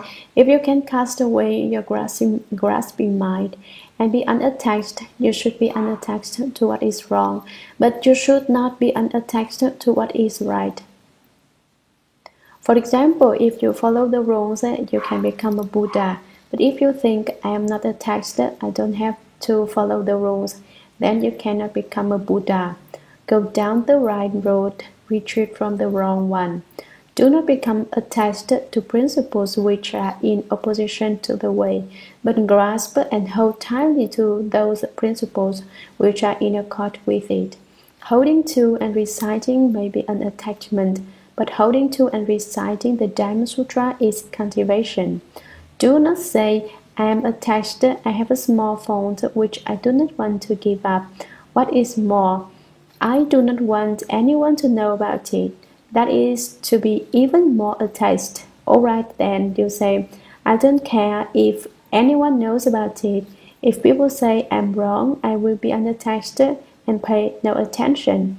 That is Devon knowledge and Devon views. The more you cultivate that way, the further you drift from the Buddha Dharma. Once you have left attachments behind, you can penetrate and understand without obstruction and be without obstacles to your progress. The ability to cultivate this conduct is basically no different from the Prana Sutra. If you cannot cultivate this conduct, you will be in opposition to the principle of the Dhamma Sutra. But if you can cultivate, it is prana wisdom manifest. Sutra, good knowing advisors. All sutras and writings of the great and small vehicles, the 12 divisions of sutras, have been devised because of pupil and established because of the nature of wisdom. If there were no pupil, the 10,000 dhammas would not exist. Therefore, you should know that all dhammas are originally postulated because of pupil, and all sutras are spoken for their sakes. Commentary on the higher plane. The sutra tallies with the principles of all Buddhas, and below it tallies with the opportunities for teaching living beings. For that reason, the word sutra took on the meaning to tally. The 12 divisions of sutra text are prose, verse, transmitting of predictions, interpolations, the speaking of Dharma without its having been requested, discussion of causes and conditions, analogies, events of the past lives of the Buddhas, events of the past lives of the Bodhisattvas and disciples, writing which explain principle in an especially expansive way, Dhamma which has never been spoken before, and commentaries. Sutras exist because people exist. If there were no people, the sutras would be useless. In the same way, troubles exist only because there are pupils who have them. The Dhamma teaches people how to end their troubles, to get rid of the 84,000 kinds of defilement and trouble. The Buddha teaches 84,000 Dhamma doors, but if there were no pupil, the troubles would never have arisen. The Buddha spoke all Dhammas for the minds of human beings. If there were no minds, of what use would Dhammas be? Sutra. Some people are deluded and some are wise. The deluded are small people and the wise are great people. The deluded question the wise and the wise teach Dhamma to the deluded. When the deluded people suddenly awaken and understand, their minds open to enlightenment, and they are no longer different from the wise. Good knowing advisors, unenlightened, the Buddha is a living being. At the time of a single enlightened thought, the living being is a Buddha. Therefore, you should know that the 10,000 dhammas exist totally within your own mind. Why don't you, from within your own mind, suddenly see the true suchness of your original nature? The Bodhisattva Shila Sutra says, our fundamental self-nature is clear and pure. If we recognize our own mind and see the nature, we shall own perfect the Buddha way. The Vimalakkhati Nidesha Sutra says, just then suddenly regain your original mind. Commentary. If in the very shortest space of time, the space of a thought, you suddenly understand, you wake up and become a Buddha.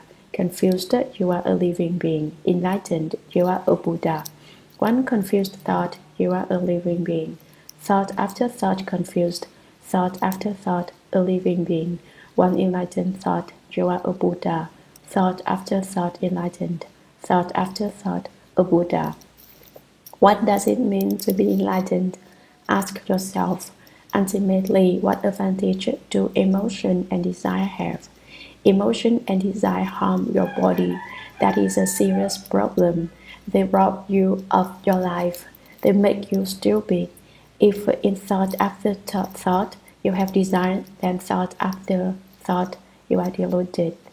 It is said, karma ended, emotion emptied, is the true Buddha. Karma heavy, emotion turbid, is the living being. Enlightenment is here. Put down defiled thoughts and pick up the pure. What are defiled thoughts? Thoughts of desire are defiled thoughts. I will make it even clearer. Thoughts of sexual desire are defiled thoughts. You should clearly recognize your thoughts of sexual desire. Should you give way to sexual desire with your body, then the action of your body karma, is impure. If you talk about sex, the action of your mouth is impure. If you constantly think about sex, your mind karma is impure. However, if you are without offense in body, mouth, and mind, you are not far from Buddhahood.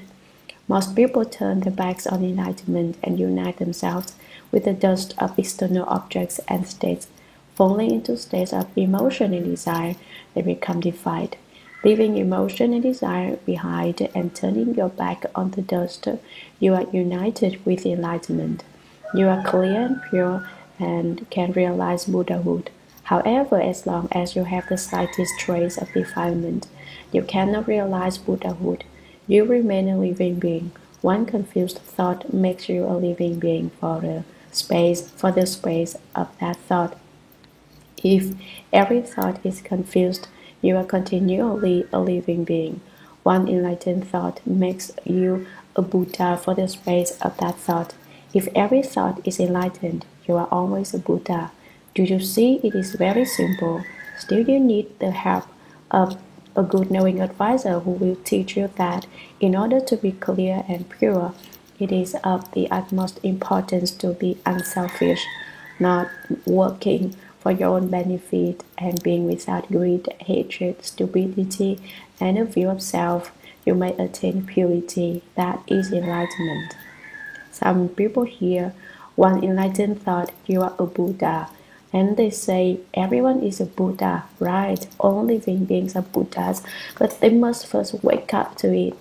To say everyone is a Buddha when you are not enlightened is to be like the common person mentioned earlier in the sutra who called himself the king. The real king would throw that man in prison. Heaven cannot hold two suns. The citizens cannot serve two kings. Why don't you cultivate your mind? Get rid of the defilement, and then you can see your nature as it truly is. See it right now. Do not say, wait a minute, wait a minute. See it immediately.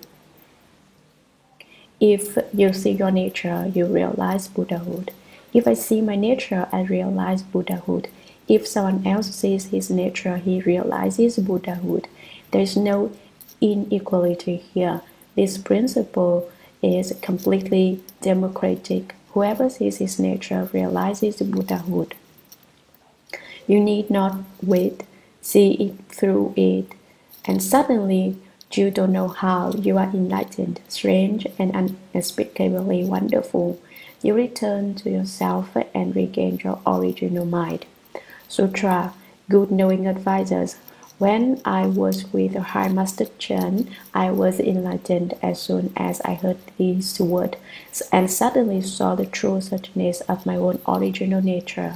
That is why I am spreading this method of teaching, which leads students of the way to become enlightened suddenly to Bodhi as each contemplates his own mind and sees his own original nature. Commentary. All of you of great knowledge, hear me, said the sixth patriarch. I have explained so much Dharma to you. Have you become enlightened yet? When I was with the High Master Chen, the fifth patriarch, I awoke as soon as I heard him speak.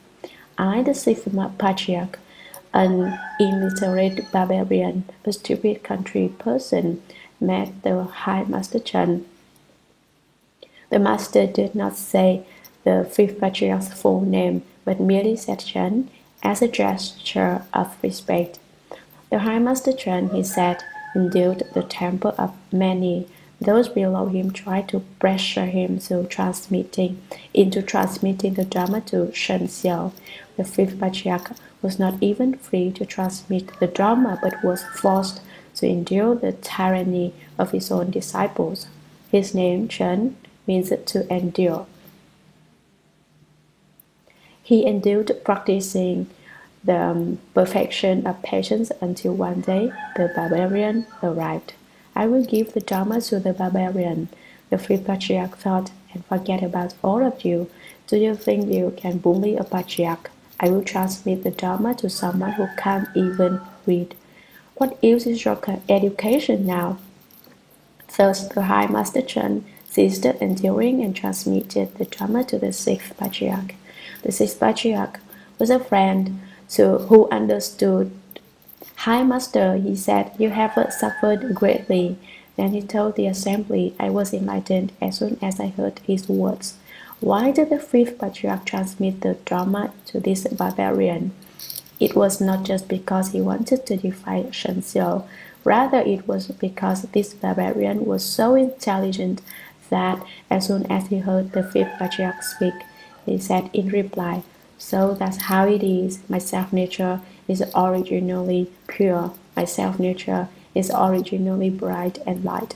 My self-nature is originally unmoving. How wonderful it is. Yes, said the fifth patriarch, you're right. It's just that way. The sixth patriarch told the assembly, I propagate this sudden teaching in order to cause all students of the way to become enlightened suddenly to their own mind and see their own nature. Sutra, if you are unable to enlighten yourself, you must seek out a great good knowing advisor one who understands the drama of the most superior vehicle and will direct you to the right road. Such a good knowing advisor possesses great karmic conditions, which is to say that he will transform you and guide you and lead you to see your nature. It is because of the good knowing advisor that all wholesome dharmas can arise. All the Buddhas of the three pillars of time and the 12 divisions of sutra texts as well exist within the nature of pupil, originally complete within them. If you are unable to enlighten yourself, you should seek out the instruction of a good knowing advisor who will lead you to see your nature. Commentary: if you can't enlighten yourself, you must seek out a bright-eyed, knowing one who has gone through. Wishing to travel the mountain tracks, ask someone who has taken the trip. Ask him, where does this road lead? If you do not ask someone who has traveled the road before, but instead ask a blind man for directions, the blind man will say, just keep walking, go wherever you wish. If you ask the blind man, is this emptiness?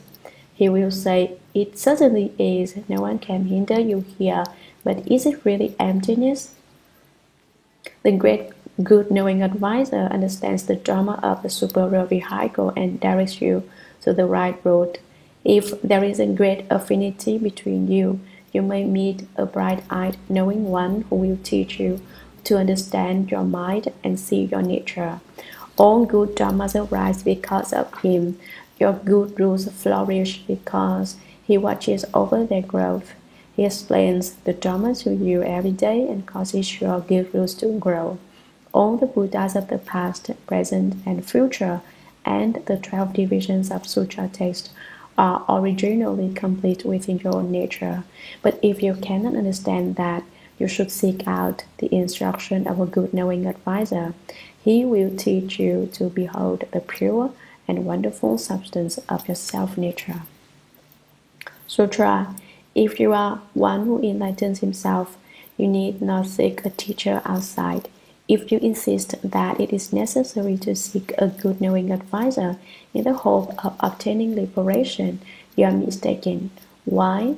Within your own mind there is self-enlightenment, which is a knowing advisor. But if you give rise to deviant confusion, false thoughts, and perversions, although a good knowing advisor external to you instructs you, he cannot save you. Commentary: if you seek outside yourself, he will not obtain it. You must enlighten yourself by recognizing the prana of your self-nature. Your true good knowing advisor is within your self-nature. He is simply your own wisdom. Deviant means not right. Confusion means lack of understanding. Not understanding what? Not understanding what is right. For example, people have certain fondnesses. Some have deviant confusion of sex. You should not regard these confusions as unimportant, for when you do, your confusion deepens and the small confusions become large ones. Thinking the large confusions to be unimportant, you arrive at old age with old confusions and go to your death with death confusions. Even at the time of death, you are confused and unclear. How pitiful! False thoughts are untrue thoughts. They are vain and unreal. Perversions occur when you clearly know that something is wrong but do it anyway. You understand perfectly well that it is not right, but you say, it is right, it is right. If you continue to do things contrary to Dharma, you are perverted. You are perverted when you not only do these things yourself, but influence others to do them as well. To discuss this thoroughly would take a long time. To have success, students of the Buddha Dharma must not be perverted. If you have deviant confusion, false thoughts, and perversions, although a good knowing advisor external to you, such as your good teacher or good friend, instructs you, he cannot save you. Your good teacher and worthy friend may try to help you, but if you refuse to obey him, he can do no more. Your good knowing advisor is not a policeman. If you break his laws, he cannot put you in jail. He can only hope that you will gradually change your faults. If living beings obey, the master is certainly pleased, but if they do not, although he cannot get angry, he is unhappy in his heart because he has no way to help them. Sutra. If you give rise to genuine prana contemplation and illumination, in the space of an instant all false thoughts are extinguished. If you recognize your self-nature in a single moment of enlightenment, you will arrive at the stage of a Buddha. Commentary. Genuine means not deviant and confused.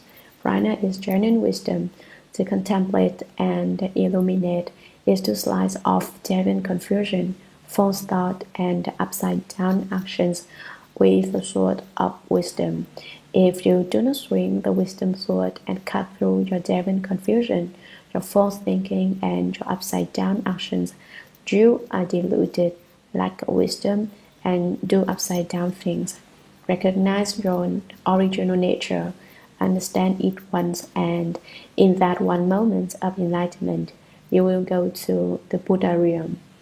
On the other hand, where do you go in one moment of confusion? To get ghost realm, enlightened, a Buddha, confused, a living being. In the space of an instant, of false thoughts are extinguished, destroyed by your wisdom sword, like ice melted by the sun. Sutra. Good knowing advisor, when you contemplate and illuminate with the wisdom which brightly penetrates within and without, you recognize your original mind. The recognition of your original mind is the original liberation. The attainment of liberation is the prana samadhi, is no thought. Commentary. Using your inherent wisdom, observe inwardly the mind and body and outwardly the world. Completely understand both as you would look through a pane of glass, from the outside seeing in and from the inside seeing out. Inwardly there is no body and mind, and outwardly there is no world. But although there is no body, no mind, no world, the body and mind are the world function in accord with one another. Although they function together, they are not attached to one another. This is called recognizing your own original mind. The original self-nature, the true mind, clearly penetrates within and without. The recognition of your original mind is liberation. When you are not attached to sense objects or false thought, you obtain liberation. This is the prana samadhi of your self-nature and is simply no thought. I previously spoke about non-recollection, no thought, no non-falseness, and non-falseness. Non-recollection is morality. No thought is samadhi, and non-falseness, i.e., being without false thought, is wisdom. When morality, samadhi, and wisdom all manifest, greed, hatred, and delusion disappear. Sutra. What is meant by no thought? No thought means to view all dharmas with a mind undivided by attachment. The function pervades all places but is nowhere attached. Merely purify your original mind and cause the six consciousnesses to go out the six gates, to be undivided and unmixed among the six objects, to come and go freely and to penetrate without obstruction. That is the prana samadhi and freedom and liberation, and it is called the practice of no thought. Commentary. No thought means to view all dharmas with a mind undivided by attachment. When the mind is undivided by attachment, dharmas are empty. If dharmas are empty, then why must you get attached to your bad habits and weaknesses? Someone hears this and wants to try to become unattached to dramas by ignoring his faults. He may be unattached to dramas, but he can't get rid of his faults. How can this be called undivided by attachment? Since to be undivided by attachment, there must be no dramas. There must even more emphatically be no faults. The Dharma Sutra says even dharmas must be forsaken, so non-dharmas must be forsaken even more. If you do not put down your bad habits and your faults, what kind of Buddha Dharma do you study? I ask you. You are nothing but a fraud to treat himself and treat others. Students of the Dharma must definitely give up their faults. If you cannot, even though you may be able to explain a few sentences of Dharma, you are utterly useless. You are at the height of delusion. Prana Samadhi pervades all places and illuminates all places, but is nowhere attached. It is just like empty space. Merely purify your original mind so that it is undivided and unattached, and cause the six consciousnesses, visual, auditory, olfactory, gustatory, tactile, and mental awareness, to go out the six gates: eye, ear, nose, tongue, body, and mind, and among the six objects: forms, sounds, smells, tastes, touchables, and objects of mind. But to be undivided and untainted, to come and go freely, and to penetrate without obstruction. If you examine this conglomeration, you will see that the six organs and six objects ordinarily unite to form a corporation. Where there is a corporation, there is defilement and mixing. Do not incorporate. They should freely come and go. The eyes view forms outside. Inside there is nothing. The ears hear sounds outside, but the mind does not know. What does this mean? You don't understand? Then study the Buddha Dharma diligently. At the time of unobstructed penetration, the 10,000 changes and the 10,000 transformations of the correct ills are unhindered, unblocked, and inexhaustible. That is prana samadhi and freedom and liberation, and it is called the practice of no thought. Sutra. Not thinking of the 100 things and constantly causing your thought to be cut off is called Dharma bondage and is an extremist view. Commentary. If you sit saying, I'm sitting here, not thinking of anything, I'm thinking of nothing, and in this way try to cut off your thought, you still have not cut off the thought of not thinking of anything. If you do this, you will be tied up in the dharmas and will not obtain release. No thought, falling into either of the two extremes is not the middle way. In telling you to awaken to the no thought dharma, it is not to say that you should be like dead ashes or rotten wood. What use are ashes without fire? They are nothing but dirt. What use is rotten wood? you can't burn it. If you sit thinking, do not think of the 100 things. Your thought of not thinking is itself a thought. Trying not to think is like trying to prevent the grass from growing by pounding on it with a rock and shouting, "Don't come up." You push the rock into the soil, but when you move it again, the grass grows up thicker, stronger, and more dense than ever. Then how does one attain to the no-thought Dharma? It requires the samadhi power that comes from having right, not genuine thought. Sutra, good knowing advisors, one who awakens to the no-thought Dharma completely penetrates the 10,000 Dharmas. One who awakens to the no-thought Dharma sees all Buddha realms. One who awakens to the no-thought Dharma arrives at the Buddha position. Commentary. Do you know the realms of all Buddhas? Do you know what their state is like? If you do, and you understand the no-thought Dharma. No, you say, I do not understand the Buddha realms. Then you do not understand the no-thought Dharma. Do not be like a certain person who does not know anything at all, who cannot even explain the 5 esoteric meanings and the 7 subjective title topics, but who still runs around lecturing on sutras and cheating those who do not understand the Buddha Dharma. People stream in like ants to hear him. They come marching, dun dun dun. What for? Who knows? Ultimately, what Buddha Dharma do they study? That man reads an English translation of a sutra aloud. He simply reads it. Anybody can read it. You can read it. He can read it.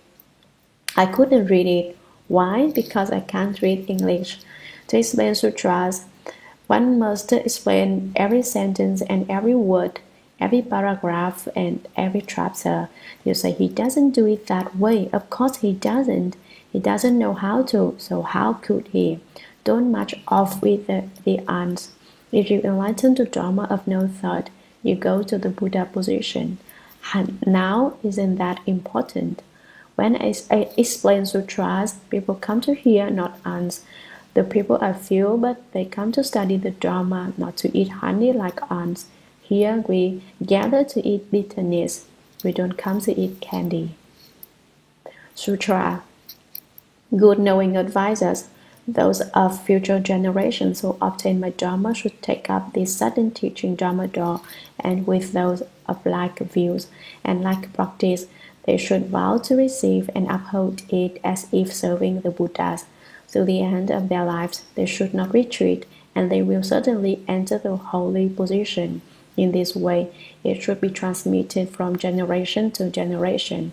It is silently transmitted. Do not hide away the orthodox Dharma and do not transmit it to those of different views and different practice who believe in other teachings, since it will harm them and ultimately be of no benefit. Commentary. All of you good knowing advisors, continued the 6th Patriarch. The Dharma was transmitted from Shakyamuni Buddha to Mahakashyapa, to Ananda and so forth, to Bodhidharma and then to the 2nd Patriarch, the 3rd Patriarch, reaching to me, the 6th Patriarch. You should transmit the might-sealed Dharma door in just that way from generation to generation. Do not hide the orthodox Dharma and transmit Devan Dharma instead. Why was the great master a patriarch? Because he never slighted the lowly. When he was at Huang Mei, everyone looked down on him because he was an illiterate country person. He knew the pain of enduring ridicule himself, and though he did not slight others, he addressed everyone as good knowing advisors, whether they were or not. You should not transmit this might seal to those of different views and practice, he said. Why? Sutra. I fear that deluded people may misunderstand and slander this Dharma door and will cut off their nature, which possesses the seed of Buddhahood for hundreds of ages and thousands of lifetimes. Good knowing advisors, I have a verse of no mark which you should all recite Those at home and those who have left home should cultivate according to it. If you do not cultivate it, memorizing it will be of no use. Listen to my verse. With speech and mind both understood, like the sun, whose place is in space, just spread the seeing the nature way, appear in the world to destroy false doctrines. Dharma is neither sudden nor gradual. Delusion and awakening are slow and quick, but deluded people cannot comprehend this Dharma door of seeing the nature. Although it is said in 10,000 ways, united, the principles return to one, in the dark dwelling of defilements. Always produce the sunlight of wisdom. The devil comes and affliction arrives. The right comes and affliction goes. The false and true are both cast aside. In clearly purity, the state of no residue is attained. Bodhi is the original self-nature. Giving rise to a thought is wrong. The pure mind is without the false. Only the right is without the three obstructions. If people in the world practice the way, they are not hindered by anything. By constantly seeing their own transgressions, they are in accord with the way. Each kind of form has its own way, without hindering one another. Leaving the way to seek another way, to the end of life is not to see the way. A frantic passage through a life will bring regret when it comes to its end. Should you wish for a vision of the true way, right practice is the way. If you don't have a mind for the way, you walk in darkness blind to the way. If you truly walk the way, you are blind to the forms of the world. If you attend to others' forms, your fault finding itself is wrong. Others' faults I do not treat as wrong. My faults are my own transgressions. Simply cast out the mind that finds fault. Once cast away, troubles are gone. When hate and love don't block the mind. Stretch out both legs and then lie down. If you hope and intend to transform others, you must perfect expedient means. Don't cause them to have doubts, and then their self-nature will appear. The Buddha Dharma is here in the world. Enlightenment is not apart from the world. To search for Buddha apart from the world is like looking for a hare with horns. Right views are transcendental. Deviant views are all mundane. Deviant and right completely destroyed. The Bodhi nature appears spontaneously. This verse is the sudden teaching, also called the Great Dharma Boat. Here in confusion pass through ages, in an instant space enlightenment. Commentary with speech and mind both understood. Understanding speech is to know how to lecture on sutras and explain the Dharma. Understanding the mind refers to the mind-ground Dharma door of dhyana meditation. If you can lecture on sutras, speak Dharma, and cultivate dhyana meditation, you are like the sun whose place is in space. You are like bright light which illuminates the world and yet is nowhere attached. Just spread the seeing the nature way, the Dharma door which the sixth patriarch transmits teaches you to understand your mind and see your nature. Understand the mind and there are no difficulties. See your nature and there is no anxiety. When you see your original face, you understand the Buddha Dharma. Appear in the world to destroy false doctrines. This Dharma door exclusively speaks of transcendental principles and destroys all heretical non-Buddhist religions. Dharma is neither sudden nor gradual. Delusion and awakening are slow and quick. Essentially, the Dharma is neither sudden nor gradual. However, confused people must be taught to cultivate gradually, while wise, enlightened people understand the sudden Dharma. If you are stupid, you become enlightened a little slower. If you are intelligent, you become enlightened a little faster. Today I will tell you the plain truth. Every day I lecture the sutras, but rarely do I speak plain truth. Today I'll say a little. Why? I can't speak much plain truth because you won't believe it. I say a little and you cannot believe it. So if I were to say more, you would believe it even less. That's because you don't like to hear the truth, nor do you like to actually cultivate. So I have no way to speak true Dharma for you. I have to wait.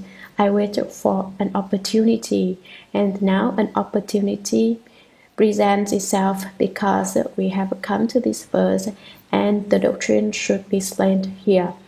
What is the sudden teaching? Sudden means cut it off. Cut what off? Cut off your sexual desire. Can you do it or not? You say, what's the use of that? Do you see? You don't believe. Very well, then I will not talk about it. If I say more, you will disbelieve even more strongly. That's all there is to it. It's just this much. Cut off ignorance immediately. Ignorance is just sexual desire. Can you cut it off? Can you? You can't cut it off, and so you don't believe in the true Dharma. When you do cut it off, you will attain the sudden teaching. What is the gradual teaching? Slowly, slowly, you say. I can't cut it off all at once. How can I put it down? How can I let it go? The sudden becomes gradual. That's all there is to it. Do you get the point? I give intelligent people this little bit and they cut it off. But stupid people can't put their desire down. I don't believe this is the true Dharma, they say. I don't believe this is the sudden teaching. That's why I have never spoken this way before. If you believed, you would have become a Buddha long ago. It's just because you don't believe that you are still wallowing in the mud, turning in the six paths of rebirth. If you want to turn, turn. Nobody is forcing you to stop. It is a question of sooner or later. You may not want to cut it off now, but when you decide to become a Buddha, you will certainly have to cut it off. But stupid people cannot comprehend this Dharma door of seeing the nature. The sudden teaching is the Dharma door of seeing the nature. If you cut off sexual desire, you can understand your mind and see your nature. Don't speak of this Dharma to stupid people. They cannot understand it and they won't believe it. Just as now when I told you to cut it off and you couldn't do it. Stupid people cannot comprehend, they cannot understand. If you tell them, they won't believe you. Although it is said in 10,000 ways, united, the principles return to one. There are 1,000, 10,000, millions of Dharma doors used to explain this principle. There are easily 4,000 Dharma doors to counteract just this kind of affliction, just that kind of ignorance. But when you trace them to the root, they are all just ones, just one. Just the sudden Dharma which tells you to cut off ignorance immediately and manifest the Dharma nature. In the dark dwelling of defilements, always produce the sunlight of wisdom. Having affliction, you are in a dark room, but having wisdom, you are out in the dazzling sunlight. The devil comes and affliction arrives. The right comes and affliction goes. Today I will give you a little basic Dharma. If I never say it, you will never know. Devon refers to the arousing of sexual desire. Do not take it as happiness, it is an affliction. What is right is prana wisdom. Genuine wisdom breaks through ignorance and casts out affliction. The false and true both cast aside. In clear purity, the state of no residue is attained. This is nirvana without residue. You say, the verse says, the false and true both cast aside. I ignore both of them. If you ignore them, you are still in the dark dwelling. When you have transcended the devil and the right, then they have no's. There is only right because there is deviant. There is only deviant because there is right. When neither one exists, that is clear purity, nirvana without residue. Bodhi is the original self-nature. Giving rise to a thought is wrong. Do not seek Bodhi outside yourself. The enlightenment nature is already complete within the prana wisdom of your self-nature. Nevertheless, you still give rise to false thoughts. Originally, in clear and pure nirvana without residue, there is no thought, no recollection, and no falseness. It is complete in samadhi, morality, and wisdom. The pure mind is within the forms. Only the right is without the three obstructions. The pure mind is within the forms, like water in the ice. The ice has the potential to become water. In order to separate yourself from the three obstacles, you need only cultivate and uphold the right dharma. The three obstacles are the karma obstacle, that is, all the karma you have created in past lives and in the present one. The retribution obstacle, that is, your body which undergoes the obstructive effects of your karma, and the affliction obstacle, that is, all your troubles and worries. If people in the world practice the way, they are not hindered by anything. You can realize the way by success in any Dharma door at all, but first you must understand the true Dharma. Then you can cultivate it walking, standing, sitting, or lying down with no obstacles whatsoever. By constantly seeing their own transgressions, they are in accord with the way. Mind your own business. Don't watch other people like a camera which can only take pictures of what is outside but can't take pictures of itself. You say that person is bad, he drinks, smokes, and takes drugs. No one can teach him. He steals, he kills, just look at him. You talk nothing but big talk. You only criticize others. You never ask yourself, did I kill today? Did I steal? Did I have devil thoughts of lust? Did I lie or drink? You never turn the light inward because you are too busy shining it outside. If you wish to practice the way, you should cultivate yourself and see your own faults. Then you will be in accord with the way. The sixth patriarch's verse is excellent. It is profound, deep, and of inexhaustible use. It is simple and clear. Anyone can understand it. If you can understand the meaning and memorize it as well, it will greatly aid your cultivation. Each kind of form has its own way, without hinder one another. Everything which has a shape and an appearance is a kind of form. While dwelling in forms, you are able to wake up and understand, to cut off desire and cast out love, and be unattached to the forms. Then you will naturally possess the way. You need not look for it anywhere else. Leaving the way to seek another way to the end of life is not to see the way. If you understand and are unconfused by forms, then there is no difficulty and no annoyance.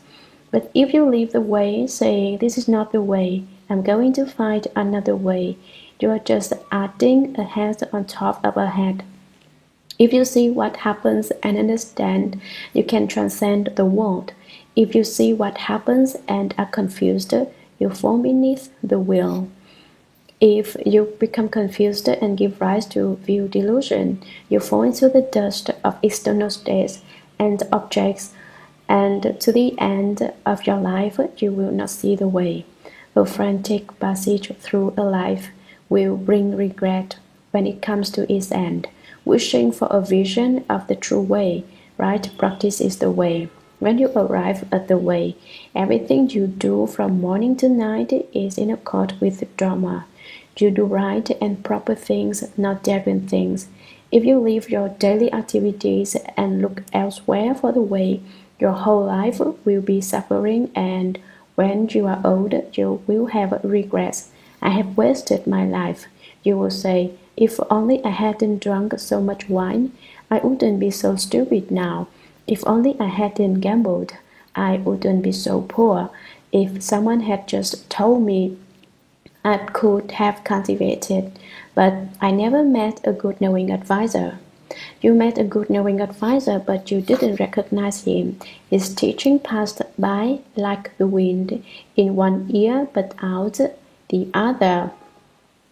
You never reformed your own faults, and you never corrected your bad habits, and so at the end you have regrets.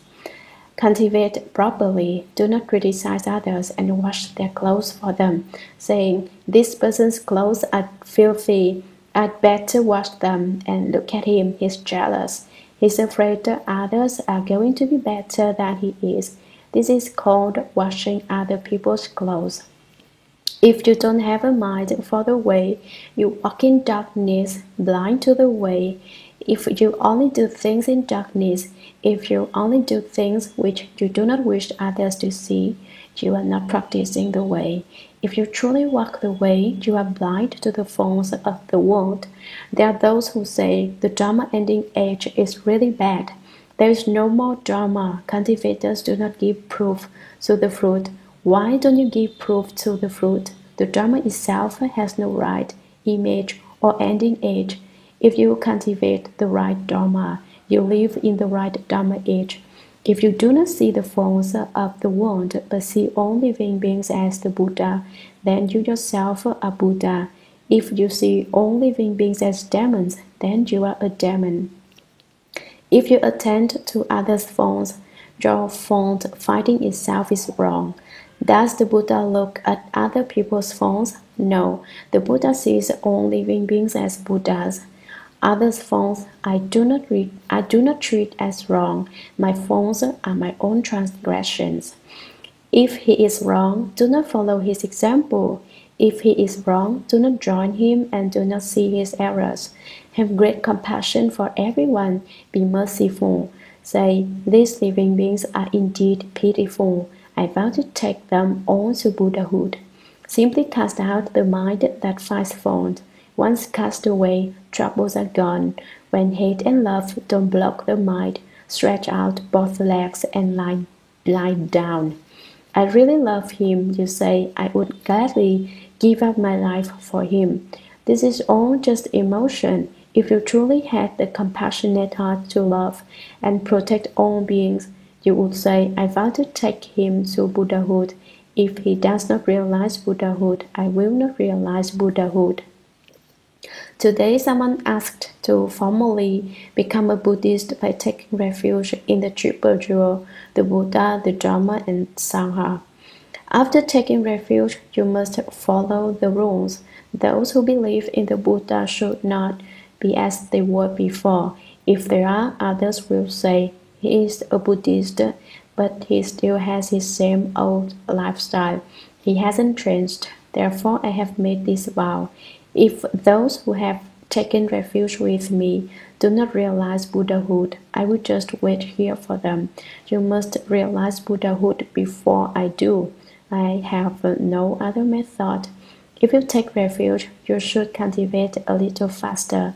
Don't make me wait for you. I will wait a long time. But even truly, I may dislike it and say, I will wait no longer. I'm finished. This is it. Stretch out both legs and lie down.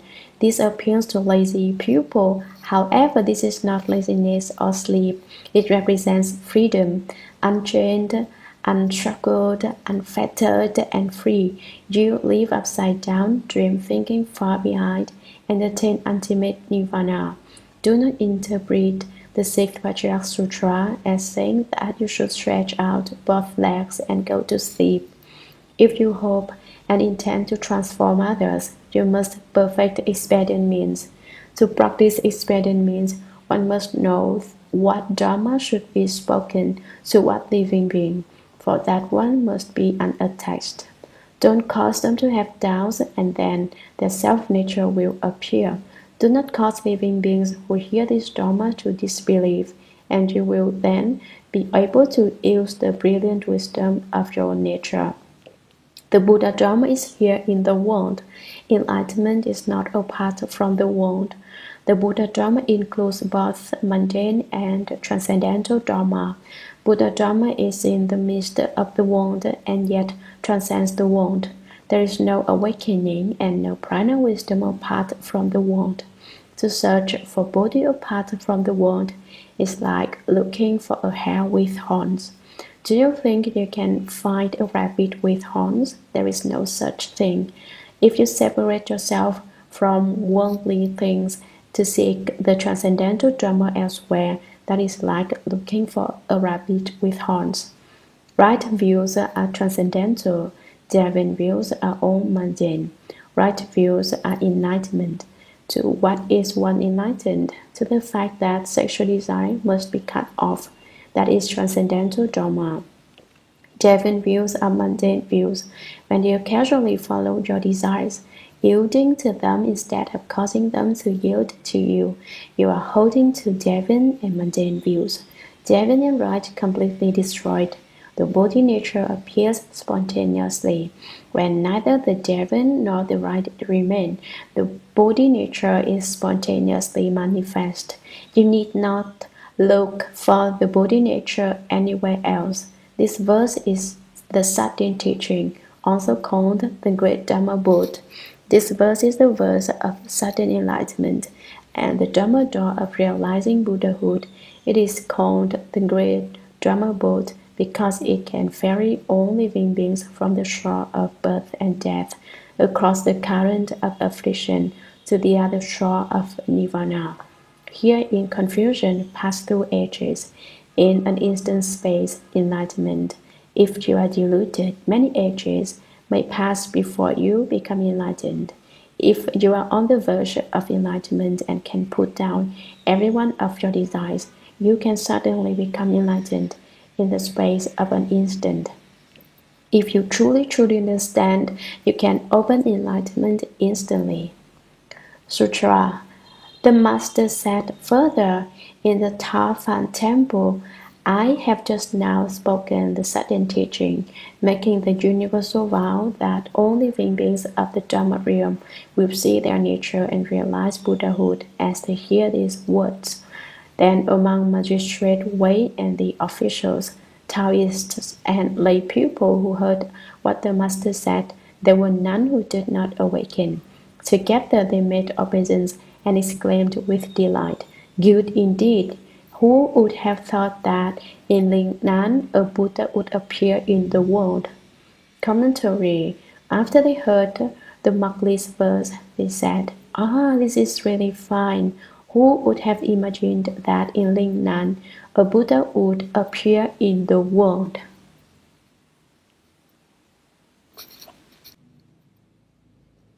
Chapter 3 Doubts and Questions. Sutra. One day, Magistrate Wei arranged a great vegetarian feast on behalf of the Master. Commentary. The doubts referred to in the title of this chapter were those of Magistrate Wei, who did not understand how the Vajrayana Bodhidharma would have told the Emperor Wu of Liang that the emperor had no merit. Therefore, the magistrate questioned the sixth patriarch about it. The magistrate invited the master to a great vegetarian feast. All the bhikshus, laymen, Taoists, scholars, officials, and common people were invited to the meatless meal. Politicians like to eat meat, but because Magistrate Wei propagated the Buddha Dharma, he invited them all to a vegetarian meal. Great means that many people attended. In China, the 1,000-monk vegetarian feast occurs when 1,000 bhikshus are invited to have a meal among 1,000 monks. There is sure to be one arhat, so making offerings to 1,000 bhikshus is making offerings to one arhat. Which one is the arhat? No one knows. If you knew, you would just make offerings to the arhat and not to the 1,000 bhikshus. This great feast, however, was an offering to not just 1,000 bhikshus. I believe it was to 10,000. The banquet was held on behalf of the sixth patriarch. As one who had left home, the master himself could not invite people to lunch. Laymen made offerings to those who have left home. Those who have left home do not make offerings to laymen. Recently, I said to a visitor from Hong Kong, remember, lay people make offerings to the Buddhist Manda, protect and support the Tripura. Do not be supported by the Tripura. She replied, I have never in my life heard a good knowing advisor speak such honest words to me. This certainly has changed me. When I return, I will be different from what I was before. Magistrate Wei was the sixth patriarch's disciple, and he wished to cause everyone to recognize and believe in his master. He invited them to eat vegetarian food because it is said, if you want to lead them to the Buddha's wisdom, first you ought to give them something good to eat. In fact, one definition of the word pupil goes people when they eat, they're happy. If you feed them well, they can't forget it. They say I've got to go listen to some more sutra lectures. They come time after time to get what they want, not dharma, but good food. They eat, and soon, when they hear the dharma, they say, the dharma tastes even better than these vegetables, and then they don't run away. Magistrate Wei understood human nature. He arranged this feast on behalf of his master. He did not do it for himself, saying, look at me, making great offerings to the Triple Jewel. He was not seeking notoriety. He probably used the technique used at today's $500 a plate fundraising dinners. We're going to build Nanhua Temple, he probably said. You should donate $5,000 or perhaps $50,000. Because the assembly was held for the purpose of building a temple, the magistrate asked the master about the merit and virtue of Emperor Wu, the great Liang dynasty emperor who built many temples and gave sanction to many monks who left home. Sutra. After the meal, the magistrate asked the master to take his seat. Together with officials, scholars, and the assembly, he bowed reverently and asked, your disciple has heard the High Master explain the sutra.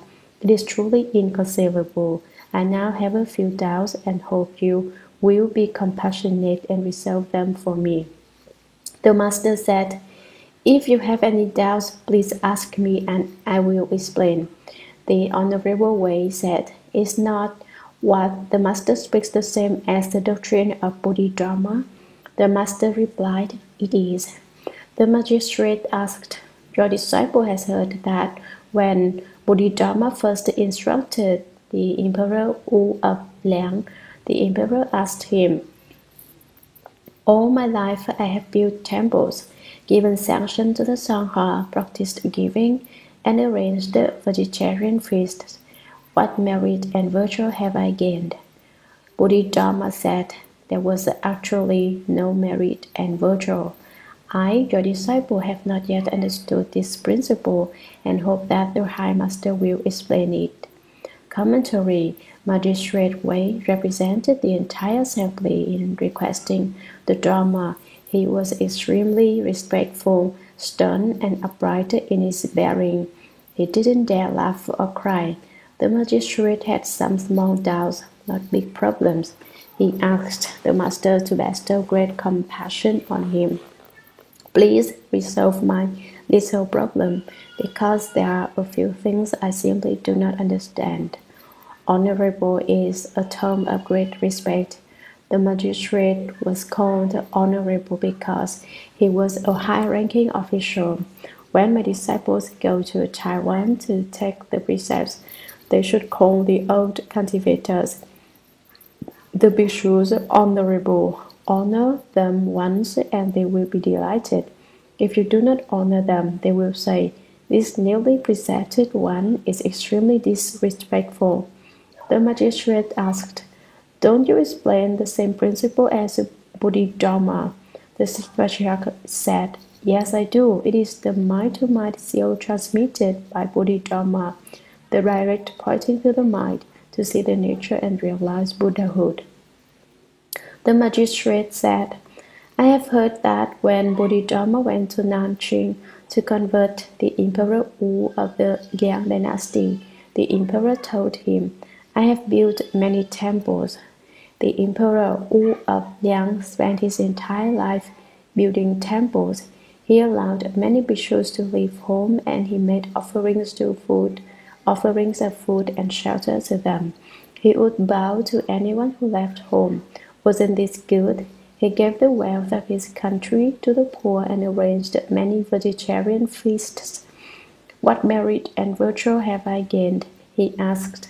Emperor Wu had to be number one in everything. Therefore, when he met Patriarch Bodhidharma, he did not seek the Dharma. He sought Bodhidharma's praise instead. He wanted Bodhidharma to give him a high hat. He was afraid that Bodhidharma might not know of his merit, and so he introduced himself, saying, "Look at me, I have built hundreds of temples to house thousands of monks, all of whom left home under my official sanction. What kind of merit have I gained?" What he meant was, "Look at me, I am an emperor unlike all others.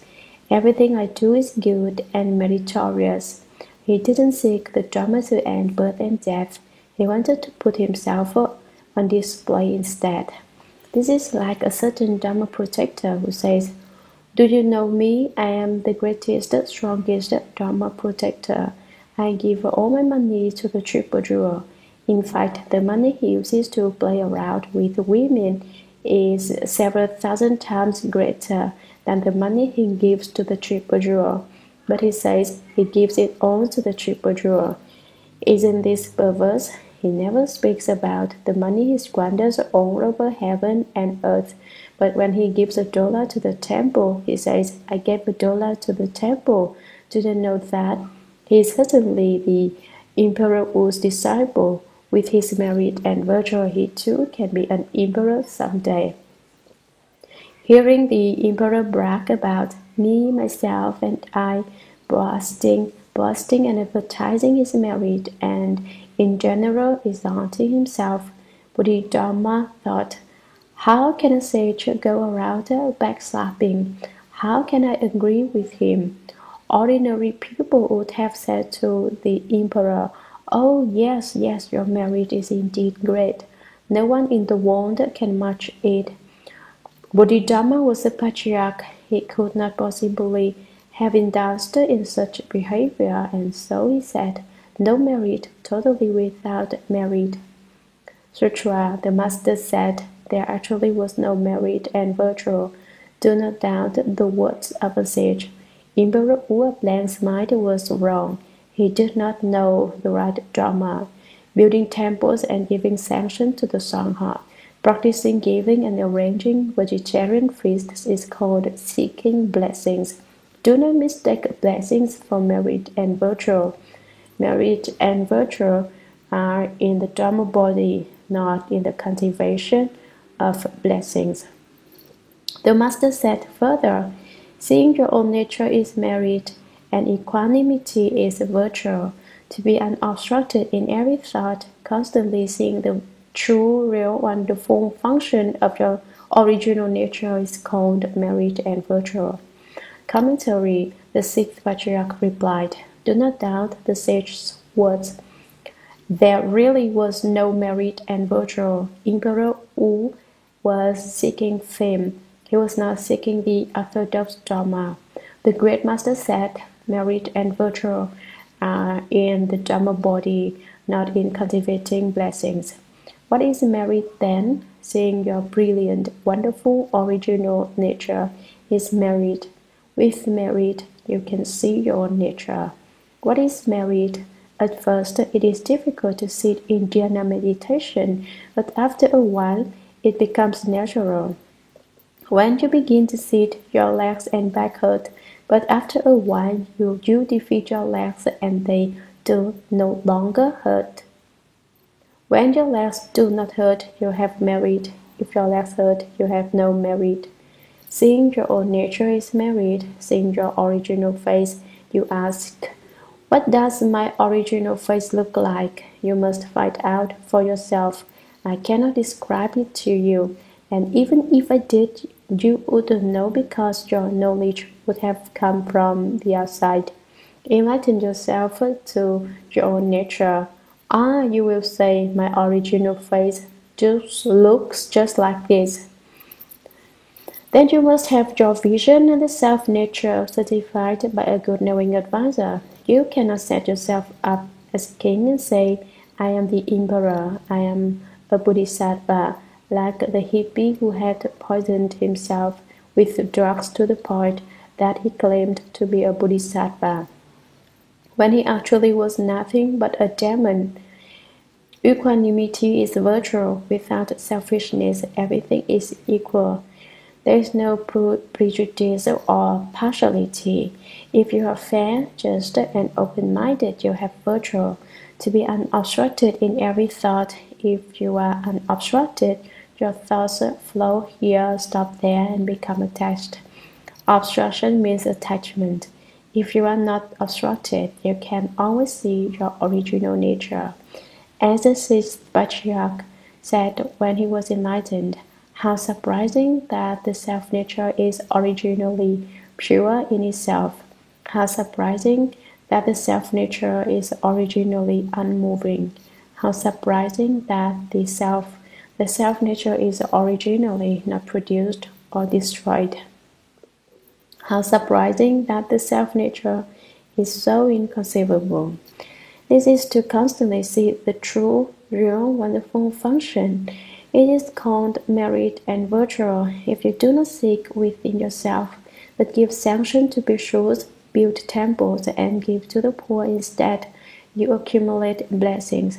Blessings, however, are not merit and virtue.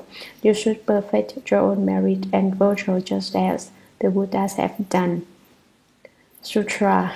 Inner humility is merit, and the outer practice of reverence is virtue. Your self-nature establishing the 10,000 dharmas is merit, and the mind substance separate from thought is virtue. Not being separate from the self-nature is merit, and the correct use of the undefined self-nature is virtue. If you seek the merit and virtue of the Dharma body, simply act according to these principles, for this is true merit and virtue. Commentary. You should not be arrogant. In all situations, you should be polite. Do not say, look at me, I'm better than anyone else. I'm so talented. I know more Buddha Dharma than you. If you show off like this, you are being proud, not humble, and you have no merit. When you speak to people, you should be easy and polite, not like a wooden board which smashes their heads with a single sentence. You don't have to hit people. All you have to do is say one sentence and you split their heads open, which is a faster thing than using an iron bar. But if you are humble, you are never impolite. Outwardly, you should see everyone as better than you. Don't be self-satisfied. Arrogance causes harm. Humility brings benefit. If you fill your cup of tea until it overflows and then keeping pouring, you are being wasteful. Do not be full of self. If you are polite, you will gain benefit. Do not say, I am the greatest, I am number one. I am so intelligent that I understood long ago things which you still do not know. In Buddhism, you should not fear that you will not understand. Fear only that you will not practice. Whether or not you understand is not so important. But if you do not practice, you are useless. The mind substance should be separate from false thought, but not separate from proper thought. That is virtue. Turn the light around and reverse the illumination to see your self-nature, which constantly gives rise to prana. This is merit in unimpeded, limitless transformation. The correct use of the self-nature enables you to do whatever you wish while never doing unclean things. If you are seeking the Dharma body, you should act in accord with these principles, because it is by means of such merit and virtue that the Dharma body is realized. Sutra. Those who cultivate merit and virtue of their thoughts do not slight others, but always respect them. Those who slight others and do not cut off the me and mine are without merit. The vain and unreal self-nature is without virtue because of the me and mine, because of the greatness of the self, and because of the constant slighting of others. Commentary. You should not slight people, animals, or any living beings. For example, whenever Sadapariputta Bodhisattva met someone, he immediately bowed and said, I dare not slight you because you are going to a Buddha. Sadapariputta Bodhisattva, who was a previous incarnation of Shakyamuni Buddha, realized Buddhahood because of his practice of universal respect while walking the Bodhisattva path. Those who slight others and do not cut off the me and mine are without merit.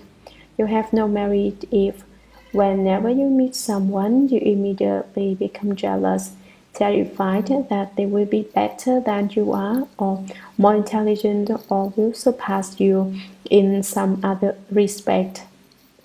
Your jealousy causes you to belittle them. You see yourself as great. See how big I am, you say. No one can compare with me. In the present age, there is no emperor, but if there were, it would certainly be me. None of you would have a share. Why? Because I am more intelligent than all of you. I can dominate you, but you can't dominate me. I myself, me and mine, are not cut off and not put down. There is no room for merit because you are too full of self. You do not really cultivate, and so your self-nature is unreal. You are not basically genuine. You do not believe in yourself, and you do not know whether you are true or false. I did not tell you to drink or smoke. Why are you drinking and smoking? I did not tell you to go gambling. Why did you go? You don't know why you do these mixed up things. The self-nature in this way is vain and unreal. This happens because you have no merit and you see yourself as too big. Look at me, you say. I'm enlightened and I'm just like him. He did not say that he himself was enlightened. He said that the Dharma Master was enlightened and that the two of them were just alike. He might as well have introduced himself by saying, I am enlightened. This, me, myself, and I is too big. There is no merit here. Sutra. Good knowing advises continuity of thought is merit, and the mind practicing equality is directness is virtue. Self-cultivation of one's nature is merit, and self-cultivation of the body is virtue. Commentary in thought after thought without interruption.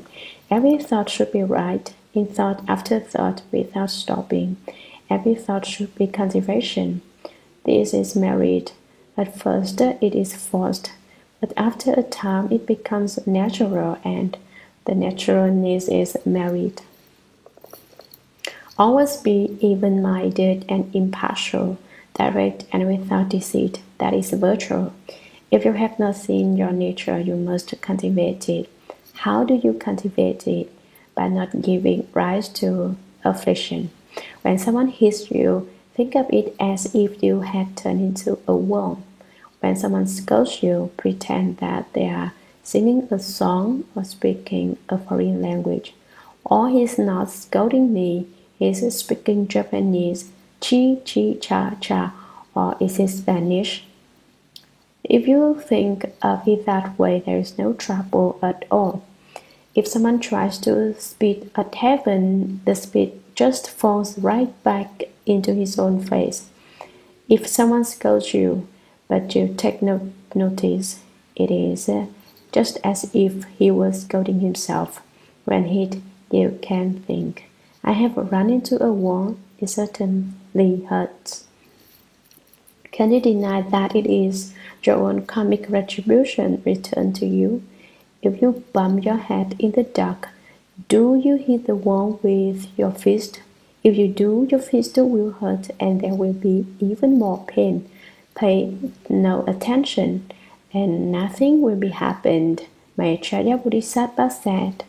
The old fool wears second-hand clothes and fills his belly with tasteless food. Man sew holes to make a cover against the cold and the thirst of the myriad affairs of life.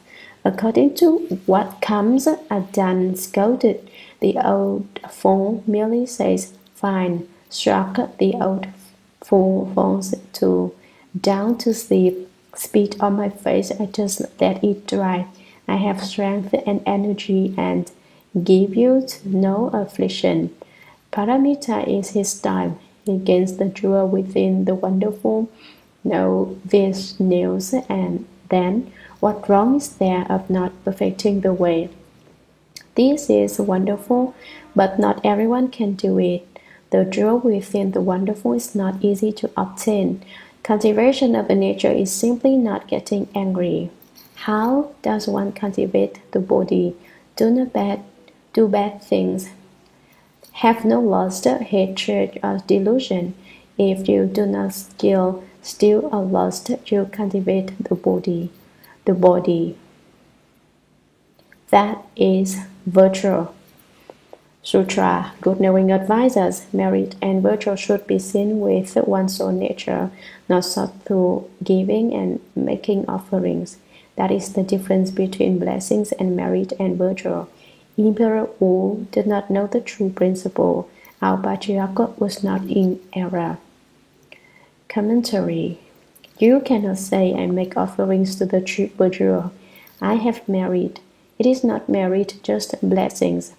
Therefore, blessings and merit and virtue are different. If you perform acts of blessings, you will receive the karmic retribution of blessing in future lives. But you obtain the advantages of merit and virtue now in this life. Bodhidharma wanted to take the emperor across, but the emperor's ego was too big. Therefore, in order to break the emperor's attachment, Bodhidharma said that he had no merit and virtue. The emperor was not displeased, and from then on he ignored Bodhidharma. No matter what Dharma Bodhidharma spoke, he wouldn't listen. Why should I listen to you? He said. He would not respond to Bodhidharma's compassionate efforts to save him, and so Bodhidharma just went away. After a time, the emperor died of starvation. Think it over. How could one with merit and virtue starve to death? He died of starvation because he had no merit and virtue. Bodhidharma had wanted to wake him up so that he would not have to die that way. Out of pity that the emperor's view of himself was so big that Bodhidharma couldn't help him. Sutra. The magistrate asked further, your disciple has often seen the Sangha and laity reciting Amitabha Buddha, vowing to be reborn in the West. Will the High Master please tell me if they will obtain rebirth there, and so dispel my doubts? Commentary. The magistrate said, the clergy and laymen recite the name of Amitabha Buddha, the Buddha of limitless light. They all vow to be reborn in the land of ultimate bliss. High Master, will they actually be born there? The magistrate himself understood the principle, but he knew that others present in the assembly did not understand, and so he asked the sixth patriarch for an explanation. At that time, the reciters of the Buddha's name slandered the Chen school. Chen school people eat their fill, sit down, shut their eyes, and go to sleep. What kind of work is that? Lazy work. They don't compare with those who recite the Buddha's name. Recitation is the best Dharma door. The Chen school fired back.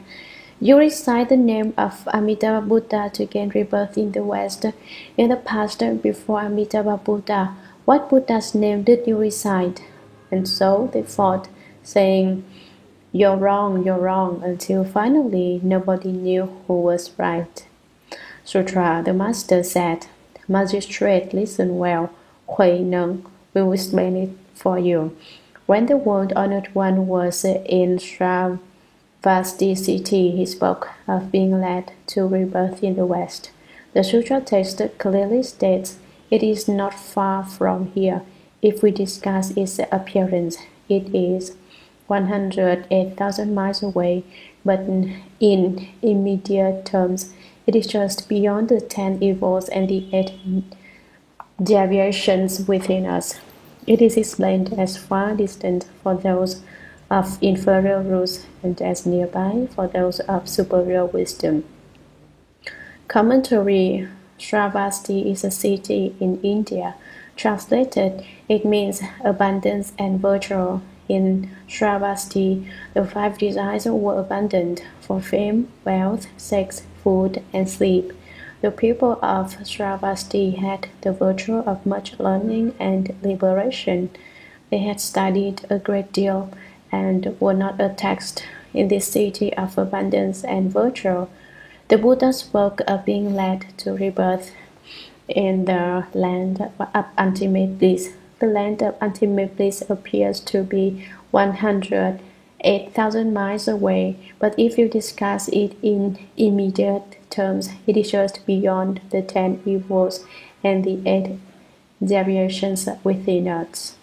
Actually, the Amitabha Sutra says that the Western paradise is 10 billion lands away, but the Great Master said 108,000 miles because he wanted to count the prejudices of those in the assembly. He wanted to counter the prejudices of those in the assembly. In terms of its appearance, the Western land is far away, but in terms of our own nature, it is just beyond the 10 evils and the 8 deviations. Of the 10 evils, 3 are committed with the body: killing, stealing, sexual misconduct. 3 are committed with the mind: greed, hatred, delusion, or wrong views. 4 are committed with the mouth, a most dirty thing: foul language, talking about the affairs of men and women, lying, harsh speech, and slander.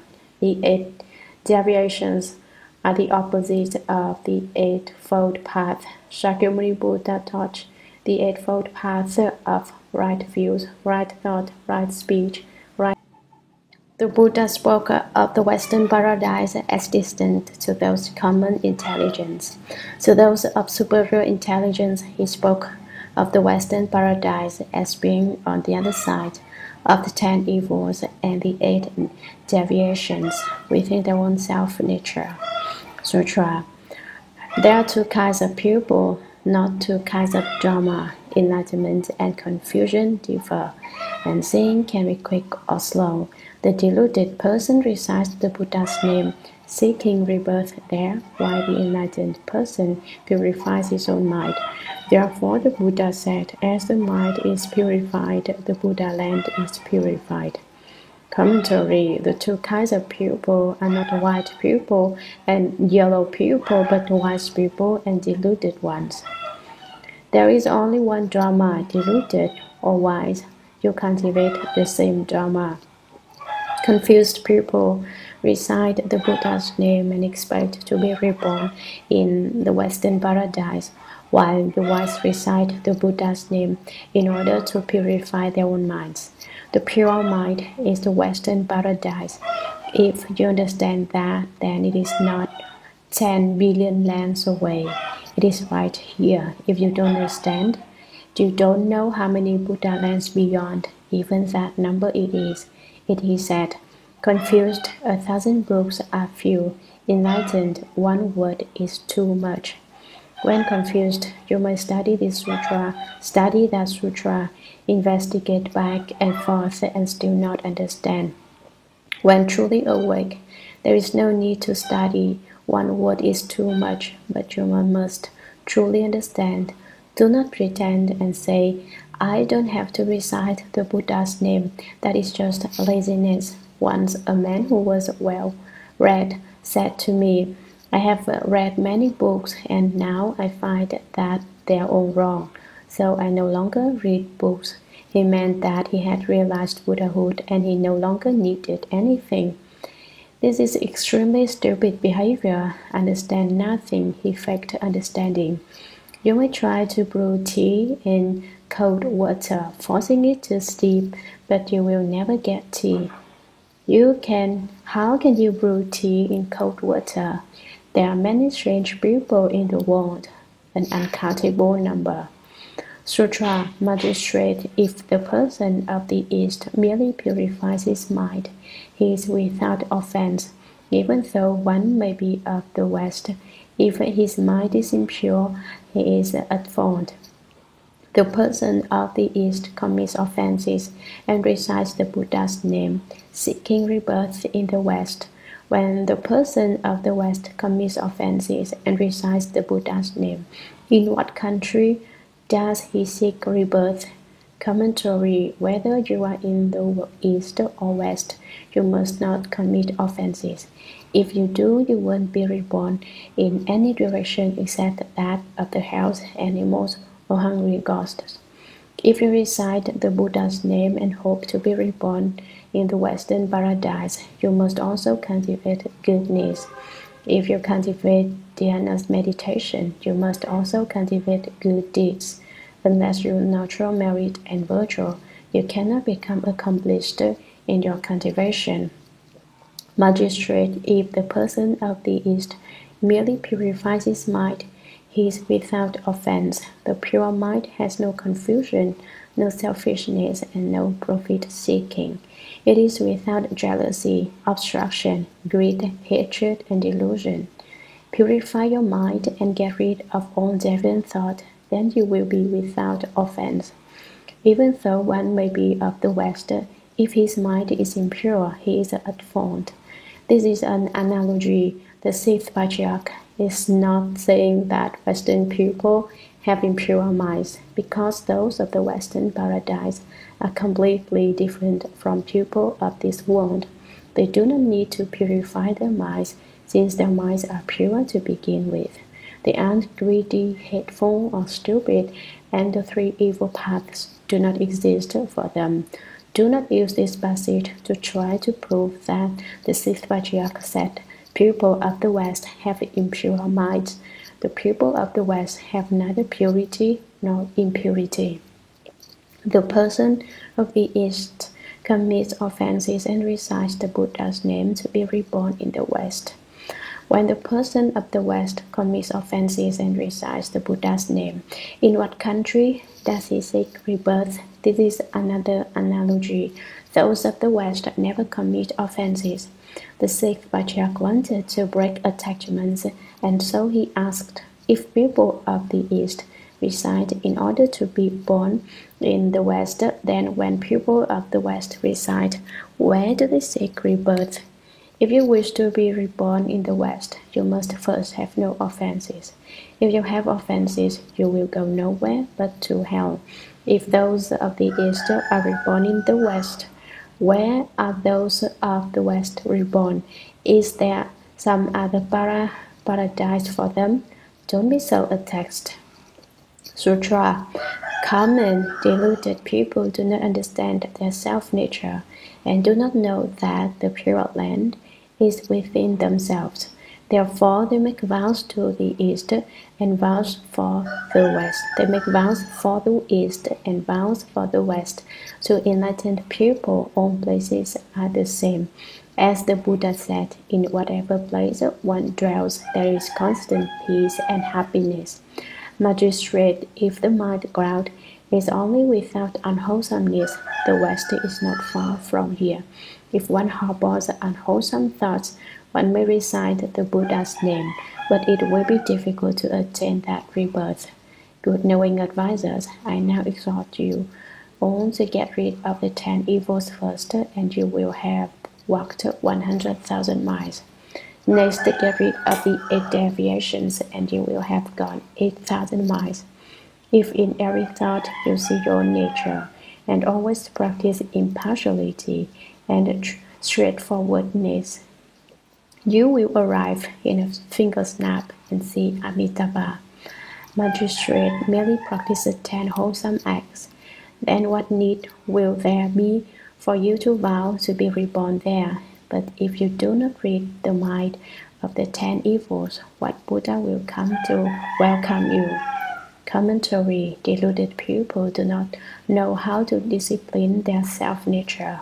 They do not know that purification of their own mind is a pure land. Sometimes they vow to be reborn in the East, sometimes in the West. Those who are enlightened know that all places are the same. For them there is no north, east, south, or west. They are comfortable everywhere because they make no discriminations. But if you continually think evil thoughts and do evil things, you will never arrive in the West. Magistrate merely practice the 10 wholesome acts. Then what need will there be for you to vow to be reborn there? There are people who do not dare to practice the 10 good deeds. They say, if I do the 10 good deeds, demonic obstacles may arise. But they are not afraid of doing evil. They do not fear that demonic obstacles will arise when they do evil, because in doing evil they are demons themselves. People can certainly be mixed up. They aren't afraid of doing evil, but fear doing good. But if you do not rid the mind of the 10 evils, what Buddha will come to welcome you? If all your life everything you do is evil and confused, if every pore from head to foot carries the monstrous karma of offensive acts, how can you be born in the West? Which Dharma, which Buddha will come to welcome you? If you do evil, you may seek it, but you will never be born there, because you are bound by your offensive acts. Although it is said you may go to rebirth carrying your offenses, that is just a manner of speaking. You still must purify your mind before you may go. What Buddha is going to welcome a criminal? Sutra. If you become enlightened to the sudden Dharma of the unproduced, you will see the West in an instant. Unenlightened, you may recite the Buddha's name seeking rebirth, but since the road is so long, how can you traverse it? Huai Neng will move the West here in the space of an instant so that you may see it right before your eyes. Do you wish to see it? The entire assembly bowed and said, if we could see it, what need would there be to vow to be reborn there? Please, High Master, be compassionate and make the West appear so that we might see it. Commentary. The assembly suddenly got greedy.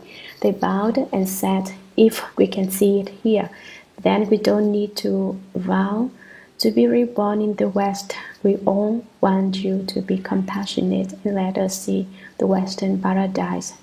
During the next lecture, the Western paradise will be moved to the Buddhist lecture hall, but you will have to wait until then.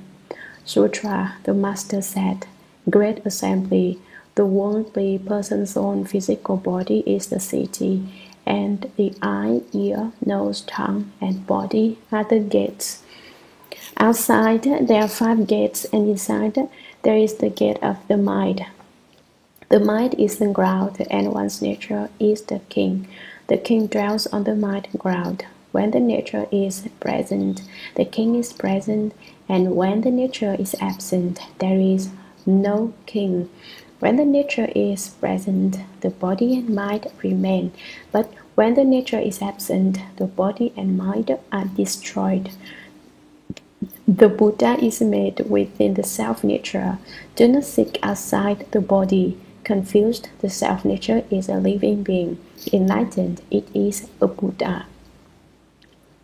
Commentary. The 6th Patriarch said that he would move the Western paradise to the assembly, and I agreed to move it to the Buddhist lecture hall. But if I were to move it, it would be a lot of work and trouble. So now we shall just change our bodies into the Western paradise instead. Good knowing advises the worldly person's own physical body in the city. Your very own body is the Western paradise. When your mind is pure, the Buddha land is pure. The pure Buddha land is bliss. In the pure mind, there are no defined dharmas, for the dharmas are purified when one is no longer turned by their defilement. Outside, there are 5 gates, and inside there is the gate of the mind. The mind is called a gate because sometimes it thinks and sometimes it doesn't. The mind is the ground and the nature is the king. The mind itself is the fine golden sand of the Western paradise, and the nature is Amitabha Buddha. The king dwells on the mind ground. Amitabha, your nature, dwells within your own mind. When the nature is present, the king is present. But when the nature is absent, there is no king. If you know that your own nature is constantly present, such unmoving, finally, completely, constantly bright, then the king is present. If you understand the mind and see the nature, Amitabha Buddha manifests. The Buddha is made within the self-nature. The Buddha is to be cultivated within your self-nature. Your mind is the Buddha. Your nature is the Buddha. If you work on your self-nature, you can realize Buddhahood. The self-nature and the Buddha nature are not two but one. Therefore, if you wish to be a Buddha, you must apply effort to realize your self-nature by the purification of your mind and will, your heart and nature. Break your bad habits and correct your faults. If you do not get rid of the 10 evils, the 8 deviations, and your own imperfections, you will never become a Buddha. Do not look outside. Confused, the self-nature is a living being. If in confusion you lose your self-nature, or perhaps forget about it, you are just a living being. Enlightened, the self-nature is a Buddha. If you wake up and understand that bad dharmas should never be practiced and all good dharmas must be practiced, then you cut off bad and practice good. Just that is the Buddha. Sutra, kindness and compassion are Avalokitesvara, and sympathetic joy and giving are Mahastammaprata. Purification is Shakyamuni Buddha, and equanimity and directness are Amitabha. Others and self are Mount Sumeru, and Devon thoughts are ocean water. Afflictions are the waves. Cruelty is an evil dragon. Empty falseness is ghosts and spirits. Defilement is fish and turtles. Greed and hatred are hell, and delusion is animals.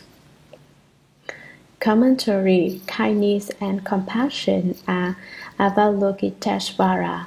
Do you wish to be like a Kuan Yin Bodhisattva? It's easy. Practice the compassionate way, practice the compassionate Dharma, and be compassionate toward all living beings. One of my disciples once said to me, "Your compassion is something new." I never understood before what compassion was. Not only that disciple who is American, but many other Westerners are ignorant about compassion. They are not taught compassion and they are unfamiliar with it. It is said even when right in front of you, you do not recognize Avalokitesvara.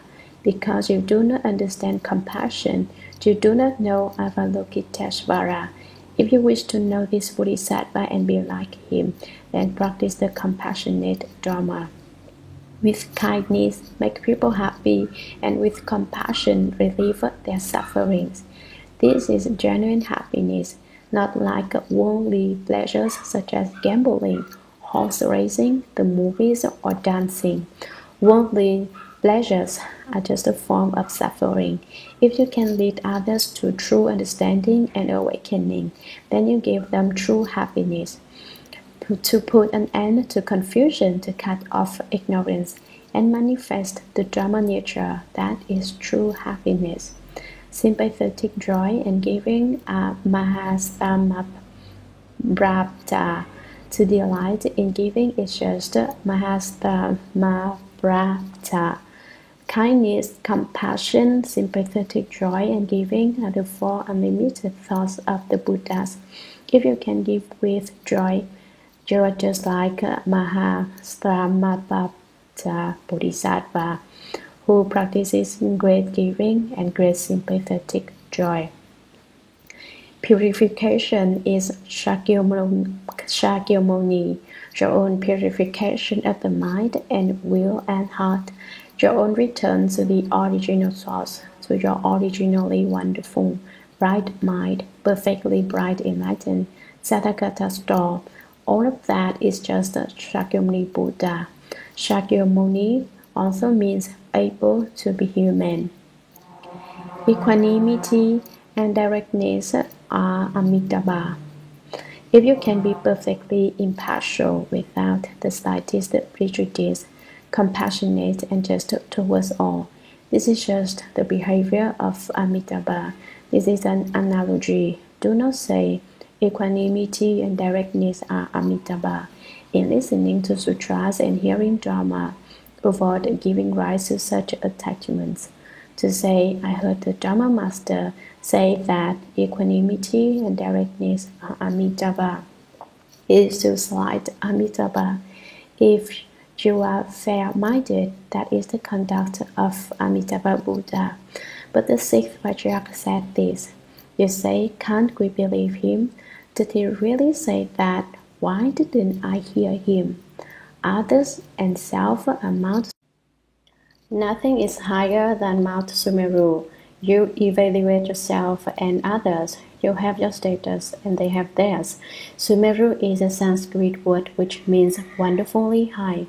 It is wonderful because no one knows just how high it is. Arrogance and pride, notions of self and other, are like Mount Sumeru. The analogies are to teach you to see Amitabha Buddha within your own self-nature and to recognize the imperfections there as well. And Deviant thoughts are the ocean water. Are you afflicted? Your Deviant thoughts are the salty ocean water, and your afflictions are the waves. Small waves do not cause much damage, but big waves may rise tens of feet high and sink ships. How many ships lie on the bottom of the sea? No one knows. The ships were invited as guests of the Dragon King and escorted to the sea's bottom by the big waves. Just so, big afflictions smother the brilliant wisdom of your self-nature. Take care not to have affliction waves. Cruelty is an evil dragon. Cruelty, the wicked Dragon King sends a wave to swamp your ship and bring you to his palace for a feast and some dragon wine. Empty falseness is ghosts and spirits. You say, I don't believe in ghosts and spirits. If they exist, why have I never seen one? They are empty and false. How could you see one? If you try to catch a ghost, you cannot grab him. You may see what appears to be a physical shape. Wouldn't you reach out to grab it? He remains right where he was. He is just a shadow, empty and false. He is not actually there. I will tell you about ghosts and spirits. Ghosts are black because they belong to the yin. Spirits are white because they belong to the yang. You may see them, but you cannot touch them. They are empty and false. Defilement is fish and turtles. Wariness of sense objects is represented by fish and turtles. I have explained sutras for you for a long time, and I have never told you that greed and hatred are hell. It is not that greed and hatred are hell, but thoughts of greed and hatred will certainly send you to hell. You plant the seeds of hell now with thoughts of greed and hatred, and in the future you will descend into the hells. Delusion is animals. When I explain sutras, I sometimes say, That person is as stupid as a pig. Some people say pigs are intelligent, they eat and sleep, and they don't do any work. These people think that not doing anything is intelligent. Such people would like to be pigs. As soon as they eat, they go to sleep, and when they wake up, they eat again. When the time comes, they are slaughtered for food. Animals are stupid, and yet, as meaningless as their lives are, they still wish to live. When you kill a pig, he screams, I don't want to die, I don't want to die. He begs for his life, but you don't understand his language. What a pity. If you understood, you might be merciful and spare him. Sutra, good knowing advisors, always practice the 10 good practices, and the heavens can easily be reached. Get rid of others and self, and Mount Sumeru topples. Do away with daring thought, and the ocean waters dry up. Without defilements, the waves cease, and cruelty, and there are no fish or dragons. The Tathagata of the enlightened nature is an undrawn mind cloud, emitting a great bright light which outwardly illuminates and purifies the six gates and breaks through the six desire heavens. Inwardly, it illuminates the self-nature and casts out the three poisons. The health and all such offenses are destroyed at once. Inwardly and outwardly there is bright penetration. This is no different from the West, but if you do not cultivate, how can you go there? Commentary. Previously, I spoke about the small waves which represent the subtle thought process which takes place in the mind. You are unaware of these thought waves, but they are present nonetheless. The big waves represent big affections, and the small waves, the extremely subtle ignorance within your mind which runs in a current like waves on water. Are you ignorant or not? With ignorance comes greed, hatred, and stupidity. You are greedy because ignorance tyrannizes you. It says, I want that thing. Go get it for me. And the greedy mind goes and gets it. Beauty and wealth. If he doesn't get them, he flies into a rage.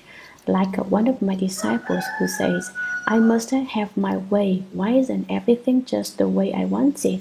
Ignorance, anger, waves. Small waves are not important, but big waves may get you an invitation to the dragon's party. Don't be cruel, don't hurt people, don't be a venomous dragon. If you end cruelty, the fish and turtles and dragons disappear. Your enlightened nature is the Tathagata. When you give rise to the light of great wisdom, it outwardly illuminates and purifies the six gates, so that the eye sees forms but is not turned by them. The ear hears sounds but is not turned by them. The nose smells scents but is not turned by them. The tongue tastes but is not turned by tastes. The body feels but is not turned by feeling. And the mind perceives dramas but makes them disappear. The bright light of wisdom breaks through the six desire heavens. The heaven of four kings, the heaven of 33, the Suyama heaven, the Tushita heaven, the Nimanarati heaven, and Paranimita Vashavati heaven. When the eye, ear, nose, tongue, body, and mind are purified, you have broken through the six desire heavens. The causes, the seeds of the six desire heavens are planted within your six organs. If you are fond of beauty, you may be reborn in a heaven of beautiful goddesses. Turned by south, you may be born in a heaven where you listen to music all day long, much finer music than what is made by your guitars and mandolins. The smells in this world are so nice, you say. Certainly the smells in the heavens are even nicer, and you are reborn in the heaven full of good smells. When your nose is not turned by smells, you smash that desire heaven, and so forth for the remaining 5 organs. You ask, when the desire heavens are destroyed, is the earth destroyed as well? and the space itself disappears, how much the more so the earth. But where will I live? You can live in emptiness, and you need not return. That is the very best way. When you turn the light around and reverse the illumination, when you investigate and awaken to the Sattagata of the enlightened nature, when the three poisons are wiped away and the offenses of the hells are destroyed, at this moment you are enlightened and understand that the nature of offenses is fundamentally empty. But unless you destroy ignorance, your offenses are not removed. Inwardly and outwardly there is bright penetration. This is no different from the West. Inside and out there is bright light. Inside and out there are no obstacles. The three evil destinies and the three obstacles exist no longer, and their absence of the Western paradise. For this reason, we do not need to move the Western paradise to the Buddhist lecture hall, and we do not need to consult a travel agent for passports and visas. The Western paradise is right here, but if you do not cultivate, how can you go there? Then it is very far away. It takes several days just to go to the moon. The Western paradise is 10 billion Buddha lands away, millions of times farther than the moon. Then how do you go there? You purify your mind. Sutra. On hearing this speech, the members of the Great Assembly clearly saw their own natures. They bowed together and exclaimed, "This is indeed good. May all living beings of the Dhamma realm who have heard this awaken at once and understand." The Master said, "Good knowing advisors, if you wish to cultivate, you may do so at home. You need not be in a monastery. If you live at home and practice, you are like the person of the East whose mind is good. If you dwell in a monastery but do not cultivate, you are like the person of the West whose mind is evil. Merely purify your mind, that is the West, of your self-nature." Commentary. Fundamentally, your own bodies are the Western paradise. The assembly exclaimed, "But we did not understand because we did not know how to use them." Those present in the assembly saw their nature. "Really good," they exclaimed. "We have never before heard such wonderful Buddha Dharma. Inconceivable. May all who hear it become enlightened immediately and certified to the fruit."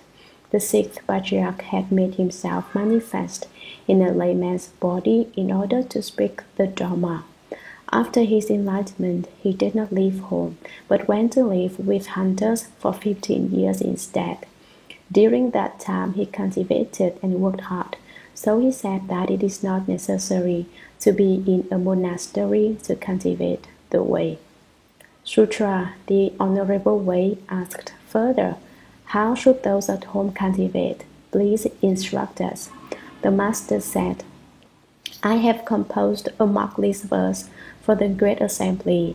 Merely rely on it to cultivate, and you will be as if always by my side. If you cut your hair and leave home but do not cultivate, it will be no benefit in pursuing the way." The verse runs, "The mind made straight, why toil following rules? The practice sure of what use is dhyana meditation. Filial deeds support the father and mother. Right conduct is in harmony with those above and below. Difference, the honored and the lowly in accord with each other. Patience, no rumors of the evils of the crowd. If drilling wood can spin smoke into fire, a red-petaled lotus can surely spring from mud. Good medicine is bitter to the taste. Words hard against the ear must be good advice. Correcting failings gives birth to wisdom. Guided errors expose a petty mind. Persist daily in just, benevolent deeds. Charity is not the means to attain the way. Search out Bodhi only in the mind. Why turn outside in search of the profound? Just as you hear these words, so practice. Heaven then appears right before your eyes. Commentary: the way must be walked. If you do not walk it, how is it the way? Virtue must be cultivated. If you do not cultivate it, how is it virtue? The straight mind is without greed, hatred, and stupidity. Precepts are designed to protect you from these three poisons. But if your mind is straight, what function do the precepts serve? The straight mind has no waves, no ignorance, and does not need to talk about holding the precepts. The straight mind is Shen. Shen is used to rid you of your forms. Someone says, the sutra says, why toil at following rules, so I won't hold the precepts. Is that person's mind straight or not? He doesn't care whether or not his mind is straight and his conduct sure. He just cares about not having to follow any rules. If his mind is not straight, how can he not hold precepts? If he continues to be selfish, greedy, habit-ridden, envious, and obstructive, how can his mind be straight? Your parents gave birth to you. You should repay their kindness by being filial and good to them. The honored and the lowly, the master and the servant should be courteous and polite to each other. What is patience? Refusing to speak of the shortcomings of others, not slandering, not being jealous or obstructive. All that is patience. Do not say, this man is evil. I saw him shoplifting. The incident never occurred, but the rumor spreads. He took the precepts and then went out drinking. It never happened. But someone started talking. Do not discuss people's bad points. Bring up their good points. The impatient person never speaks of the good, only of the bad. If you have no bad points, the impatient person will create them for you. In China, about 4,000 years ago, wood drills were used to make fire. Wood was drilled and drilled until the fire flared up. If wood can make fire and the mud can grow a red lotus, then it is not absolutely necessary to leave home in order to cultivate. If you cut off your desire while still at home, you can have a success. One who criticizes you is your good knowing advisor. Just as bitter medicine cures your disease, the critic's words may be unpleasant, but they are sound advice. Do not be lazy, says the teacher. Do not go sleep. The student says, all you ever do is watch over me. Americans in particular respond that way because they are so remarkably independent. They don't listen to anyone's advice. They want to be unsurpassed and supremely honored. Right or wrong, they say, I listen only to myself. I don't care what anybody says. I may turn into a sandless block of wood, but nonetheless, I'm going to stand on my own principles. I understand Americans. I don't like to hear words which are hard against the ear. Correcting failings gives rise to wisdom. If you do not change your forms, you are stupid. That need not be discussed in detail. Guarded errors expose a petty mind. If you indulgently cherish your problems and make excuses, saying, no, you don't understand, there were extenuating circumstances. It wasn't that way at all. I had to do it, you see. You become your own lawyer and argue your defense with flashy rhetoric. I have many such disciples. They think that I am stupid and that they can deceive me. What do you are supposed do what you are supposed to do every day. Be just and benevolent, always benefiting others. But do not say, I gave $100,000, I have bought Buddhahood. Charity is not the means to attain the way. You have to cultivate by searching out body only in the mind, not outside. Although we have been discussing the Western paradise, the verse refers to the Christian heaven as well. Heaven is not just in heaven, heaven is right before your eyes. Sutra, the Master continued, good knowing advisors, you in this assembly should cultivate according to this verse, to see and make contact with your self-nature and to realize the Buddha way directly. The Dharma does not wait. The assembly may now disperse. I shall now return to Cao Tzu. If you have questions, come quickly and ask. At that time, Magistrate Wei, the officials, and the good men and faithful women of the assembly all attained understanding, faithfully accepted, honored the teaching, and practiced it. Commentary. How did the pupil in the assembly attain understanding? Don't pay attention to them. You must find a way to understand for yourself and leave it. Chapter 4. Concentration and Wisdom. Sutra. The master instructed the assembly. Good knowing advisors, this Dharma door of mind has concentration and wisdom as its foundation. Great assembly. Do not be confused and say that concentration and wisdom are different. Concentration and wisdom are one substance, not two. Concentration is the substance of wisdom, and wisdom is the function of concentration. Where there is wisdom, concentration is in the wisdom. Where there is concentration, wisdom is in the concentration. If you understand this principle, you understand the balanced study of concentration and wisdom. Students of the way do not say that first there is concentration which produces wisdom, or that first there is wisdom which produces concentration. Do not say that the two are different. To hold this view implies a duality of Dharma. If your speech is good, but your mind is not, then concentration and wisdom are useless because they are not equal. If mind and speech are both good, the inner and outer are alike, and concentration and wisdom are equal. Self-enlightenment, cultivation, and practice are not a matter for debate. If you debate which comes first, then you are like a confused man who does not cut off ideas of victory and defeat, but magnifies the notion of self and dharmas, and does not dissociate himself from the four marks. Good knowing advisors, what are concentration and wisdom like? They are like a lamp and its light. With the lamp there is light. Without the lamp there is darkness.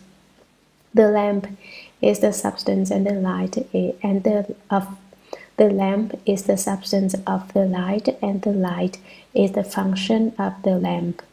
Although there are two names, there is one fundamental substance.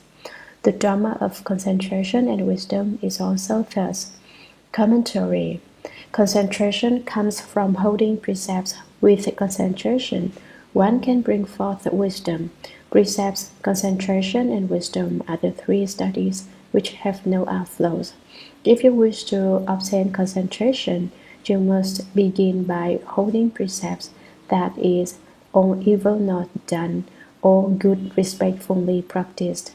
The sixth patriarch said, although you are good knowing advisors, don't be attached and say that concentration and wisdom differ. In this sudden teaching, Dharma door of mind, concentration is wisdom, and wisdom is concentration. Although there are two names, there is only one substance. What is the function of concentration? Concentration produces wisdom. When wisdom is produced, concentration is certainly within it. If you understand that concentration and wisdom are one substance with two different functions, then you understand the balanced study of concentration and wisdom. If the speech is good, but the mind is not, if your mind is full of jealousy, obstruction, insolence, conceit, deviant views, greed, hatred, and stupidity, concentration and wisdom are useless. They are not present, because they are not equal. But if your mind and speech both are good, then your mouth says what is in your mind, and concentration and wisdom are equal. You should understand and cultivate on your own.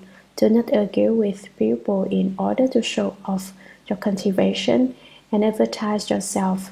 To debate whether concentration or wisdom comes first is to be like a confused person who does not cut off ideas of victory and defeat.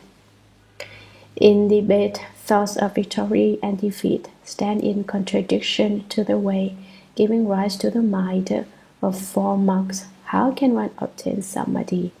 Attached to the mark of self, others, living beings, and their life.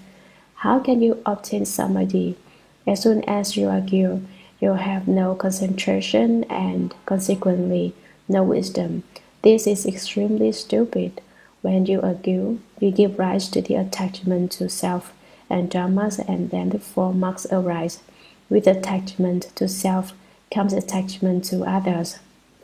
With attachment to others comes attachment to living beings. With attachment to living beings comes attachment to life. The analogy of the lamp and light illustrates the identical substance of concentration and wisdom. As a lamp produces light, so concentration produces wisdom. As light is a function of a lamp, so wisdom is a function of concentration. But despite the discrimination, concentration and wisdom are fundamentally one. Sutra. The master instructed the assembly. Good knowing advisors, the single conduct samadhi is a constant practice of maintaining a direct, straightforward mind in all places, whether one is walking, standing, sitting, or lying down. As the Vimalakkhati Sutra says, the straight mind is the Bodhi Mandala, the straight mind is the Pure Land. Do not speak of straightness with the mouth only, while the mind and practice are crooked, nor speak of the single conduct samadhi without maintaining a straight mind.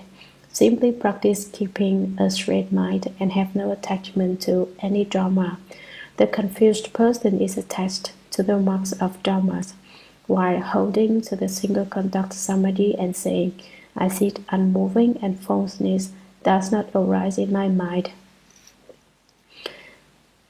That is the single conduct samadhi. Such an interpretation serves to make him insensate and obstructs the causes and conditions for attaining the way. Good knowing advisors, the way must penetrate and flow. How can it be impeded? If the mind does not dwell in dharmas, the way will penetrate and flow. The mind that dwells in dharmas is in self-bondage. To say that sitting and moving is correct is to be like Shariputra, who sat quietly in the forest but was scolded by Vimalakkhati. Commentary. You should not speak of directness and act dishonestly.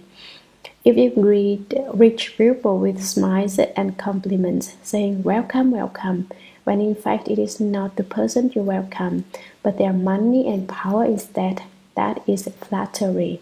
If you speak about the single conduct samadhi, but you act improperly, such a hypocrisy betrays a crooked mind. But if you practice keeping a direct mind, then your mind is the Bodhimanda. You should manage all your affairs with a direct mind and have no attachments. A stupid person gives rise to a dharma attachment. I sit here unmoving and I have no false thinking. This is the single conduct samadhi. He is completely wrong. One who thinks this way turns into a vegetable. The way should flow without obstruction. If you stop your thought, you turn into dead ashes and rotten wood and become useless. You should produce that thought which is nowhere supported by attaching yourself neither to emptiness, to existence, nor to dharmas. Attachment to dharmas results in attachment to existence, and attachment to existence results in perishing in emptiness. But when you are unsupported, the way will circulate freely. The mind that dwells in dharmas is in self-bondage. If you get attached to the meditation dharma and sit without moving, you tie yourself up and become a prisoner.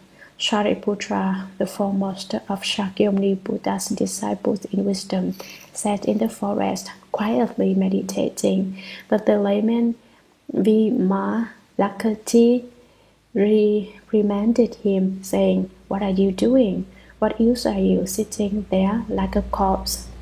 Sutra. Good knowing advisors. There are those who teach people to sit looking at the mind and contemplating stillness without moving or arising. They claim that it has merit. Confused men, not understanding, easily become attached and go insane. There are many such people. Therefore, you should know that teaching of this kind is a great error. Commentary. The deluded person does not understand the principle. They think, "I'll just sit here and not get up." This is the way to attain skill in Chen. They get attached to what they are doing and they go insane. For example, many people have come here saying that they are enlightened. That is insanity. There are many such people. Teachers from their number say, "If you certify my enlightenment, I will certify yours." That is a big mistake. In China, in the Tang Dynasty, there were false Buddhist patriarchs who practiced intellectual Zen. They had clever answers but no foundation in actual cultivation. It is not surprising that we find such people in America today, but these impostors who falsely claim to be enlightened pave the way for those of true enlightenment. No one knew about enlightenment, so the impostors said, "We are enlightened." Everyone then said, "So this is enlightenment," and they examined them closely to see what enlightenment is like. Suddenly, a truly enlightened person comes and no one believes in him. They think that the truly enlightened one is the same as the impostors. You who now cultivate to become enlightened to be forced to deal with the widespread influence of such pretenders. That leads me to advise you that when you become enlightened, you should not say that you are. That is the best method. This is the way of the world. True, true, false, false, false, true. If you are true, they say you are false. If you are false, they say you are true. Therefore, you should not speak of true and false. Tell people to go and see for themselves. Unenlightened people will say that they are enlightened. If you who have already become enlightened claim to be enlightened, then you are just like those who are not. Why? People who actually are enlightened do not introduce themselves saying, "Do you know me? I am enlightened. I am the same as so, and he is enlightened. He is enlightened, and I am just like him." Enlightenment and non-enlightenment are the same, not different. Do not hang out a false name. Enlightened, you are a human being. Unenlightened, you are still a human being. The enlightened and the unenlightened both can realize Buddhahood. It's a question of time. Do not advertise yourself if no one knows you. That is the very best, and your straight mind is the Bodhi Mandala. Sutra, the master instructed the assembly. Good knowing advisors, the right teaching is basically without a division into sudden and gradual. People's natures themselves are sharp and dull. When the confused pupil who gradually cultivates and the enlightened person who suddenly connects each recognize the original mind and see the original nature, they are no different. Therefore, the terms sudden and gradual are shown to be false names.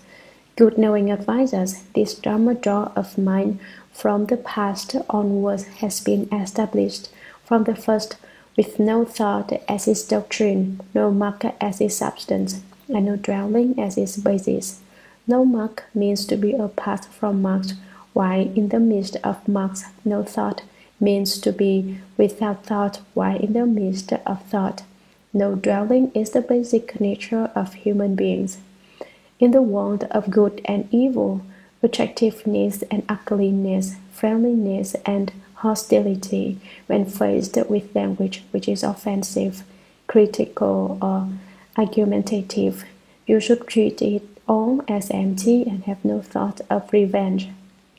In every thought, do not think of former states if past, present, and future thoughts succeed one another without interruption. It is bondage. Not to dwell in dramas from thought to thought is to be free from bondage. That is to take no dwelling as the basis.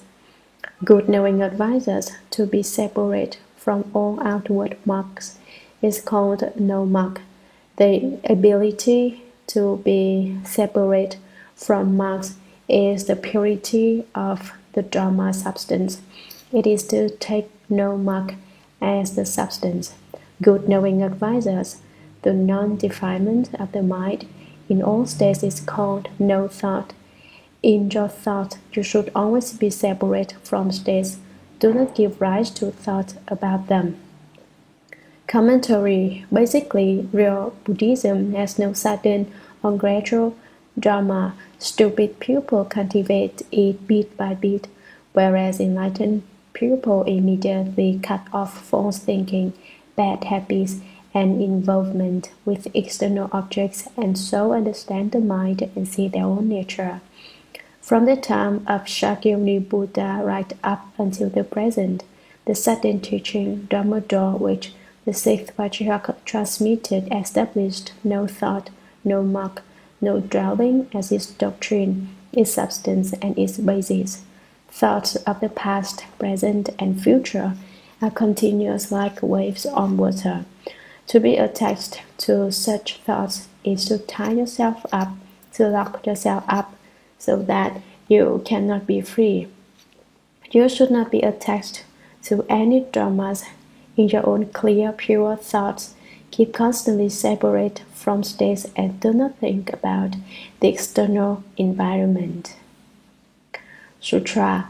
If you merely do not think of the 100 things and so completely rid yourself of thought, then as the last thought ceases, you die and undergo rebirth in another place. That is a great mistake of which students of the way should take heed. Commentary. Why you should not produce thoughts with regard to external states? That does not mean that you should completely rid yourself of thought. Attached to marks, whatever you do is wrong, but in non-activity you fall into emptiness. What should I do, you ask? It is just at this point that the greatest difficulty arises. But if you handle it, just that is no thought. If you want to have no thought and die, that is to have no thought, but if you die here, you will be reborn somewhere else. That is really wrong. If you want to cultivate the way, you should pay special attention and take heed.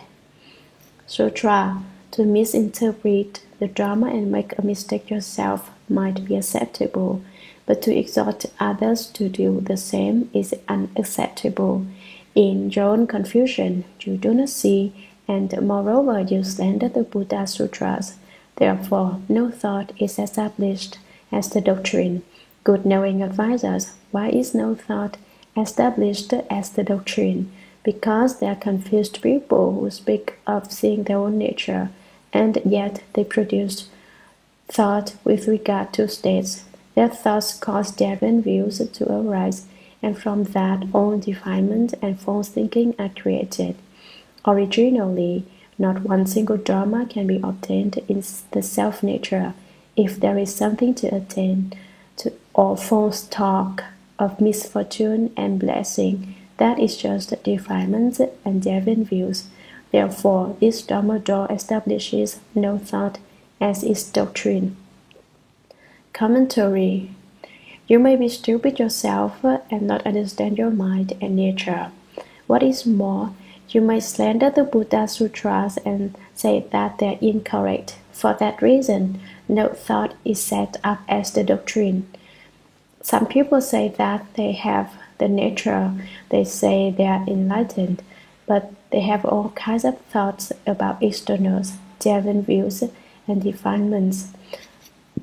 But your own clear, pure origin, the wondrous, bright enlightenment, nature has not one single dharma within it. It is the clear, pure source, the wondrous right true nature. Originally, there is not one single thing. Some people speak of misfortune and blessing, saying tomorrow you are going to die, unless of course you buy great Mary today and giving me $1 million. Hearing such talk, the big victim immediately buys some merit, and naturally he does not die. He claims that the prediction was certainly efficacious, but does not mention the fact that he was treated out of $1 million. Or someone says, you have great blessings, but you are off by just a little bit. If you create $1 million worth of merit, next term you can be president. The presidency the presidency is certainly cheap. If I buy it for $1 million, I still have several billion left, says the victim, and he buys the presidency. That is false talk of misfortune and blessings. It is defilement and deviant views. I will speak to you more about no thought, no mark, and no dwelling. Without a mark, where do you dwell? Without thought, what mark do you have? Isn't that right? No thought, no mark, and no dwelling. No thought is no production, no mark is no extinction, and no dwelling is the fundamental absence of production and extinction, of right and wrong. No thought, no mark, and no dwelling are the same as no right and no wrong, no good and no evil, no male and no female. Without deviant thought, how could there be male and female? This is truly marvelous. If you master this drama, there is no mark. Without the mark of self, who has sexual desire? Sexual desire is just a thought. Without thought, there is no sexual desire, and no mark of a self, and no attachment. Is this anything but true freedom and true liberation? No thought, no mark, and no dwelling, no movement, no stillness, no right, no wrong, no male, no female, no good, no evil. This is extremely miraculous. You need only use no thought, no mark, and no dwelling. Without a body, where do you dwell? Right? This is wonderful. You should investigate it in detail. Sutra. Good knowing advisors. Know means know what. Thought means thought of what. Know means no two marks, no thought of defilement. Thought means thought of the original nature of true suchness. True suchness is the substance of thought, and thought is the function of true suchness. The true suchness self-nature gives rise to thought. It is not the eye, ear, nose, or tongue which can think. The true suchness possesses a nature and therefore gives rise to thought. Without true suchness, the eye, ear, forms, and sounds immediately go bad. Good knowing advisors, the true suchness self-nature gives rise to thought, and the six faculties, although they see, hear, feel, and know, are not defined by the 10,000 states. Your true nature is eternally independent. Therefore, the Vimalakkhati Sutra says, if one is well able to discriminate all Dharma marks, then, in the primary meaning, one does not move. Commentary. The Patriarch addressed the assembly, saying, good knowing advisors, all of you with wisdom. When I say know, what is not? When I say thought, what is the thought of? Know means no two marks. Further, not even one mark. No thought means no thoughts of defilement, no defined, improper, deviant thoughts of sexual desire. Thought means the thought of the true suchness inherent in each of us. This is the Tathagata strong nature, the Buddha nature, you ask. Then, if there is no thought, is there no true suchness? No means no two marks. Thought means thought of the true such original nature. Thought arising from the true such self-nature is true thought. The eye, ear, nose, and tongue cannot think. True suchness is the kind spoken of in chapter 3, when your nature is present, the king is present. When your nature goes, there is no king. Although thought does arise, and seeing, hearing, feeling, and knowing do occur at the gates of the six organs, there is no attachment when you use your true suchness nature, because there are no deadened thoughts. The true nature is eternally independent. Because of the function of true suchness, you are well able to discriminate all Dharma marks. Even so, you are not attached to any state, and so in the final analysis, you do not move. Chapter 5 Sitting in Chan Sutra. The Master instructed the assembly. The door of sitting in Chan consists fundamentally of attaching oneself neither to the mind nor to purity. It is not non-movement. One might speak of becoming attached to the mind, and yet the mind is fundamentally false. You should know that the mind is like an illusion, and therefore there is nothing to which you can become attached. Commentary. Chan is not necessarily just sitting in meditation. One may practice Chan while walking, standing, sitting, and lying down. In his Song of Enlightenment, the great master Yung Chia wrote, "In Chan, while walking and while sitting, speaking, silent, moving, still, his body is at peace." If you know how, you can practice Chan at all times, not just while sitting in meditation, but do not become attached to the mind or to purity. Becoming attached to the mind, you have two minds, and becoming attached to purity, you have two purities. Do not think, "I will sit here and not move." Becoming attached to the mind, you have two false minds, neither of which is the true mind. The mind is an illusion. Why attach yourself to it? Sutra. One might say that to practice Chan is to attach oneself to purity, yet the nature of people is basically pure. It is because of false thinking that the true suchness is obscured. Simply have no false thinking, and the nature will be pure of itself. If an attachment to purity arises in your mind, a deluded idea of purity will result. What is delusory does not exist, and the attachment is false. Purity has no form or mark, and yet there are those who set up the mark of purity as an achievement. Those with this view obstruct their own original nature and become bound by purity. Commentary. Everyone's self-nature is basically pure of itself, but when you cling to purity, you add a head on top of a head and create two purities, a true purity and a false purity, and so you stray from the original pure substance. Though purity has no form or mark, you postulate a mark to it, and in so doing add a head on top of a head. When you consider that to be skill, you obstruct your original mind and nature. Cultivation is for the purpose of breaking attachments. You should not be attached. Sutra. Good knowing advisors. One who cultivates non-movement does not notice whether other people are right or wrong, good or bad, or whether they have other faults. That is the non-movement of the self-nature. Good knowing advisors, although the body of the confused person may not move, as soon as he opens his mouth, he speaks of what is right and wrong about others, of their good points and shortcomings, and so he turns his back on the way. Attachment to the mind and attachment to purity are obstructions to the way. Commentary. You cultivate non-movement. Non-movement of what?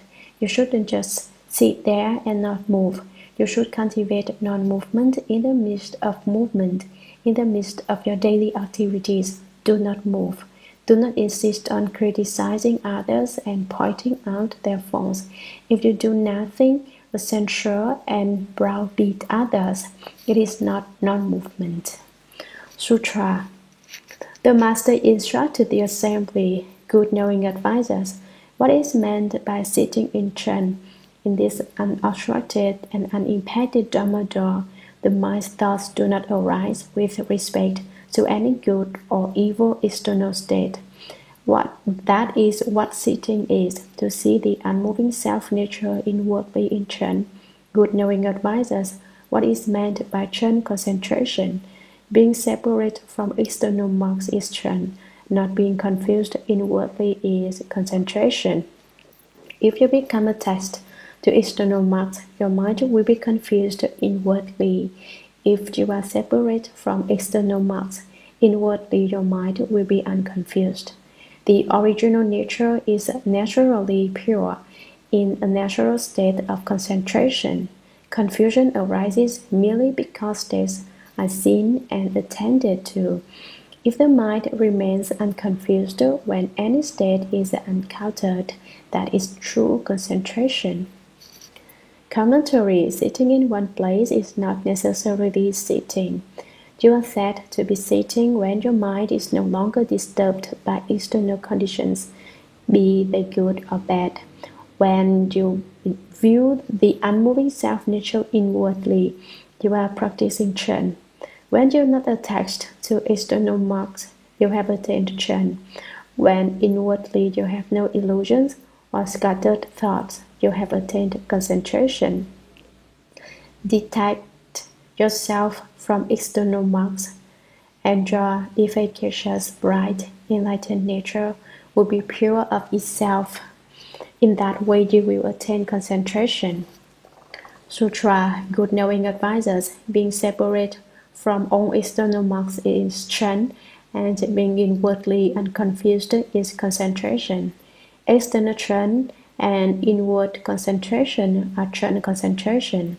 The Vimalakirti Sutra says, just then suddenly return and regain the original mind.